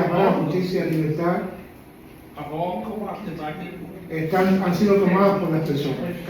The word evangelical. Evangelical. Los evangélicos look what it has become. Fundamentalistas han tomado por esas palabras. But that was the point I was trying to make in light of our blackness too. It's Eso es lo que estaba tratando de hacer. through other, I don't want to say other groups, but other groups are using our plight. Yo lo que quiero decir es que otros grupos están usando nuestras palabras para sus causas. And we have to know bastardization of our struggle. Entonces habría que contextualizar nuestra lucha con las palabras que usamos en nuestros contextos. Willie, I think you were onto something earlier when Algo you que salió said, antes. and I didn't write it down, so I got No lo escribí, así que voy a when you were poner- talking about Cuando hablamos deconstructing de construir the Bible la and Biblia. what has been pushed into us, La Biblia que se nos causing impuso, a brainwashing. la banda Because I con el think that cerebro, some of this is a brainwashing porque parte de esto ha sido la lavadura del cerebro. would require Eso us requeriría que to nosotros be in a space estuviésemos en un where espacio we can be deprogrammed. que donde se You nos quite la can't programación que se have nos people puso. in a cult because Y that's tenemos what un we're nuevo looking at código. now. People in a cult, Porque the nos han dado un código. national, what is it, national, no, wait.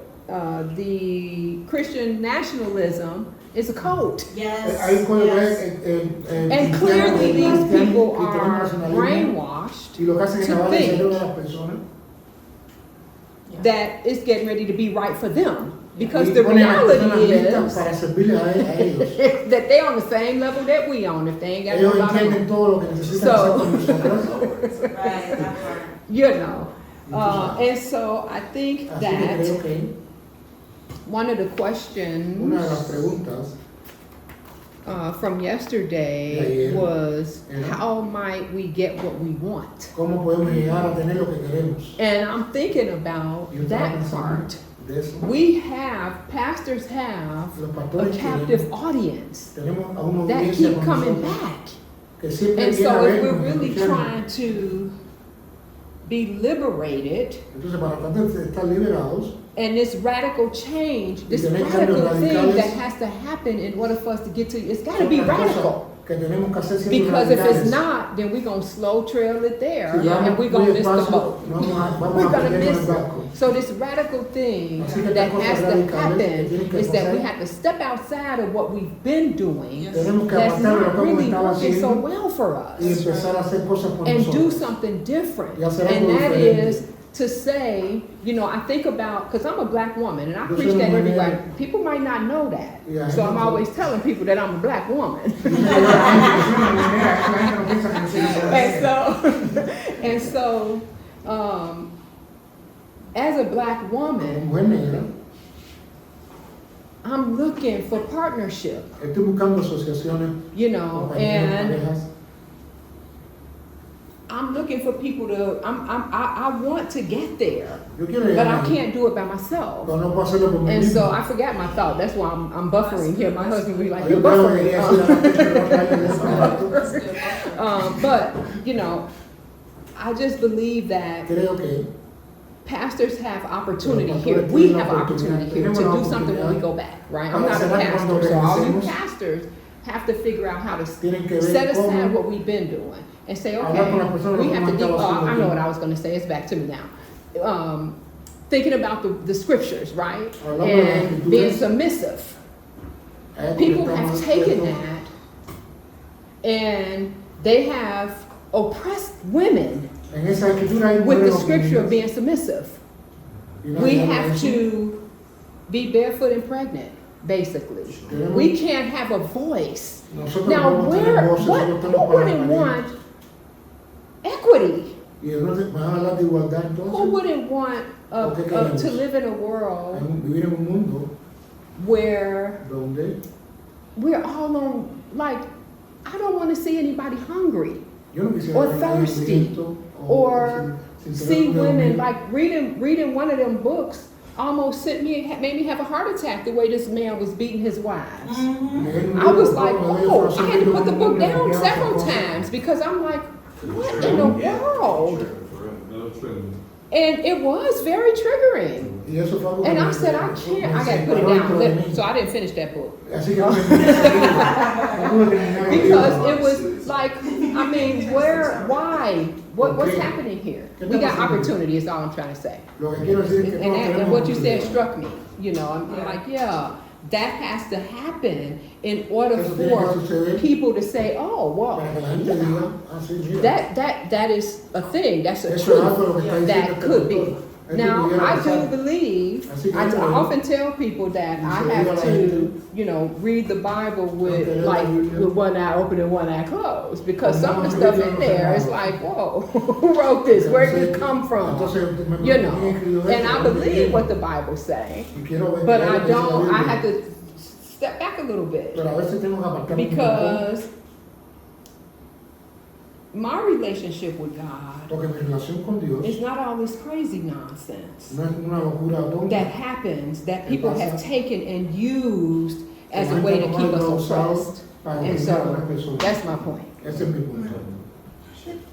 that's what we were kind of saying too. Putting on the African watch, read the Bible.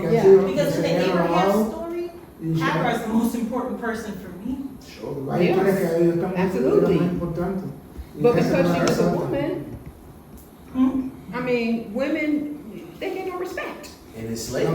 So I look in her, I dig in her, and realize she's the one who was the first person who gives God a name. An African woman gave God the name. And she names God. That God doesn't tell her. She names God. This is who you are to me. And she also sees God. First person to see God too. And God saw her. So those Afro-lenses. Yeah, I appreciate it when he said that, yeah.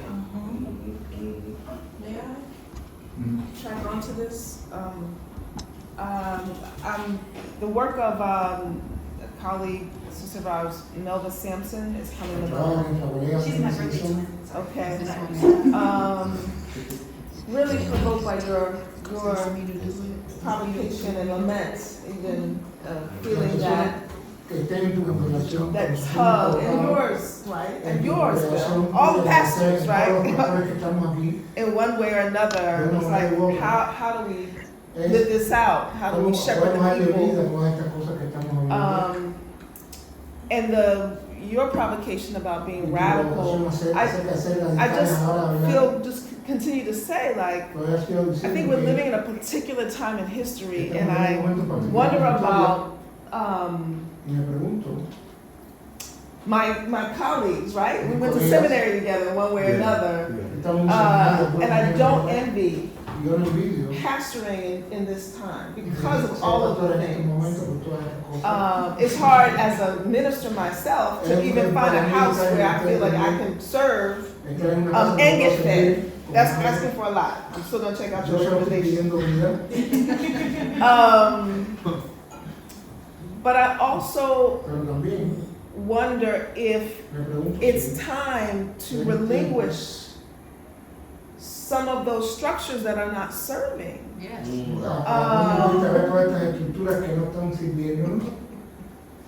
Maybe the lament, the toil is telling us something about what needs to be born.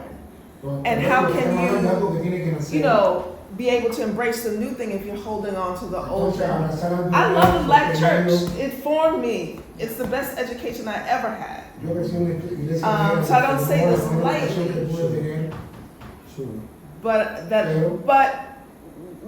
But we also need spaces for each other to build together so that we don't die in the wilderness or whatever, you know, or be isolated. New structures need to be formed. And I think of Melva's work because she's seminary, PhD, teaching in the academy, also ordained, but she's built what she calls a digital hush harbor. That's right.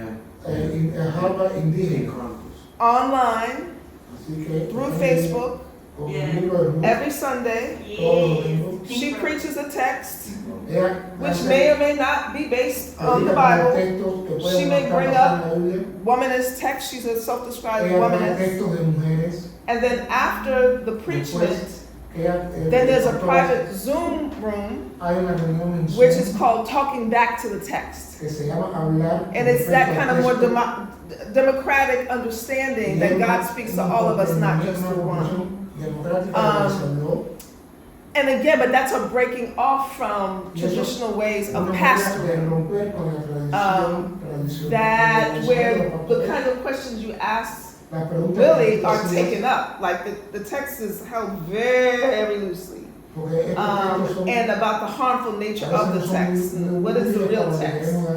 But even to have those kind of conversations, I don't know where those places are, even for you all, you know, to sort this out, because that's hard to do without support. And so I just want to continue to push us to think about what is needed for leadership for this generation, particularly in light of this narrative harm, this violence through the text, through the mass media, through these higher education. It's all about stories of harm and of dehumanization that have made us believe. So there's an urgency. I know we feel it. Thank you for that. You know, Mother Earth is about to clap back. You know, the Democratic project in America, of the United States, is failing and falling and fragile. I just wonder what is ours to do with some sense of urgency. And we need new structures. We need new formations. And we need each other. We need each other. Well said. As Melinda was talking, I was reimagining supervised ministry. What if it wasn't about the student who is now kind of immersed in all of this kind of thinking and thought, to go into church to teach a Bible study, or to lead a Sunday school class, or to work a ministry, but to actually go in and be an intellectual impetus for the pastor and the ministry leader, to challenge them to kind of work through those kinds of things, and the pastor to challenge the student about the practical applications of that. What if that was real supervised ministry as a new paradigm in which we kind of take this thing that I think all of us, well, maybe to various degrees, understand is necessary for us to struggle with and help come to a place. But we don't have the intellectual space as a pastor. Understand? I don't really have a whole lot of time just to kind of think about that. In the structure in which I'm already overworked. And maybe that's how we reimagine how we do that. And for me, that satisfies the point of I send my people off to Divinity Seminary School, and I feel like there is no return. And I'm not just talking about physical return. There's no return because one working in an institution like at one point at YDS, the people that came from the Church of Our Lord Jesus Christ, the Church of Our Lord Jesus Christ is the way that it is right. I'm sorry. The Church of the Lord Jesus Christ, or this denomination, let me also put it, the Baptist denomination, are stuck where we are because we don't have that intellect. It's a possibility. Stuck where we are because we don't have that intellectual space to try to think about new paradigms. And so we catch all of the heat, and our thinkers. I want you to think about this in a broader way too. Our thinkers go away to these institutions. They get all of this information, and no offense, but then they go into a UCC church. They go onto a vineyard church, and etc. And then people think, well, that's why they washed up. They know because of all of our intellectual resources have been taken away from us, and we gladly gave them away with the false impression that they would come back and fit right into the same square that they left. So it's a twofold thing. But I'm saying that's one way we can reimagine the paradigm, or the range of black seminarians in the United States who have been told, you're too smart for the pastor. Won't you just go be a professor or something like that? I've heard that story over and over again from people who have been talked out of church leadership because it's a waste of your mind. And you have to take sometimes Harvard off your resume. Yeah, exactly. Yeah. I got turned down many times before I got my first job because me too. They saw art. Me too. They said, oh,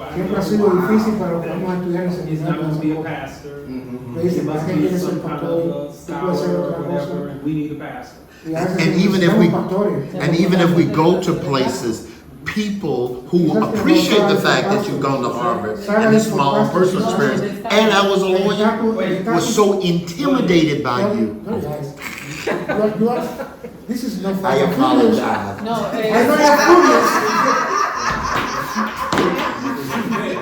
I know you're furious, but this is not Fast and Furious.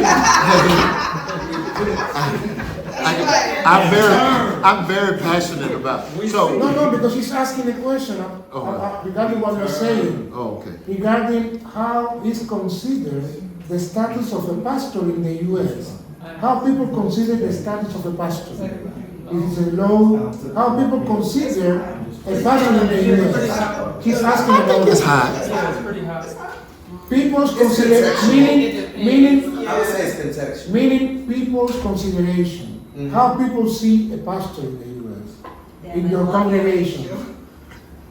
No, la cuestión, ¿cómo las personas ven un pastor? ¿En qué estatus lo ven? O sea, entre profesor, If they see them as professors, I mean, between a professor, a pastor, how people see that? Abogados. That was the question because we were talking about this. Y los pastores, ¿no?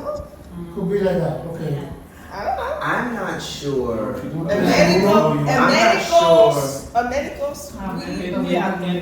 my region where I am, pastors are very high. Higher than the professors. Where I'm from, they're higher than the professors. I would say yes. que sí. The pastor has a very prominent role in Los public pastores life. tienen un papel muy predominante. papel no, está. I'm not talking about roles, I'm talking about status. Yeah. I think they have very prominent status Tienen un in estatus muy public life. prominente. I don't think it's because they see us as intellectuals. Pero no creo que es porque nos ven como intelectuales. No, pero eso es lo de I don't think No it's creo que because sea- they see us as politically savvy.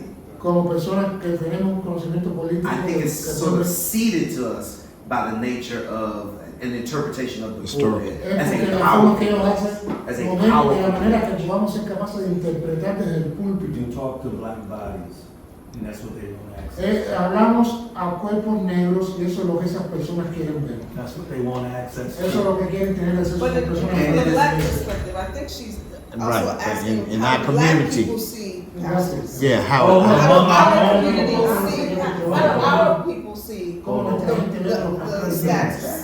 No, es porque Willy dijo que ser profesor es como una tentación Because they, para you said that some people quien are se está tempted, they tell you they are too preparando como smart pastor, for a pastor, entonces that's why se they came to her mind. quedan como profesores, como si fuera Sí. ser profesor, ser algo más Because they alto interpret que that ser meaning pastor. to be a professor is much better for you. Right. A smart Look, guy these than are being a professors- pastor. These are professors saying you're too smart to be a pastor. Son profesores que dicen, tú eres muy listo para ser I don't pastor. know if that's a public perception. Yo no sé si eso sea But una it's, percepción it was pública, definitely dicen, an academic perception. No. I mean, I got it regularly at Harvard. Lula and George and Frida don't want you to be their pastor. Pero parece que hay millones de religiones I mean, without Dr. Adams, Dr. Charles Gilchrist Adams, to some extent, Porque ahí Jonathan está Walton, Martin Luther King, I Dr. would Martin have Luther King, possibly pastor. not entered congregational life.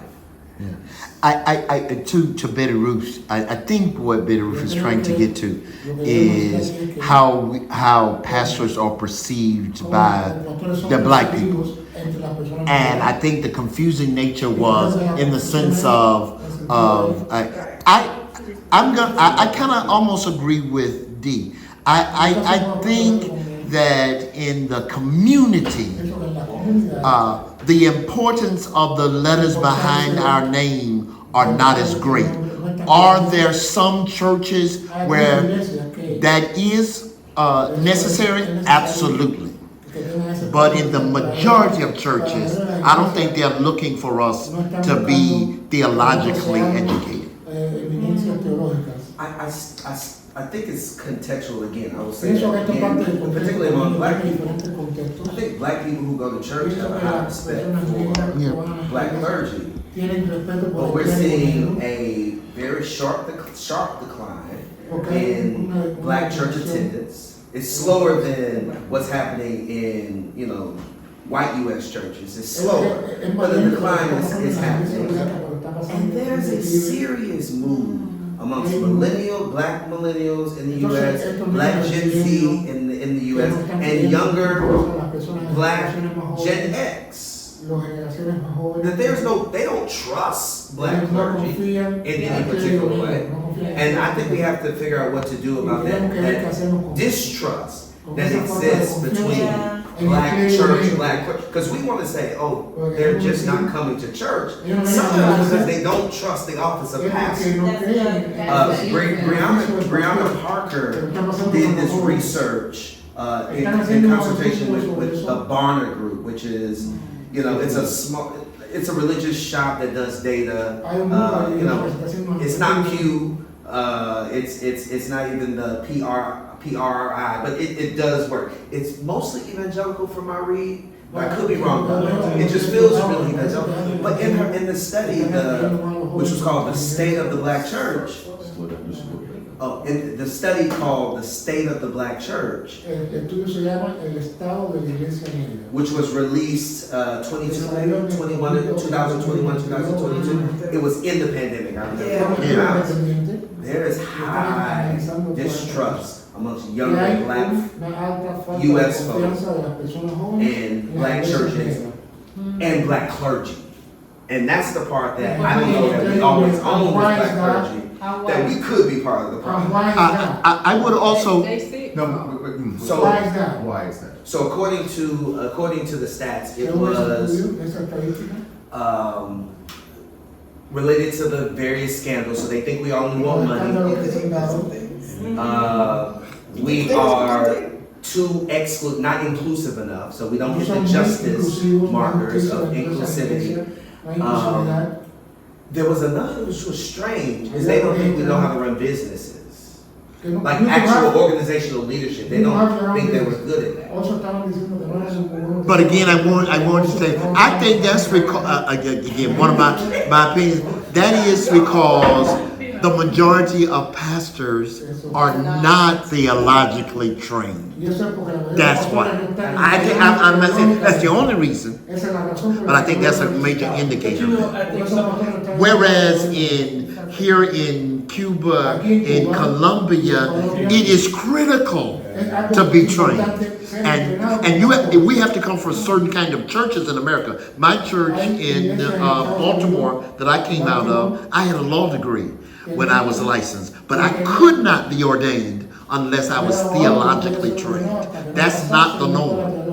Pero eso está cambiando por el fundamentalismo. Because of fundamentalism. Porque el pentecostalismo siempre las asambleas de Dios, la iglesia cuadrangular, nunca se preocuparon por la formación teológica. They were never concerned about the theological training of their pastors. A partir de la experiencia, it was a call for your experience, abrir una obra y you can open a house, temple or something and you will be a pastor.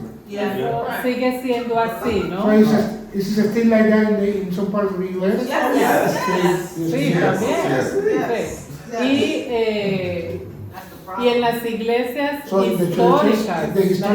históricas, sí formaban los pastores. They trained the pastors. Pero están virando fundamentalistas, entonces dicen que, por ejemplo, nuestra universidad daña al creyente, le But quita la then fe. came those fundamentalist groups and they are saying that our university is damaging the faith of the believers. Does this People do not want to familiar? Absolutely. Entonces, They're in the same cycle. Entonces no lo mandan. And then they say don't go to those churches because they are damaging your faith. Y entonces lo otro And es the other que thing is, los pastores fundamentalistas these fundamentalist se pastors, enriquecen they are muy getting rich rápido very quickly.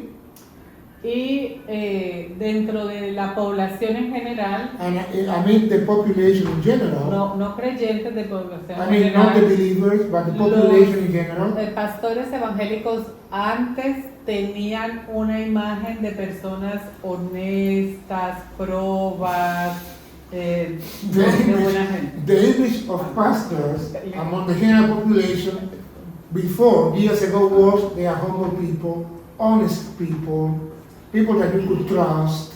Ahora But not anymore. Ahora se piensa que el pastor Now es they un think ladrón, that the pastor is a que thief, roba la is congregación, stealing from the que congregation, saca dinero de la is taking congregación, money que se from hace there, rico a partir that de la is getting rich congregación. because of that. Ser pastor es una vergüenza, y ser evangélico también. And then to be a pastor is a shame.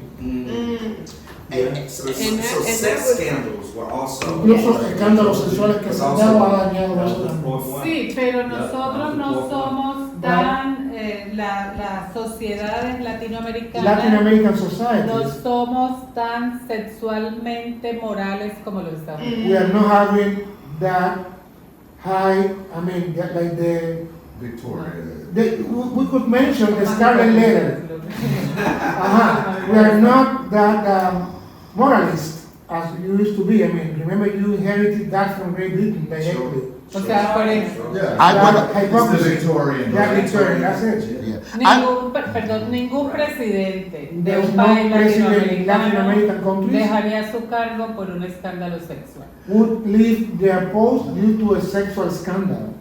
I would also say That's nothing. It's not like your Clinton.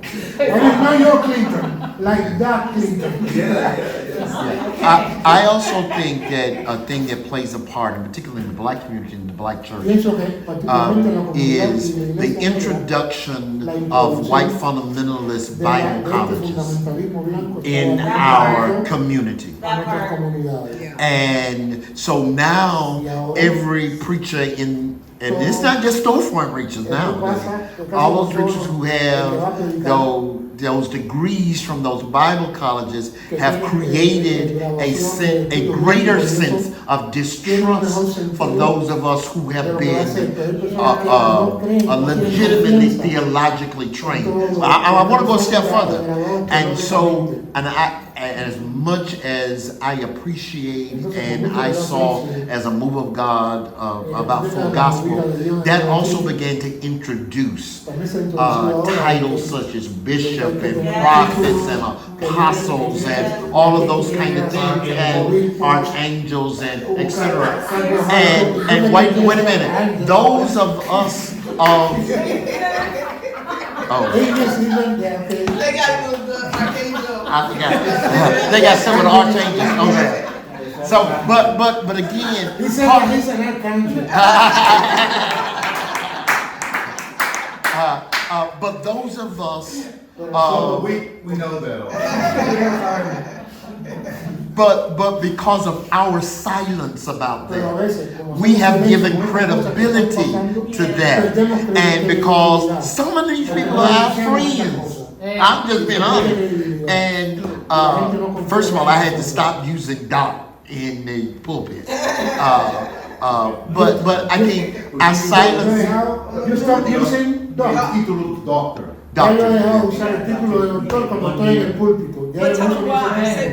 I stopped using doctor because I did not want to give legitimacy to non-legitimate doctorate degrees that I do think stem from white fundamentalists introducing these Bible colleges so that they could still drive the narrative of our faith project.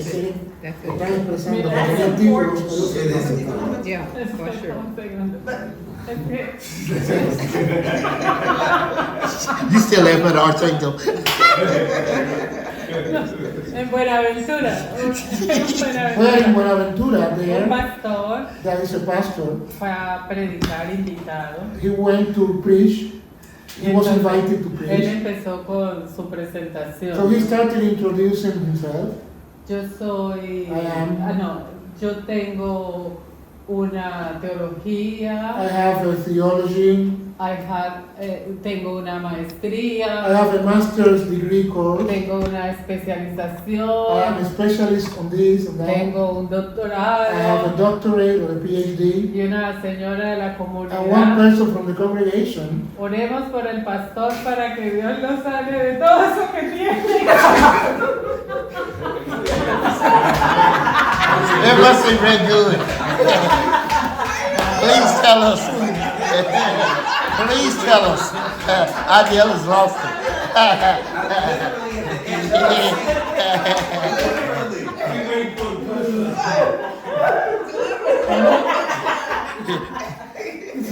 An old lady from the congregation raised her hands and said, "Let's pray for the pastor so he can be safe from all those things he has."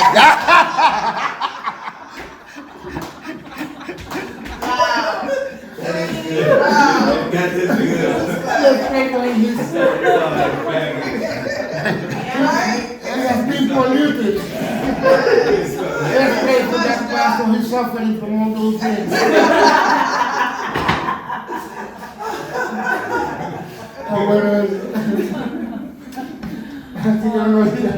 Yeah, and I think we just don't know we haven't found a way to rightfully deal with that.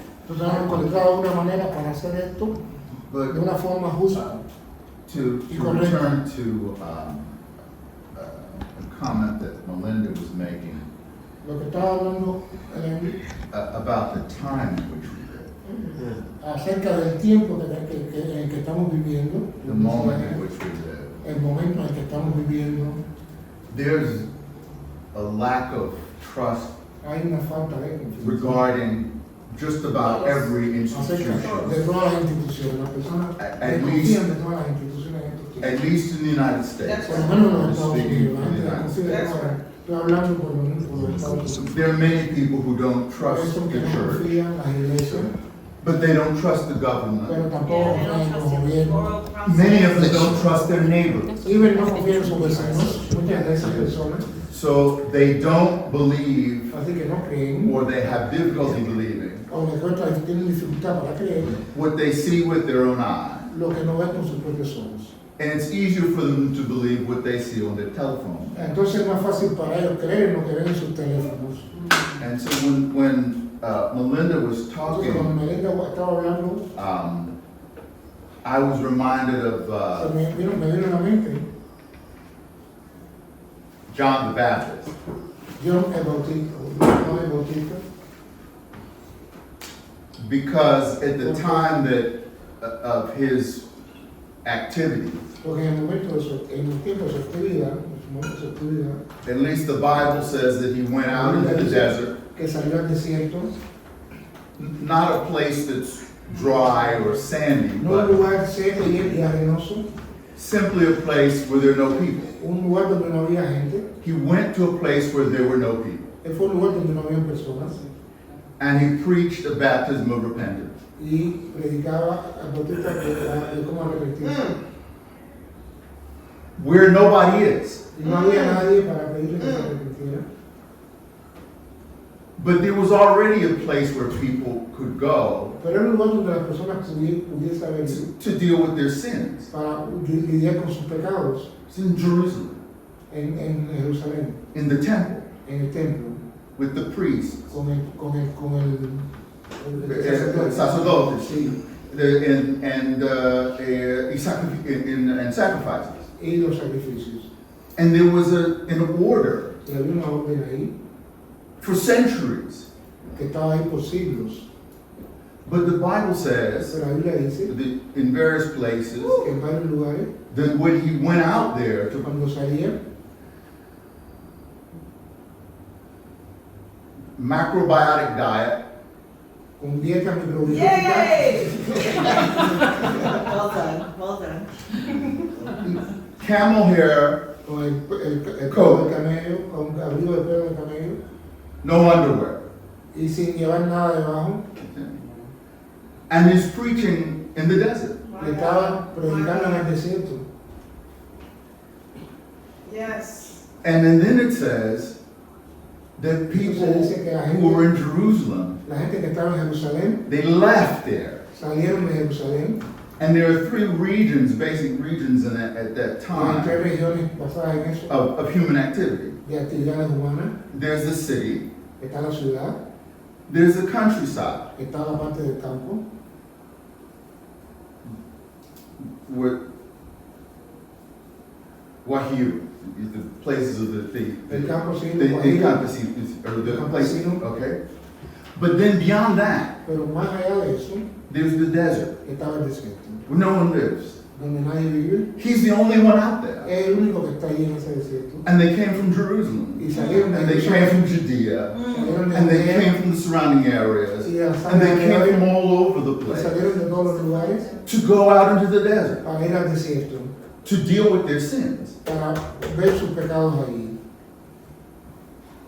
They had a place to deal with this. Tenían un lugar para ir a redimirse de sus pecados. They had a place, they had people who would deal with this. Tenían personas ahí que iban a atender sus They had pecados. an order. Tenían una orden para que atendiese sus pecados. There was a price structure for Había una estructura sacrifices. para sacrificios incluso. It was a two-tiered price structure. Era una estructura que tenía dos pilares. If you were rich, you paid this. Si tú eras rico, podías pagar por la parte superior. You sacrificed a bull. Tú sacrificabas a tu pueblo ahí. If you were poor, Si eras pobre, you sacrificed 2 pigeons. tú sacrificabas a 2 palomas.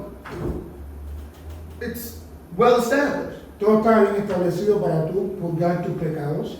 So what are all of these people doing in the desert? Entonces, ¿por qué toda esa gente fue al desierto donde estaba el sol? Who was that man out there? ¿Quién era ese hombre que estaba ahí? He's a nut. He's crazy. Decían, The él está Lord. loco. But he's not. Pero no está loco.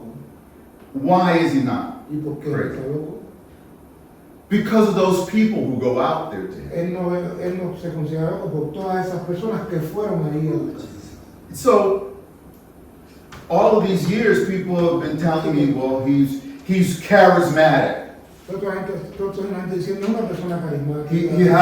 He's preaching a great message. Está predicando un gran mensaje. He's an attractive person. Es una persona atractiva. But I read in the Bible, Pero lo que yo leo en la Biblia, none of that. no leo nada de eso. What is his message? ¿Cuál es el mensaje? Get wet, get saved. Mójate y sálvate. Locura. Yeah, insanity, locura. But it's not. Pero no es así, no es locura.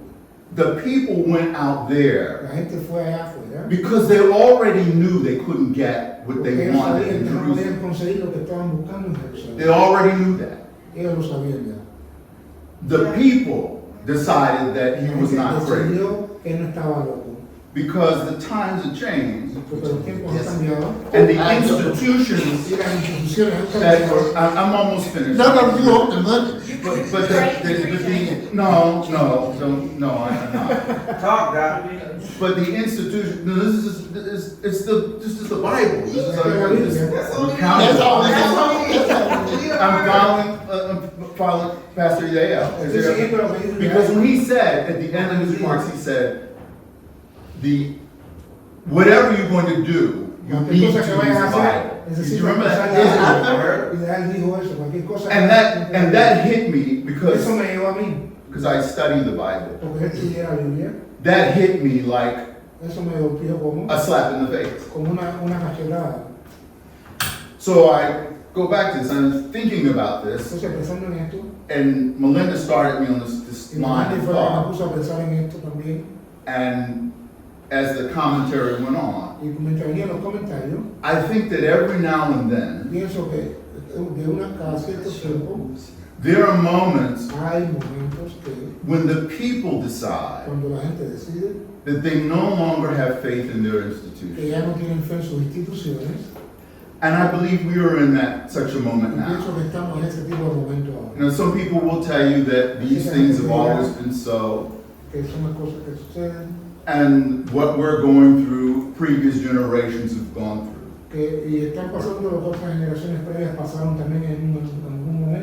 I don't believe that. I believe we're in another kind of moment. Another kind of conjuncture.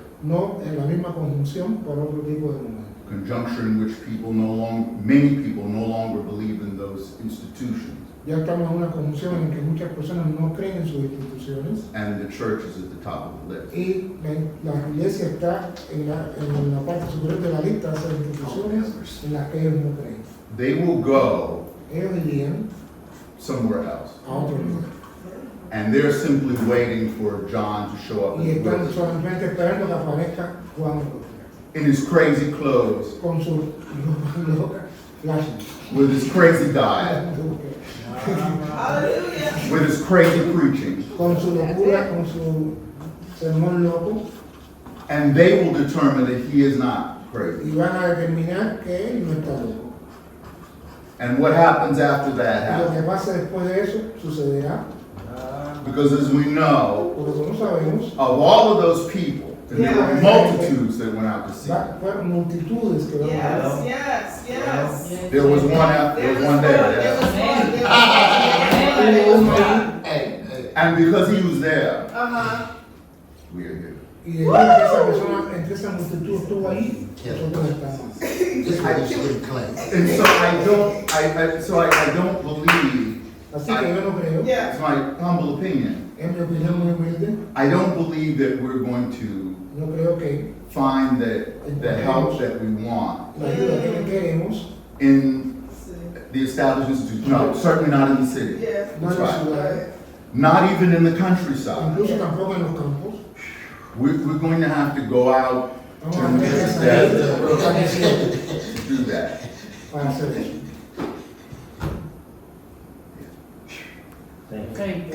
Gracias. Me hizo recordar a Tagore. you also put in my mind Tagore, the Indian writer Tagore, the national poet of India. Yes. Tiene también un poema He has a poem also. donde el siervo va al rey The blind goes to see the king. y le dice, And tells the el king. sacerdote está orando en el desierto, And he tells the priest is praying in the desert. en el polvo, I mean in the dust. y no en el templo de oro que tú And construiste. not in the golden temple that you built, my king. Y el rey fue donde estaba el sacerdote. So the king went to see the priest. Le dice, ¿por qué estás haciendo los rezos Why are you praying con esta gente aquí en el polvo with these people here with so much dust y no en el templo de oro que yo and not in the construí? golden temple that I built for you? Y el sacerdote le dijo, And the priest said, ahí no está Dios. God is not there. Y el rey dijo, ¿pero cómo? But how is that possible? Eso lo hizo con los ritos más costosos.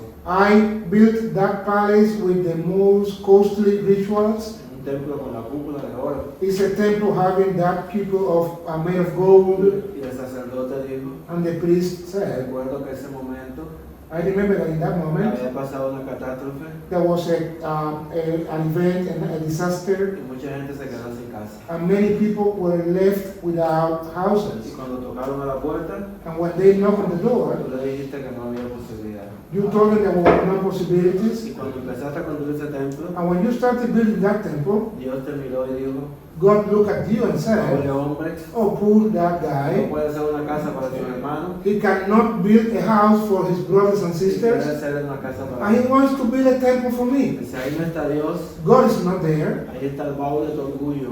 What you find there is your pride. Y el rey le dijo, te vas de mi reino. And then God told you to leave my kingdom. Y él le dijo, me voy He said, I'm leaving. a donde expulsaste también a Dios. From where you are, from where you spelled also God. Y de verdad que alguien hablaba hoy de la comunidad. So people were talking about community today Porque las instituciones a veces nos convertimos en eso. because some institutions just get to their comfort zone and they stop doing what they are supposed to do for those communities. Tenemos el salario, Then you say, okay, I have a salary, I don't have to do tenemos el more. imperio que hemos construido. We have our own empire in our Y offices, en Cuba también nos pasa con and it las happens in Cuba instituciones políticas. with the political institutions as well, and Ya no mass creemos en institutions. nada de eso. Yeah, we don't believe in things like that anymore. Celebrando fechas históricas. We celebrate historical dates, Y hoy nació Martin Luther King. and they say Martin Luther King was born a day y like nació today, no sé quién. and somebody else was born in a day like today, but we're doing nothing else. Los cambios que uno verdaderamente But the changes that we need, for that, we don't see them. o lo que hemos logrado ya es lo importante And we say, what we have achieved is the important thing. y no se We don't continúan need haciendo more. cosas nuevas. We don't continue doing new things. Y eso es una preocupación que tenemos nosotros ahora en día. So that's the concern we're having here today, Porque nuestras iglesias históricas se están quedando vacías. because our historical churches are being without people. Claro, iglesias históricas es una categoría que hemos hecho. When we say en Colombia, historical churches, I don't know if in Colombia they use that en term, Cuba, but in Cuba, historical churches esas no iglesias protestantes que se iniciaron en Cuba primeramente. are those Protestant churches that were starting in Cuba in the first age. O sea, Presbyterian, Presbyterian, Bautista, Baptist, Episcopal, Methodist, no así como el pentecostalismo que vino después. not like Pentecostal that came afterwards. Entonces, bueno, estamos en una teología también así intelectual. So we are just amid this intellectual theology, que a veces no resuelve el problema. and sometimes it's not solving the problem of people at grassroots level. Y ahora la editorial Caminos a veces me pide colaboración para la publicación. So we have an editorial house, Martin Luther King Center is called Caminos,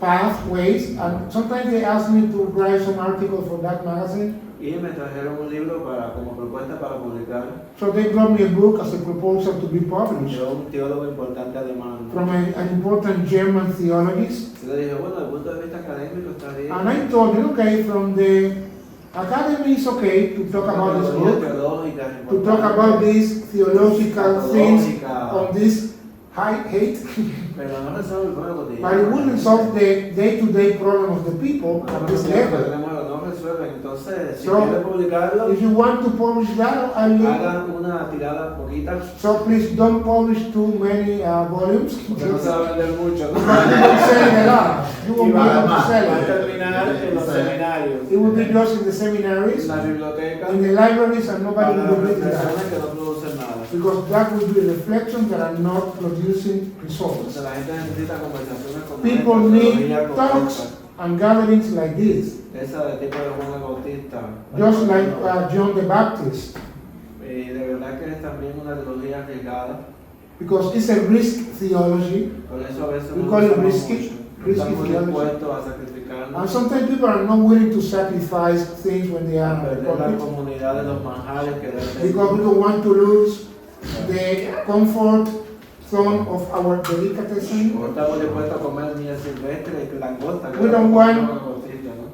What they eat, we don't want to eat those food that we find in the wild. Estamos dispuestos a vestir con un cinturón de cuero. We don't want to be camello. wearing just a belt or a hair cap. Entonces nosotros acá, por ejemplo, And then here, for example, en La Habana, Here in Havana. tal, y a veces yo, a personas que me piden visitas de la comunidad para alguna otra cuestión que le acompañe, some people asking for visits, so they want our y accompaniment. cuando llego que soy el pastor, And cuando tú vas a esos lugares. sí, digo, So when I go to those communities and I say I'm the pastor, yo esperando que se pegara un carro al momento que they tell me I was expecting a fancy car coming in with the pastor. o a veces no, usted es el pastor. Like you're a pastor. Ni nada de esas cosas, ¿no? Y So es that triste a veces los riesgos So those are the risks. que necesita, que tú no tienes que asumir cuando uno se So you have to assume when you go to those places. Y bueno, When you go to the desert, y el Juan you have to Bautista, assume risks. ¿cómo terminó Juan el Bautista? And how did John the Baptist ended? En la cabeza en un plato. With the head on a plate. Porque le dijo Herodes, Because Herodes, te estás con la mujer de tu hermano. you told you are with your brother's wife. Y a veces el riesgo también que tenemos que So asumir. sometimes those are risks we need to assume. Pero es lo único que puede cambiar la historia. But that's the only thing that could change history. Hoy estamos disfrutando, yo le decía también ayer de una forma u otra, Today we're enjoying one way or the other. que estamos disfrutando frutos que otros sembró. Fruits that other people planted. Y si hemos llegado hasta ahí, And if we have come up to this point, ha sido también porque muchos Juanes Bautistas has y been Juanas Bautistas because of many John and Jane Baptists han perdido la cabeza. lost their heads. That's why we're here today, because there have been many John and James Baptists. I struggle with that. Yo lucho con eso también. I struggle with that. And Yo I'm lucho going to con be eso. honest. Y tengo que ser honesta, Because maybe I am one of those pastors who's staying in her comfort zone. porque Because tal vez son esas I pastoras que need to están en su área de survive as a confort. black woman. Tengo que who sobrevivir just como mujer negra. spent 50 million years Y trying pasar- to get where all the white boys are. Que me ha tocado más de 15.000 años para llegar a donde están tantas personas blancas y ahora yo estoy. And I'm new. Yo soy Right, nueva. so I'm picking Dee's brain, I'm picking everybody's brain, right? So I'm very new. Yo So soy I don't know if nueva. I can be a John the Baptist now. Entonces no sé si yo puedo hacer una Juana la Bautista ahora.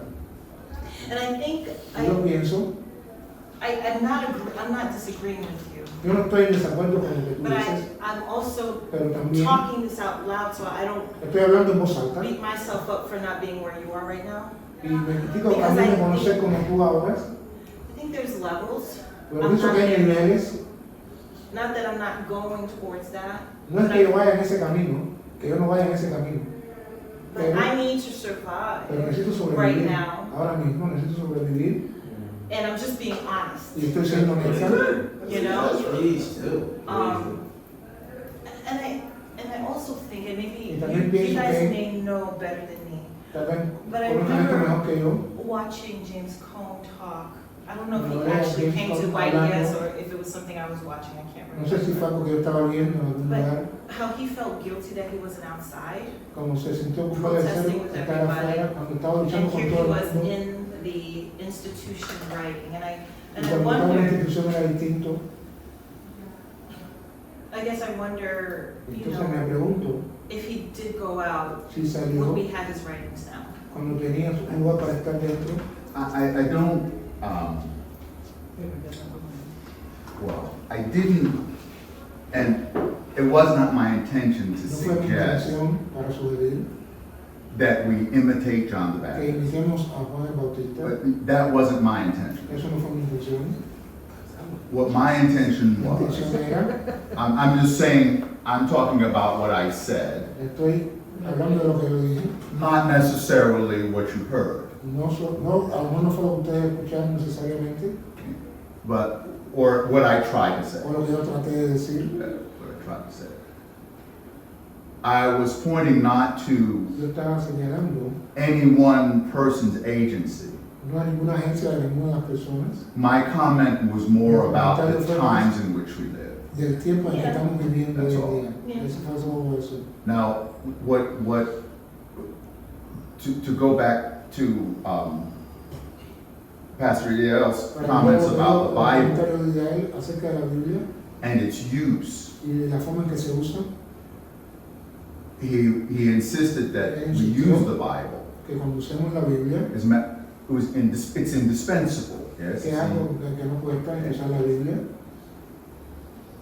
But there are many ways to use the pero hay Bible. muchas formas de usar la Biblia. And several of us commented on Y hemos estado all of the comentando sobre things eso, that are in there. todas las cosas que están dentro de la Biblia, So many things hay that tantas cosas, everyone picks and chooses. que cada uno coge y selecciona lo que quiere decir de la Biblia. Everyone does that Todo el mundo hace eso, because it's selecciona lo que va a decir, impossible to read it otherwise. porque es imposible leerla de otra manera. Indeed, one wise man was Una vez once una asked persona about sabia this, preguntó sobre esto and he was y queried, he was questioned su about pregunta era prioritizing. cómo se provee de The reading. autoridades a las lecturas. Because you can't read it all. You can't. Tú no puedes leerla completamente, tienes que buscar si hay prioridades. Well, yeah, sometimes preachers try to preach it all, but they A can't. veces los pastores tratan de predicar con la Biblia totalmente y eso es imposible. And this man was asked, Y ese hombre le preguntaron, what's the most important thing in ¿qué es this? lo más importante que tú ves aquí? en este What libro? is the thing that should be top priority? ¿A qué se le da prioridad dentro de la Biblia? Now, before, and I'm not going to comment on the answer, you all know that anyway, you all have survived Sunday school. And Ustedes han sobrevivido la escuela dominical de ustedes. it's the question that's La pregunta interesting. es lo que es interesante, no la respuesta. Where do you, clearly the presupposition was La posición fue that you don't try to do it all. You don't try to read it all. You don't try to interpret. No, you choose certain things. usted coge ciertas cosas And the first thing that you y choose la primera cosa que usted coge really determines everything else that va a you determinar choose. todo lo demás después. And everyone makes that choice. Y todo el mundo hace And esa so selección. that there would be a priority is unquestioned. Entonces, si hay prioridad o no, eso está fuera de la cuestión. The only question is which La única cuestión sería, thing are you going to pick? ¿qué vas a escoger tú? Which thing are you going to pick? ¿Qué es lo que tú vas a escoger? Because it is your choice. Porque eso es lo que tú vas a It's seleccionar. not God's choice. No es la selección de Dios, es la tuya. It's not the choice of the doctrine that you learn No es la selección de lo que tú aprendiste. or the institution where No you es la were institución a la que tú theologically trained. para ser entrenado teológicamente. It's your choice. Es tu selección. And everyone makes that choice. Y todo el mundo hace esa selección. It's not if, No es sí o no. Es que it's not even when. no es incluso cuándo. It's what. Es por qué. So I chosen a text, Mi texto. and the priority there that I Y see la prioridad que yo vi ahí is that es the people que la gente, las personas, have already decided in a way ya habían decidido de alguna manera that the institutions, que las instituciones, some of which we're trying to. Es muy interesante que lo que tú hiciste se corresponde con el método de lectura popular de la Biblia. what you're saying, in terms en of América economics, Latina. it coincided fully with the methods of popular reading of the Bible we do in Latin America. Porque es primero la realidad. First, we assess the reality. Cuando estamos en grupo, en comunidad, When we are in miramos groups, in cuál es la community, realidad, cuál es we el check problema which is the reality, the problem, que nos the diagnosis, afecta. which is affecting us. Y tú leíste ese problema, So you read that problem here. ¿no? About Las the lack of trust in the institutions, el contexto, the qué context, pasa. Y entonces and then se busca el texto So we look for the que text ayude a that entender, will help us a to eliminar understand, esa realidad. to get rid of that reality. That's O what sea, you did. como el texto es el texto bíblico It's en a biblical text, función de encontrar put it una into function salida, of finding a way una out respuesta para Answers. una situación difícil. for a difficult situation. Y así fue como yo sentí That's the way I ese felt it, texto like you said, del Bautista. O sea, with John the Baptist. ¿a dónde vamos a ir? Where are we going to? Pues If we don't el trust in our desierto es lo que churches. nos espera. And he created, that's your desert. That Y uno crea también formation su desierto. became the other Crea situs su espacio to para hear the voice of God. It didn't exist. You guys moved and you made it a place where you could hear the voice of God for your context and for what was needed. Sí, porque son tres pasos, ¿no? La realidad, Three steps. The reality, la palabra de Dios, digamos, el texto The y word, el hacer. and how we're going Entonces, to ahora, make ¿qué things. hacemos? Okay, we have the reality, the diagnosis of the reality. Yeah. We have the word, Yeah. and what are we going to do with that word and the reality. Entonces, The bueno, three steps. tendremos que ¿cuál es el desierto donde vamos? So, we need to create our own deserts to some of the people. That's right. And I believe that's, I'm sorry, go right ahead. I believe that's Yo creo también que part of the reason why we have lost parte de la so much razón trust de que hemos ganado tanto de among black confianza folks in the entre las community. personas negras en nuestras comunidades. I want to say this respectfully for most black churches. Yo quiero decir esto sin faltar de respeto a las iglesias negras. If they close Si ellos doors to open cierran no more puertas y no las abren más on Saturday, en los sábados, the only thing that would be missing on Sunday would be traffic and parking. lo único que van a perder a otro día sería el tráfico y el parqueo. Because they make no difference Porque no crea ninguna in the diferencia space wherein they en el exist. espacio que están hoy en día esas iglesias. When I pastored, Cuando yo hago pastorado, when we first started in the ministry there, cuando yo empecé por primera vez en el ministerio, people wanted me to teach la gente quería que yo enseñara angelology. etnología. What does that have to do Y yo decía, ¿qué tiene que when I ver? have people itching and scratching for heroin and crack inside the Cuando yo pew tenía every personas que estaban buscando Sunday, heroína y crack, ¿para qué voy a enseñar Drunk, etnología? unhoused, Personas borrachas and en poor. casa, personas pobres, ¿para qué me piden que enseñe etnología? They wanted me to talk about deep theological things. Me querían que hablara de cosas profundas de teología. And I got people leaving church with nowhere to sleep. Que vivían en la iglesia porque no tenían dónde dormir. That's why they don't trust us. Eso es por eso que yo no confío en We ellos. make no difference in their lives. Si no creamos una diferencia en sus vidas, no van a confiar en nosotros. We started doing employment Empezamos a buscar empleos. camps, meaning that we would bring the employers to the church. Buscábamos empleadores para Training hacer to the iglesias, church. entrenábamos a los jóvenes que teníamos para que subieran People su would empleo. call me ahead of time. La gente me llamaba antes de esas ocasiones Reverend, I'm not a Christian. y me decían, reverendo, yo no soy Can cristiano. I come? ¿Puedo ir a ese lugar a buscar empleo?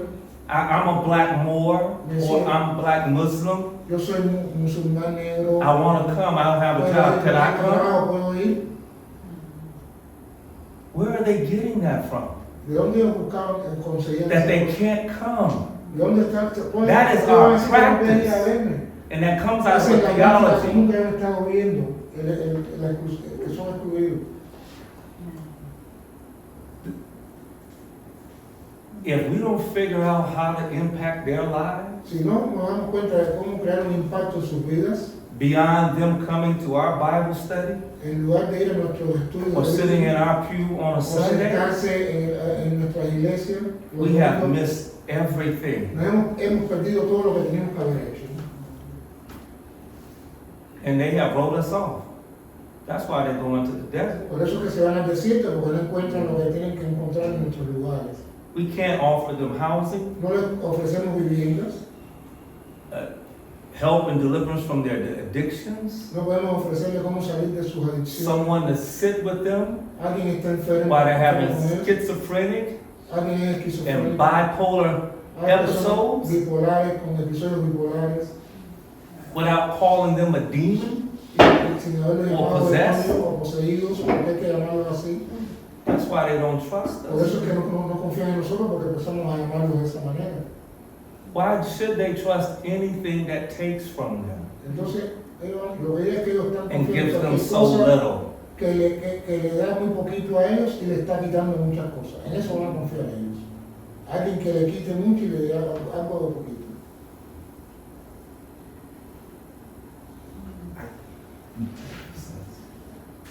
Just understanding the real hermeneutical gifts that we have around this table, and just the expansive capacity of the human imagination. We could probably justify all of the spaces we serve as deserts. And we are the John the Baptists. That's just how open these texts are. Even though we may pastor institutions that people don't trust, there are ways for us to interpret our spaces by reimagining them and creating them,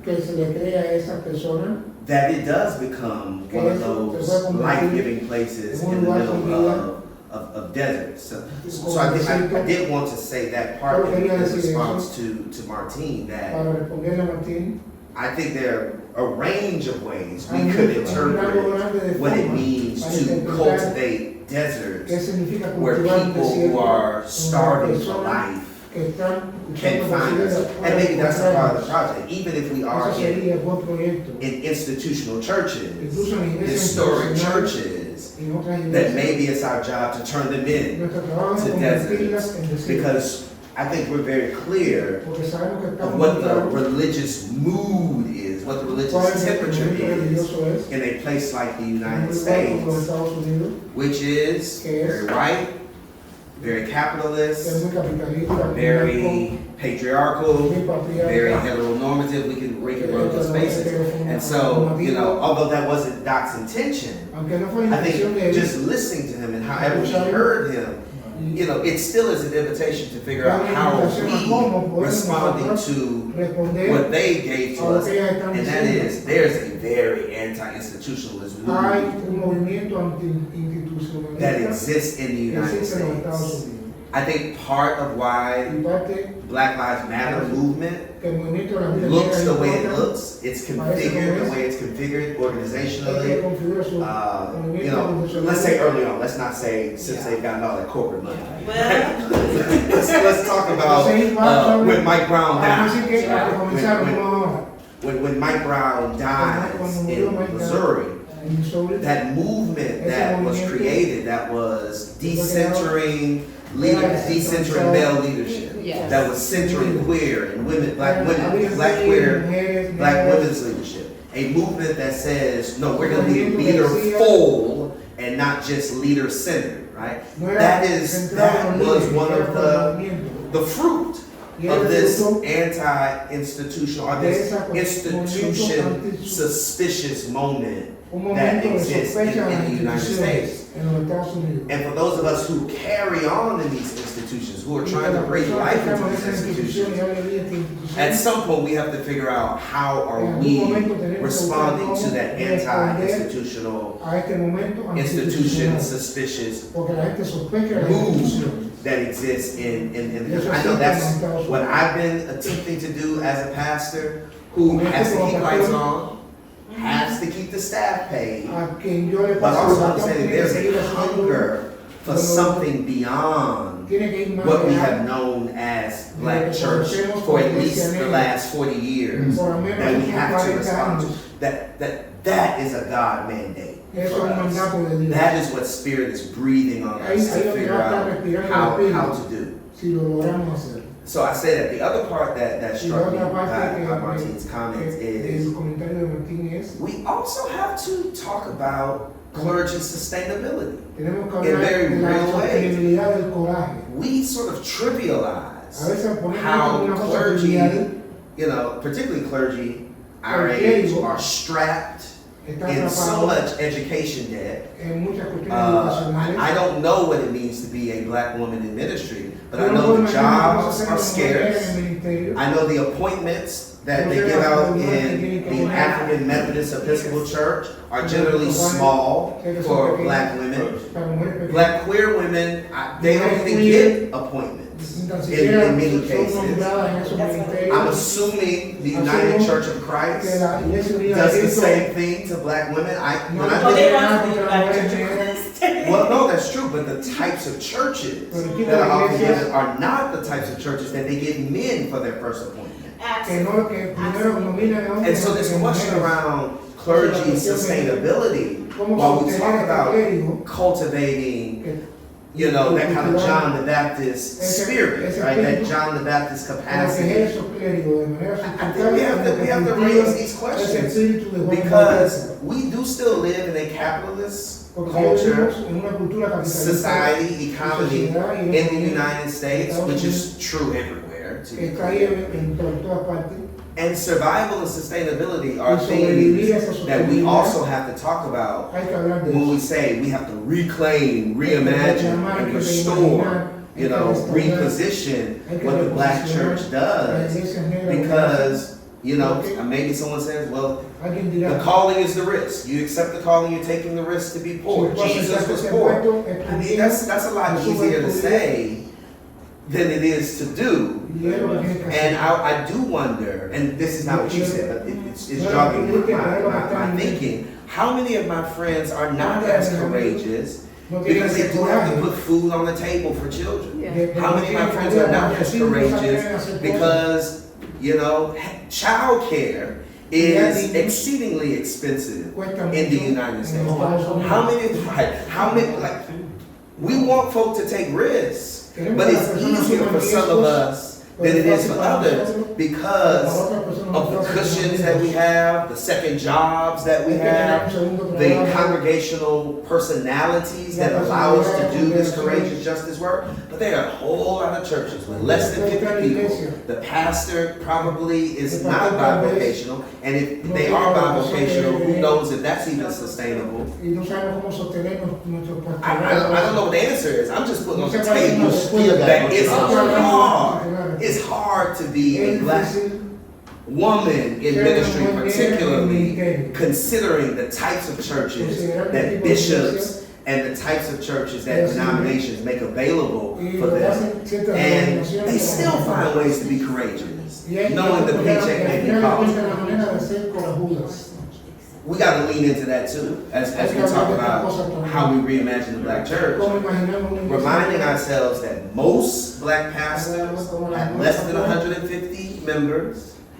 Most black pastors are probably working 2 jobs. Most black pastors probably don't have a lot of the time to sit in Cuba for a week and a half. And I'm not apologizing for it, but I want to say that there's something about capitalism that is making that real on top of the decline of religious engagement. And there's a vulnerability there that I want to be more sensitive to than I probably have in the past. When we talk about the generations that are not there, that have decided that they're these young church folk. Because my generation, we were church, many of us, right? And like you said, the younger version of my generation said, well, no, we don't trust the church. The church has damaged our parents. The church has done this. So they decided to walk away. But when we start to build relationships with those unchurched folk and show them something different, they bring themselves to the table. And they're hungry for something bigger than them. They know it's out there. These are the groups that's looking for meaningful work. These are the groups that's looking for meaning in their lives. And it's a lack God has put that in all of us to seek Him, to find, to open up. We're there. And they just need somebody to say, hey, let me hear you. Let's build a relationship. They're not looking for hierarchy. They're looking for an even playing field where they know that they're cared about. And they will bring their skills and their gifts and their talents because they're giving them away, trying to make meaning in their lives. They're volunteering. Those are the groups that's volunteering everywhere. That's the Black Lives Matter. If it wasn't for them, none of that stuff would happen. It was the young folks out there trying to find meaning. And so we have a responsibility to tap them, to let them know how important they are, and to let them know that yes, they want the truth. They're looking for the truth. Yes, we messed up. The church has messed up. And to meet them where they are. I mean, it has to be done, or else the other folk las otras personas, los que están por allá, who are 75 to 80 million deep, que tienen 25 millones, allowing somebody to recreate the Bible, que son los que dicen que crearon la Biblia, they coming for us. Van a buscarnos a nosotros y van a llevar a nuestros jóvenes. We're at the 10th hour here, and we don't have time to waste. And so we have to tap that generation that don't know about God, but they're hungry for God. This is the last thing I'm going to say tonight. This is what you remind me of. So, I don't believe. My mom.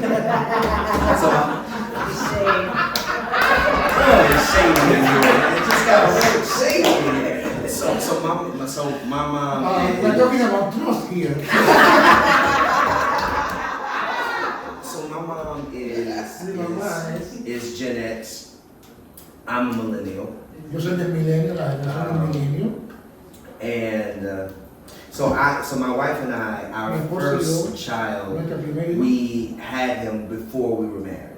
And you can imagine a pastor having a child. We intentionally did not get married right away in order to cut against the narrative of we got married for the church. So the story I'm giving, the anecdote I'm going to tell is I often see it through my current, lens of being a pastor that had a child when he wasn't married. One of my closest friends in college, he told me he didn't go to church because his mother never took him to church. Why didn't your mom take you to church? Well, when I was born, he said around the time I was 1 year old, my mom wanted to have me dedicated, christened, when I was a child, and our pastor told her, no, you cannot have him christened here because you're not married. I remember that being a real thing at my home church. It's those kinds of stories that happened to Gen X that had an impact on millennials and Gen Z's relationship with the church, because that sort of exclusion around these Victorian ideals of what it means to be black. And I don't know how we atone for that, how we engage it, but that's a very real thing. But we tell the truth. Because how we got to Oakdale, how my husband and I got to Oakdale was because we had been at a church. Small storefront church, 150 members, 50 on a regular basis, but 150 on the road. And my husband was the church treasurer. And the pastor that we had, we sat under him for 13 years. And he took a church in Carbondale. He took a church in Carbondale. And my husband was appointed the treasurer. Well, there had been families there for years. And they didn't want my husband to be the church treasurer because he was an honest man. An honest man. And they wanted to do some other things. And we said no. I'm telling you the truth. My husband and I worked for the pastor. I mean, we did everything to be a buffer for him. Yeah. And finally, he got fed up, and that's how he got to Carbondale. And we loved him. But we said, okay, we're gonna stay here. We're gonna fight it out. And when they stood up and told my husband what they were going to do to him, my mother rose up.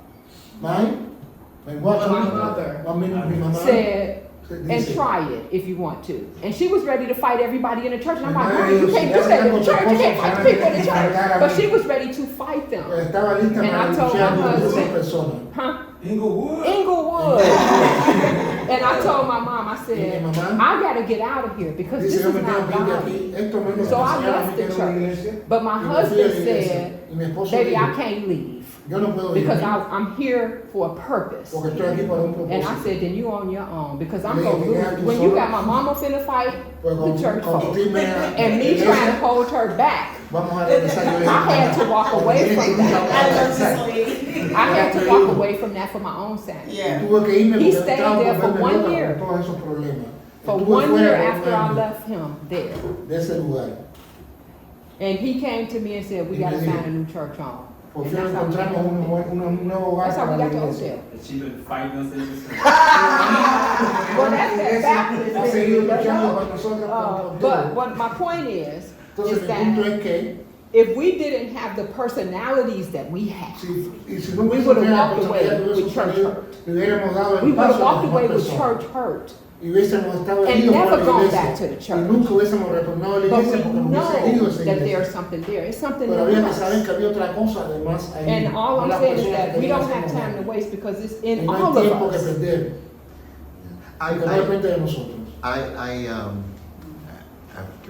Going back to the house prophet, this is kind of some of the stuff that we're going to talk about tomorrow afternoon and the next afternoon about, going forward in a multifaceted world. However, though, because this comes up so often, church hurt. And I don't want to be accused of being insensitive, but it always kind of comes up in me. Where are we not heard at? Yeah. And why has the narrative been so that I have to throw away the black church because I was heard there? I don't get it, except, now this is my personal opinion, except that that's a narrative driven by white liberals that continues to keep us divided from one another, and one of, and not the only one, but one of the institutions, whether or not we romanticize about it, whether or not we can totally salvage it or not, there were some things that I think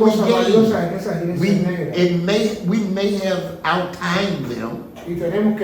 Yes, but I've heard it so much that this is such an awful institution because all of the church heard and etc. And then I become personally offended because I think that some of us are trying to be John the Baptist. And we do get our heads cut off. In my first church, it was a Free Will Baptist church. So it's extremely conservative. One of the very first acts is that one of the first acts, I'm sitting in my office, the chairman of the deacon board, and the chairperson of the mother board, who happened to be brother-in-law and sister-in-law. The chairperson of the mother's board, granddaughter, had just recently had a baby. Esa señora había tenido un bebé recientemente. And she was not married. Y ella no estaba casada. And prior to me, the tradition was that, and this was before communion, I had to present her so that she could apologize to the congregation. And I looked them in the eye and said, I will not. And I've been there a week or two. So in many ways, I came in the middle of a movie. And I made a choice because I just wasn't going to do that. I just wasn't going to do that. And then, and so when I hear that, I'm thinking, well, wow, what the hell am I doing? And I don't want to be insensitive to the fact that this church hurt. I think I shared with you the other day when the trustee board no longer wanted me, not the church. The trustee board did. They couldn't even look me in the face to tell me that. They put me a letter in my mailbox. And I'm thinking my career is over. So I'm not like I'm insensitive to church hurt, but I'm not going to throw away all that the church gave me. Well, people walk away from their families because they're hurt. So, I mean, you know, we're meeting them in other spaces. So they may not, like I'm a spiritual director. So I meet the church hurt people in another venue. They may not just be at church. I meet them when they come out of prison, or when they've had in domestic situations, coming out of other traumatic situations. I meet them, and they want the same thing. They want somebody to see them, like Hagar. They want to be seen, and they need to be ministered to because the church has hurt them. But like we said, you're getting hurt everywhere. The school system has hurt. We got a whole lot of Mephibosheths where we've been dropped by people who are supposed to help us. So we've seen this. But I'm saying the people are coming, they're crying out to us. They're not always coming to the church to do. That's right. They're crying out in their gangs. They're crying out in these small cells of communities. And we're sort of coming in contact with them as spiritual directors and soul care workers. We see them. And in many ways, there have been people that I've had to say, no, you can't go to church right now. You need to stay away from the church. No, because broken people break people, hurting people all the time. And you're broken, and you're in a house full of broken people. It's going to be impossible to almost be healed. I do think this goes to language, how we approach what are we going to do with the word and the reality of that word. Because if we continue to create this false narrative that somehow this is a perfect community, and we keep preaching that and that kind of stuff, then people are going to expect that. But when we're honest, and I really hate to quote Paul after our discussion today, but I do want to say, he said, every time I want to do right, I wind up doing wrong. That's a part of the reality of the narrative of being a Christian, I believe. And I think we've got to be honest with that. And maybe the reason people were going to the desert is just simply because he was brutally honest. I don't think people are looking for perfection. I don't think people want to be validated. I agree with that. So if somebody is hurting, then they need validation. Because a lot of times when people are hurting, sometimes people don't believe that they're hurting. Sometimes people tell them to get over it. And those things further re-traumatize the people. And so if somebody can validate what I'm feeling, then I know I'm not crazy. I know that somebody cares. And so where I do that at doesn't matter. You know, I tell teachers, you don't need a classroom to teach, you can teach anywhere. And so helping people see that they matter is important. But you know, I was with some of the guys who came out of formerly incarcerated. Una persona I que remember fue salido de la when you prisión. mentioned that, I remember one time we were meeting and I'm supposed to teach. Yo supuestamente tenía que enseñar. And I could see this brother just really struggling. A este hermano luchando And so realmente, I just luchando. went over Así que fui. and gave him a hug. Le di un abrazo. And I said, why don't we just spend some time Y le dije, ¿por qué no pasamos giving un each rato other a hug? dándonos un abrazo? And we couldn't even get to the lesson. That was Y no llegamos, no pude I mean, you know, empezar they a enseñar. cried. I Empezamos a was llorar con like, ese abrazo. what in the world Entonces, is happening? está pasando? And they said, we never get Y this. me dice, nunca me habían abrazado. Because of male masculine, toxic masculine.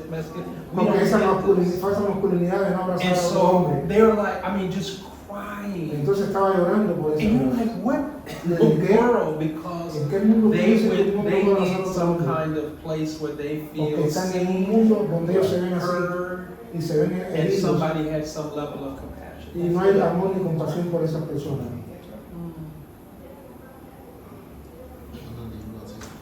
Yeah, two things, my brother left, so I'll try to leave that to the end, but Dos cosas que aunque el hermano haya salido quiero decir.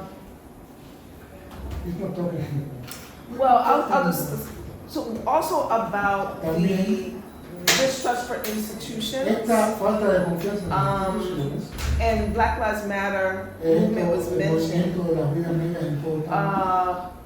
But also as someone, you know, who works in social justice movement supporting, it's not just, that was not just distrust for institutions, it's also coming from an appreciation and analysis that to shift structures, the unit of social change is not an institution.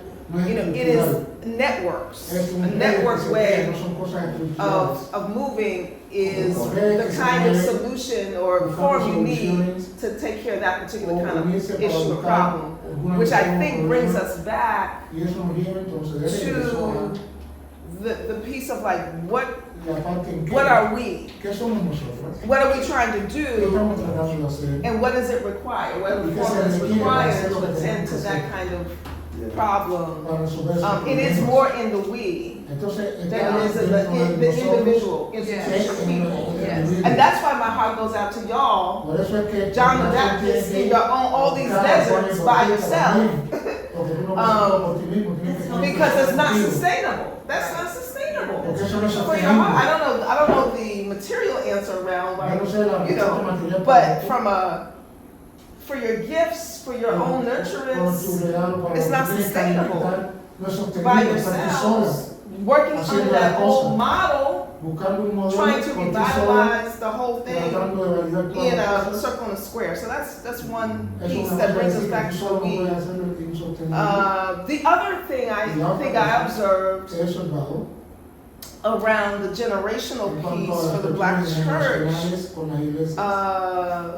I think we can take it back to the early, mid-2000s, when we saw an inflection of social movements with Black Lives Matter, but Arab Spring, and also immigration movements, and also Occupy Wall Street. Those were all network movements because systems were trying to be shifted, and there's particular inflection points that we see in all of those movements around the same time. I think, maybe we're at a similar, point in time about what the people might do. But in addition to the church hurt piece, I think, as a Gen Xer, and I know I even in that had certain privileges, but I didn't have church hurt.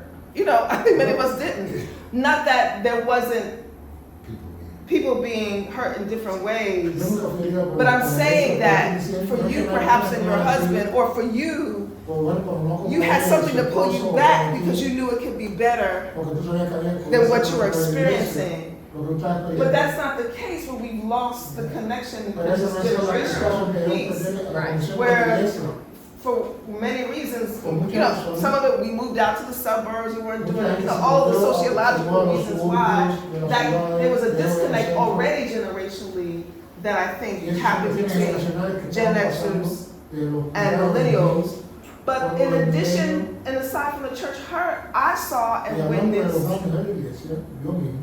the black church, in particular with Black Lives Matter and that rise of activists, missing opportunities because of the black church's silence on these issues, which persists until this day. So that's another thing I think that should provoke our hearts as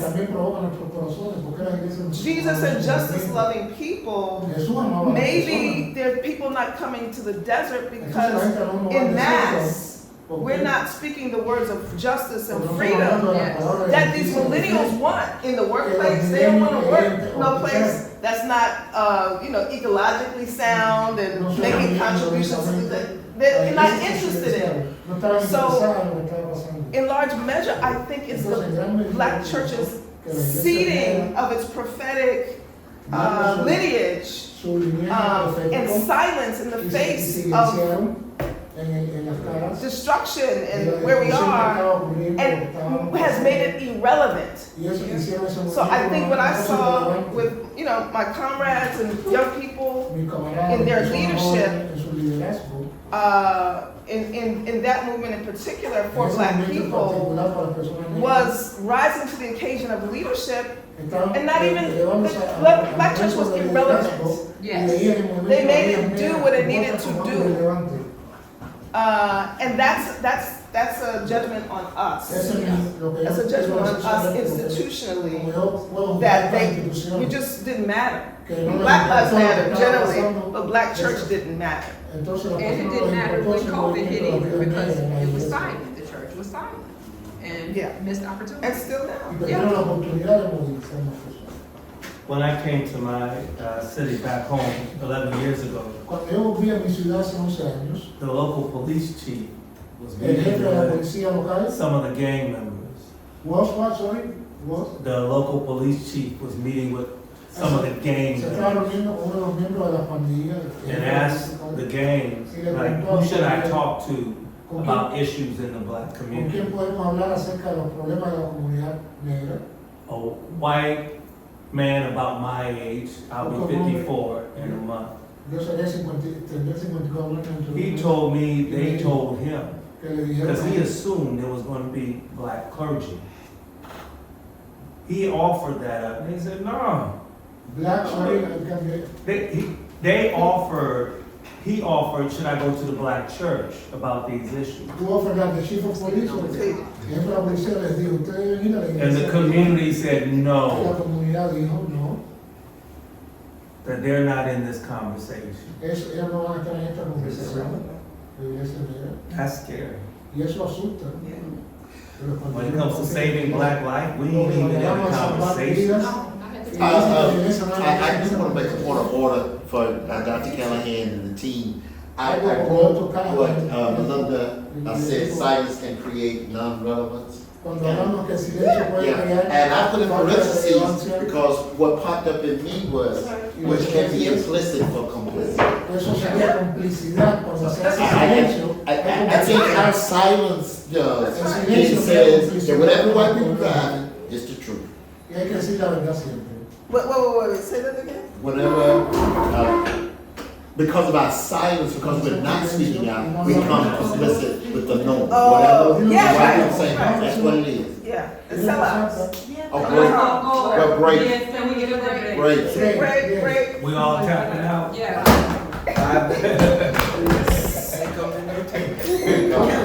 And Melinda had said that earlier, but we got to do this other part of the conversation. We thought you were calling for the break. I was going to wait until Tuesday because that's when we were going to talk about it. But because I came here with the intention of kind of convening with Betty Ruth and Ruben about that being the next location. I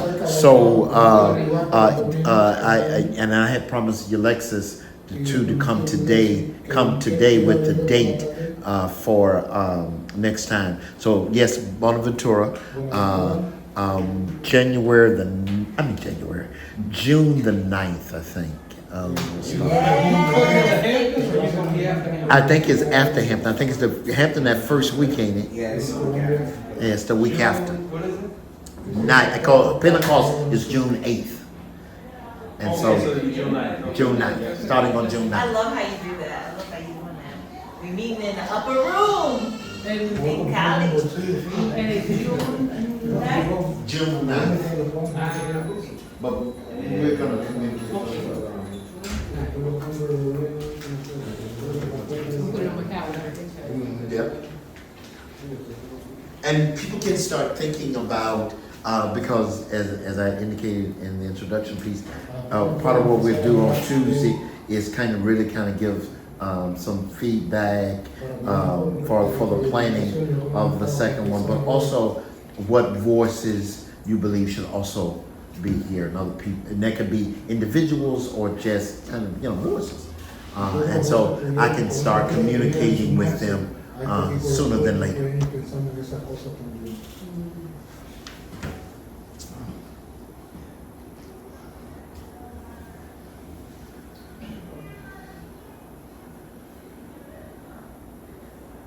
I don't know, Dr. Callahan, where we are, where we take another step, but I would like to take a step back into a conversation concerning sustainability. And I'm welcome to critique on this if I'm not solidly connected to the Black Lives Matter movement. But as an organizer, I've seen this happen time and time again. And I appreciate your comment about institutions versus networks. I tend to start off, or as an organizer, around cause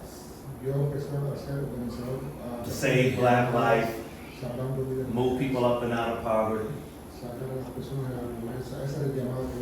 And the more people you bring on, the more effort it takes to mobilize communities. There's a temptation or tendency to institutionalize the movement, because you got training, development, and you need resources to do that. Once you become an institution, the temptation then, or maybe the blind spot is, that you're not as much cause driven as resource driven for sustainability purposes. So what leads is, I need resources so I can keep the cause. But when we started, I didn't need resources for the cause.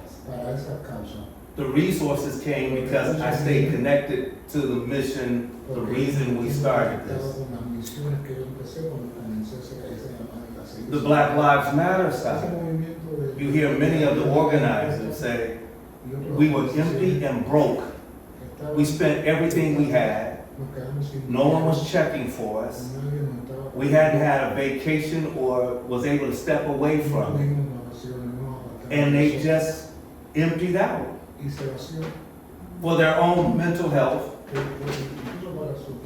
and life expectancy. No one can keep that up forever. When I talk to Dr. Wood, he tells me personally, he was a 13-year associate with Dr. King, that they were begging him. Yes, that they were begging Dr. King, some that loved him, to step away. And Dr. King was begging for a moment to do so. But there was another group that was louder, saying, Doc, if you leave now, we won't be able to go forward. The resources won't continue coming in. He stayed in space rather than taking the sabbatical he had been begging for. The rest is history.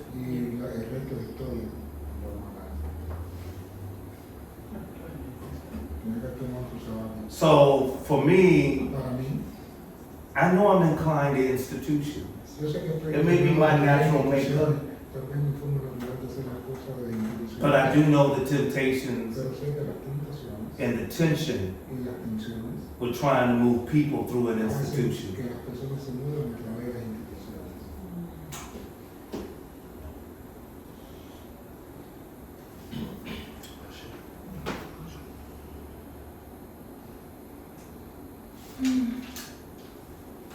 If we're not, as a pastor, if you miss 3 Sundays in a row, what your giving gonna look like?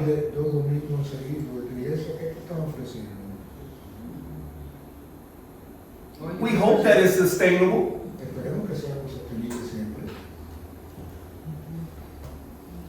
The personality of black leaders is a monster of a reality for black folks.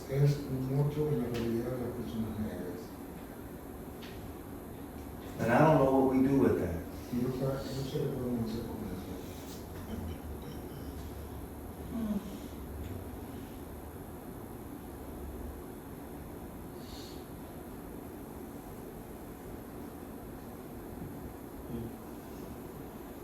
Why is that so?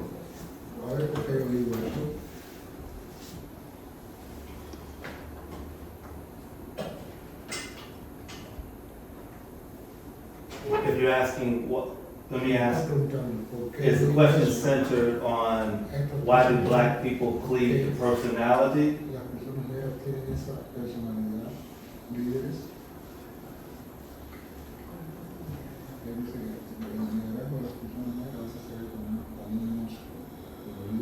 I think the strand of the narrative that is communicated to us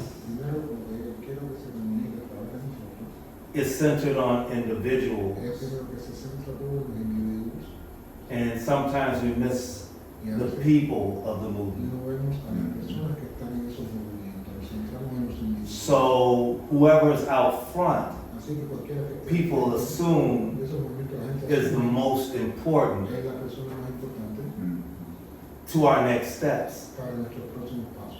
They don't know that the next steps were decided in a contentious meeting with everybody at the table hammering it out. Then the spokesperson goes out and communicates it. So people assume that that individual got word from on high. This is the direction. I don't know, that's from social movements, from my study. In the church, I think the language that sometimes clergy uses may indicate similar and same. We say stuff like, the Lord has told me. The Lord has revealed this is the way we should go.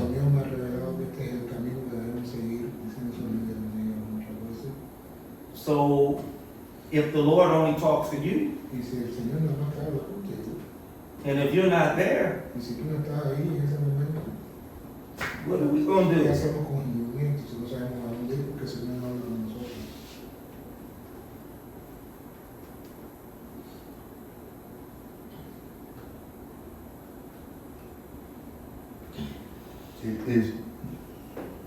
Have you seen something similar? Is this a similar way of viewing leadership, church leadership in Cuba and in Colombia?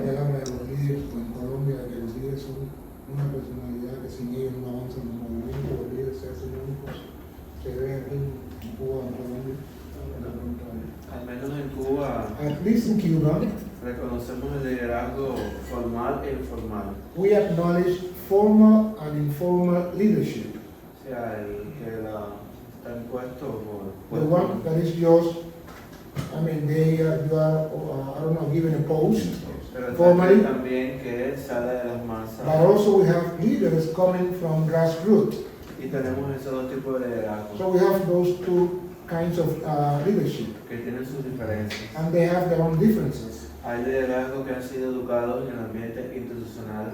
Some leaders have been educated to be institutionalized. Que son muy diferentes a los líderes que And vienen those are del pueblo, different from the leaders emerging from the people, que vienen de las bases. coming from grassroots. Igual que también no es el mismo liderazgo que vienen de instituciones It's not the same, the leadership coming from institutions liberales con, that are liberal, que de instituciones que son un poco más, and the leaders coming from other institutions that are a little bit more, más digamos, por ejemplo, let's say, política. politically oriented. Pero sí es complejo. But it's complex, the situation is complex. Y a veces no tenemos todas las respuestas. And sometimes we don't have all the answers. Y cuando tenemos las respuestas, And when we have the answers, cambian las preguntas. the question will change.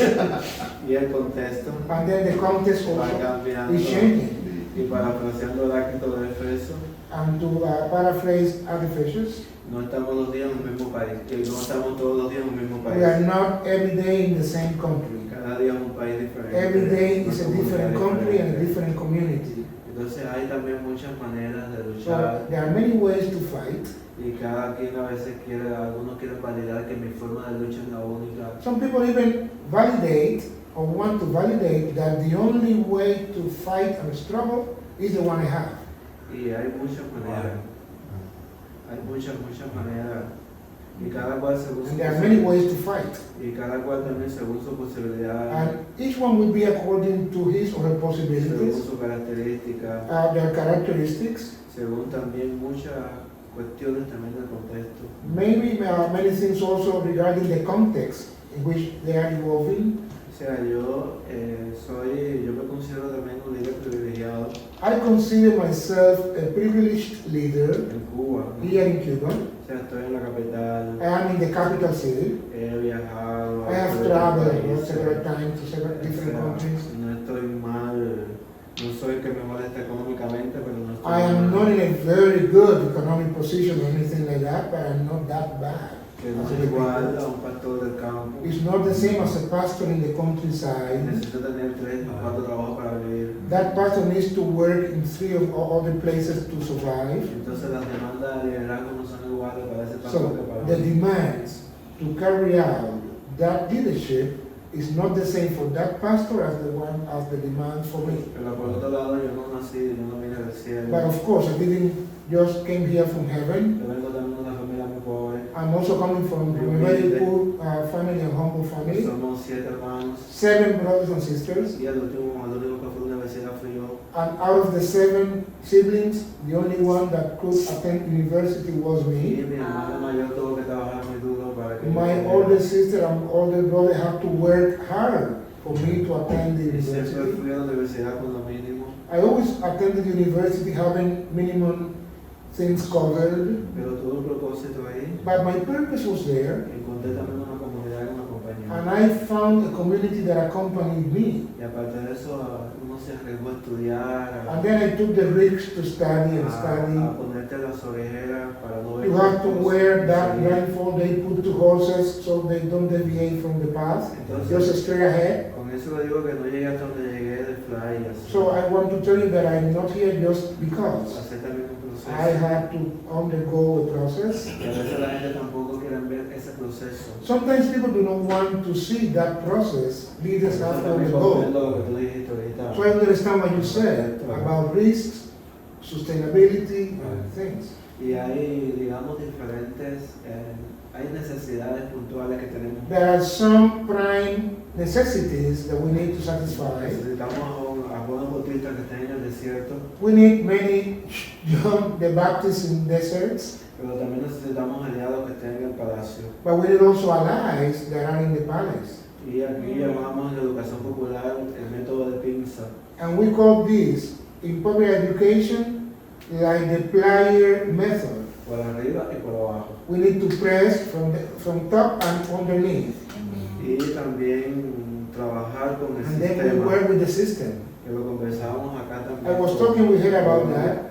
Que no es solamente una cuestión existencial. It's not just an existentialist issue. Claro que el existencialismo es importante también. Existentialism is important too. Porque hay gente que necesita el existencialismo. Some people need existentiality. Pero también hace falta tirar para el sistema. But we also tirar, con eso tirar a qué se refiere, Enfrentar. but sometimes we also need to shoot at the system. Que provoca Y entonces en ese sentido, So that would provoke many things, and in that sense, no hay modelo único de liderazgo. there is not a single model for Hay leadership. una diversidad. There is diversity, a tremendous diversity and complex. La riqueza está cuando nos complementamos. The richness will be when we complement, Y la debilidad está cuando nos empezamos a enfrentar unos a otros. and the weakness will be un líder con otro. Sí. And the weakness will be when a leader starts facing another leader instead of getting Cada together. cual tira para su pedacito. Everyone is just pulling to his or her territory, and they are not getting together for the common goal. Y a veces eso lo vemos también en Cuba, ¿no? And we see that also in Cuba Cada sometimes. cual para su lado. Everyone is just, La que okay, importa, for la me. demás My no fight is the one that importa. matters. I don't care about your fight or the fight. No hay un proyecto más global. So there is no a more comprehensive and global project for the fight. Entonces, eso también es una cuestión que nos pasa. So that is something that happens to us leaders sometimes. Hoy también en la Revolución Cubana, por ejemplo, Today, for example, in the Cuban Revolution, vemos una diferencia we see a difference en ese liderazgo que luchó, in that leadership. que se enfrentó, que fue así. Those that went to Sierra Maestra Mountains to fight Batista's dictatorship, those leaders there are different Que from the ones that viene del have. movimiento, Those leaders came from movements. que ese liderazgo que ya se hizo en la revolución. That was the leadership built with the revolution and that made the revolution. An institution that they created later Entonces no es igual. is not the same. Lo que no significa que So it doesn't mean uno sea positivo y otro that one is positive and the other is negative. Hemos visto cuestiones negativas en ambas partes. We've seen negative issues in both parts, Y hemos visto cuestiones and we have seen positivas en ambas positive partes. things in both leaderships. Pero sí es una complejidad. But it's a complexity regarding leadership. Creo que también hay una complejidad en las luchas que queremos. Also, there is a complexity in the struggles we want to fight.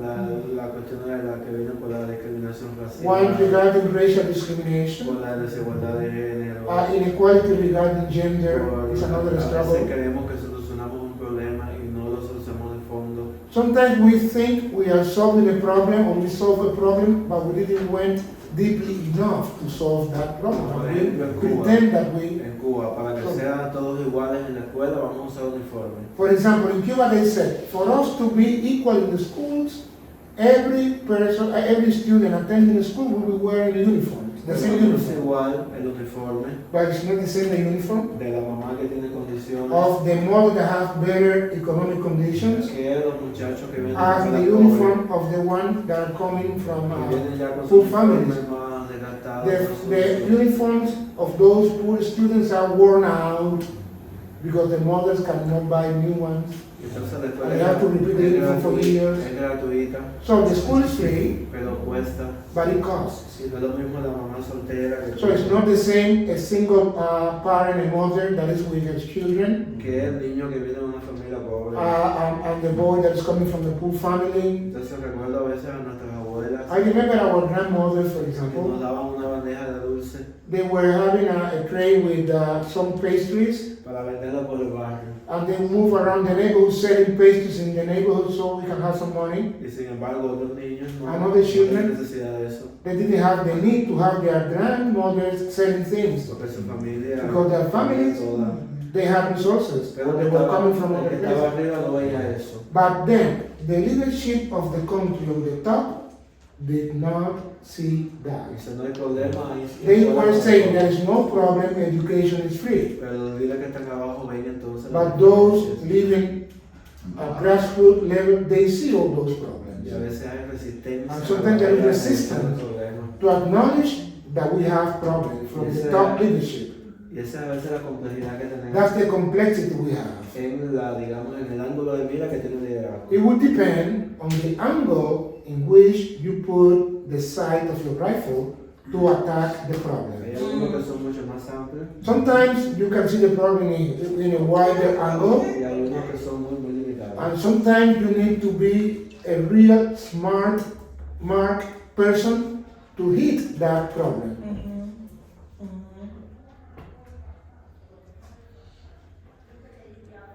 Pues mira, Well, pues me conmueve mucho todo esto, ¿no? it moves me a lot to hear all this Porque escuchando a Idael, when I hear Idael, pues es como un retrato de Colombia. it's like a portrait of Colombia.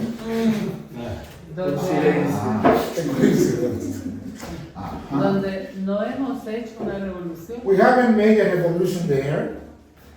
Entonces, quiero pensar como en dónde están las diferencias. And I want to think, where are the differences? Porque cuando la gente habla mal de la revolución cubana en Because mi when país, people talk evil about the Cuban revolution in my country, por lo menos yo siempre estoy ahí como que tú no puedes hablar. I'm always de la jumping against them. revolución, We cannot talk bad about the Cuban eh, revolution. Bueno, y sigo pensando que And I still think el pueblo cubano representa la dignidad that the del Cuban pueblo people represents latinoamericano, dignity for the people in Latin America. por la manera que siempre se ha posicionado frente al imperialismo, In the way they have always been standing, facing imperialism. la dignidad con que ha tenido que sobrellevar The ese dignity bloqueo. they have needed to overcome that blockade. No importa que mucha gente se quiera ir. It doesn't matter that many people Para want Estados to leave the Unidos. country to the US. Hay mucha dignidad There is a lot of dignity que nos representa a todos los that pueblos del represents mundo, all yo the creo, peoples of the ¿no? world in Cuba. Y tal vez lo más inteligente de que podría hacer el gobierno norteamericano sería quitar el bloqueo para ver qué pasa, ¿no? And maybe the smartest thing the US government could do is to lift the blockade to see what happens in Cuba. Porque el bloqueo se vuelve como una excusa también del gobierno cubano para Because the blockade justificar could muchas turn cosas. into an excuse for the Cuban government to justify many things. Si no hay bloqueo ya, si pudiéramos saber, o sea, realmente cómo es la revolución. O sea, If sin there were bloqueo no not a hay manera blockade, we de... could see really what the revolution can attain or not. Entonces yo, claro, yo también fui la última, la menor de 6 hermanos. I was also the last of 6 siblings. La única que fue a la universidad. The only one that could go to the university. Bueno, toda esa historia de pobreza. All that history of poverty. Pero vamos a hablar del liderazgo. But let's talk about leadership.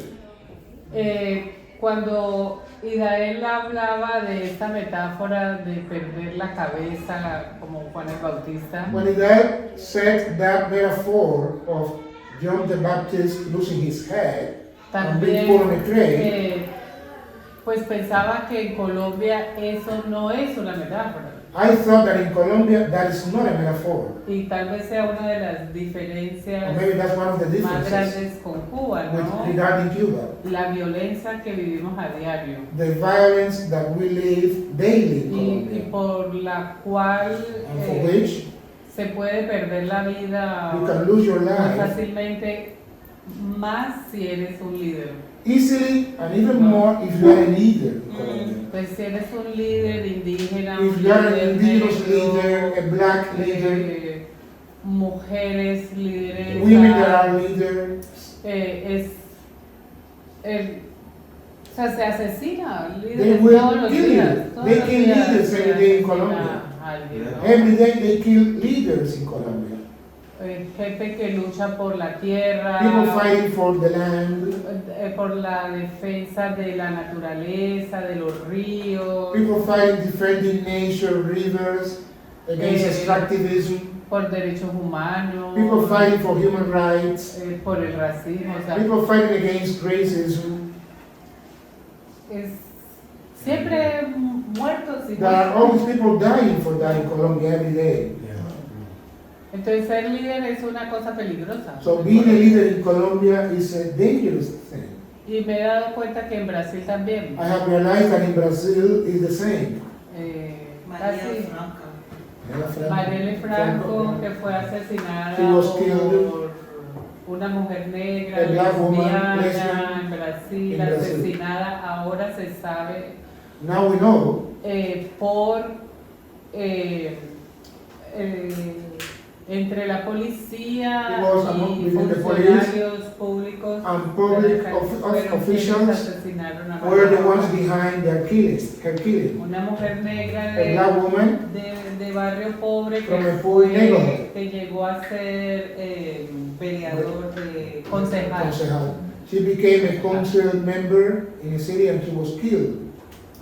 Entonces es complicado. So it's complicated ser in Colombia. un líder, ¿no? To be a leader in Yo Colombia is sí complicated. pensaba que cuando tú te enfrentas a un liderazgo que confronta cualquier poder, es muy fácil perder la cabeza. I do think that when you're facing with a leadership, any structure that is representing power, you are risking to lose your head.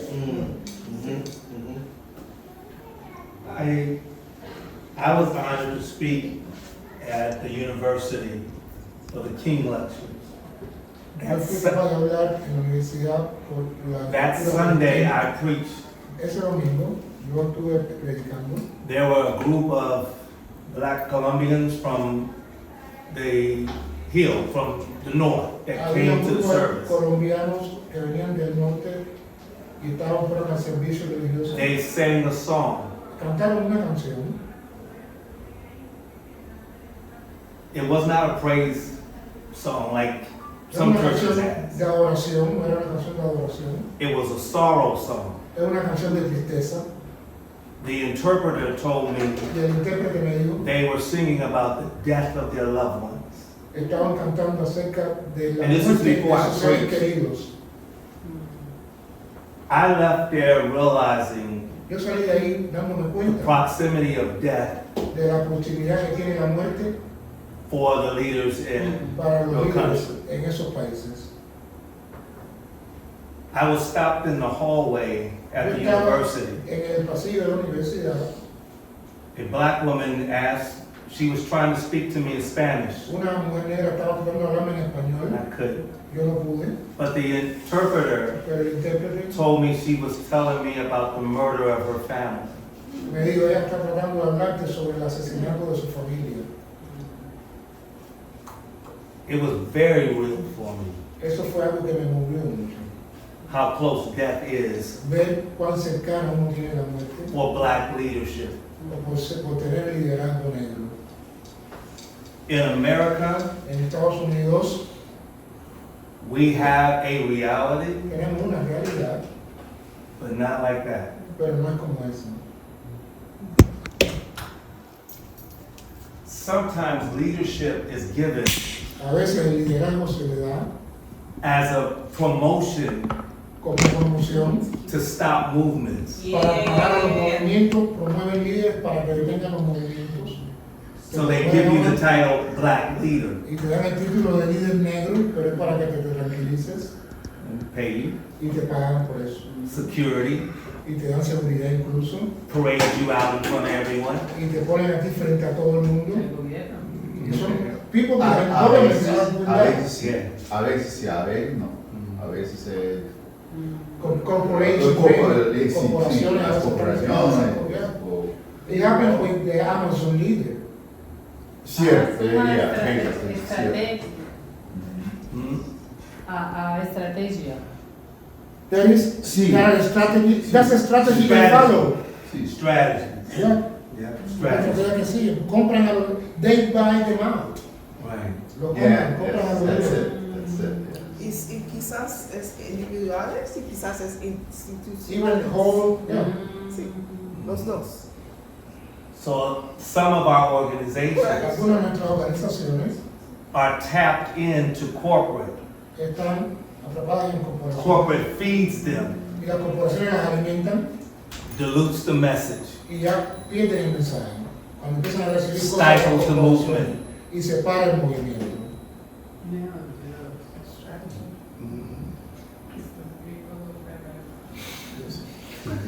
So those gringos are perverse.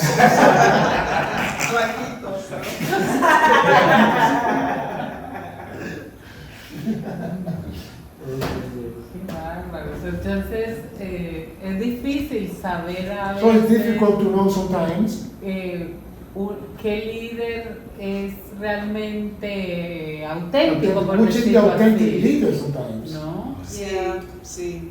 Where is the authenticity of you as a leader? Sometimes it's difficult to assess that. Yo yo estuve en México hace como 3 semanas, tuvimos un encuentro de feminismo decolonial en México. About 3 weeks ago, I attended a meeting for decolonial feminism in Mexico, En Guadalajara. in Guadalajara. Y ahí encontré una mujer negra que venía de Estados Unidos. And there I met a black woman coming from the United States. No tengo el nombre I don't have de the aquí name, ahora. sorry. Y ella nos habló sobre las COP cities. And she told us about COP cities there. COP cities, sobre la industria de las prisiones. About the industry of prisons. De varias cosas así. Things like that were happening. Muy preocupantes. Those are really worrying O sea, things. como un estado militar. It's like a military state en within the esto cities, in those places. Se ha vendido al mundo como la democracia. And they el have modelo sold de that as democracia, ¿no? democracy for the world. Y entonces toda la persecución a los Persecution to estudiantes en las students in the universidades. universities now. Entonces es como si se le estuviera cayendo la máscara a So it esa- seems that their esa mask máscara de is falling democracia, off ¿no? for those, Y mostrándose realmente and they are cómo showing es themselves the el way they are. imperio.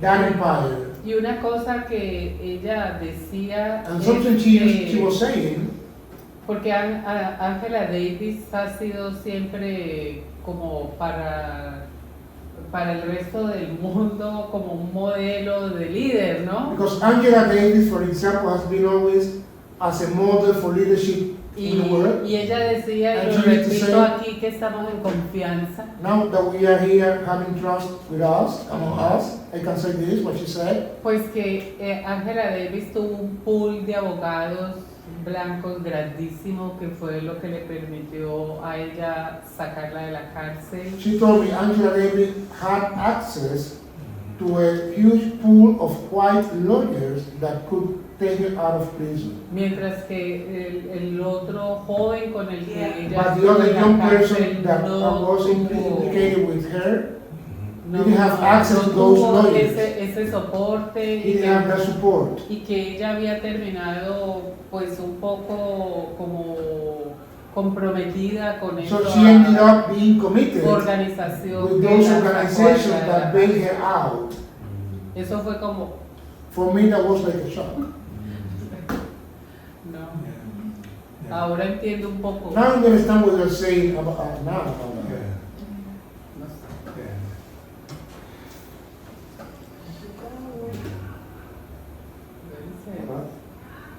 Esas son también otras formas de matar, ¿no?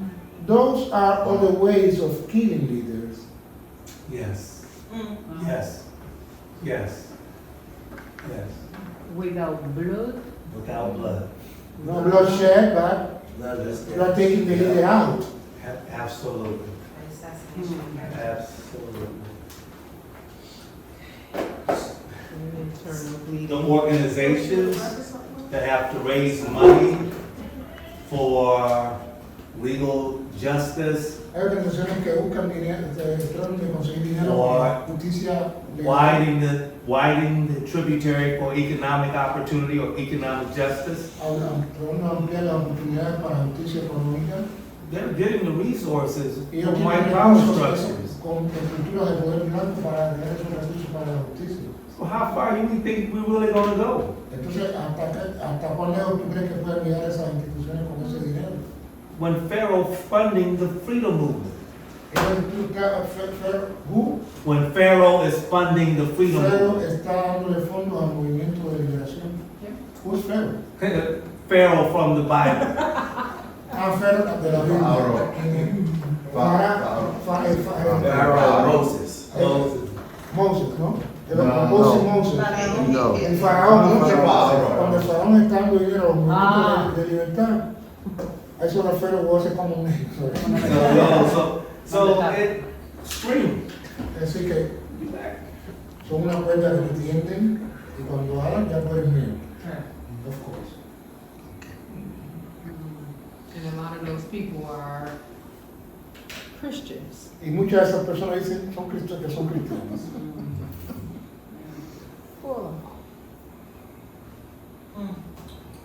Yeah.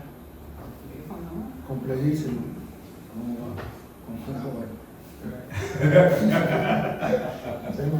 Well, ladies and gentlemen, we have really come to a point that we should be transitioning now for dinner.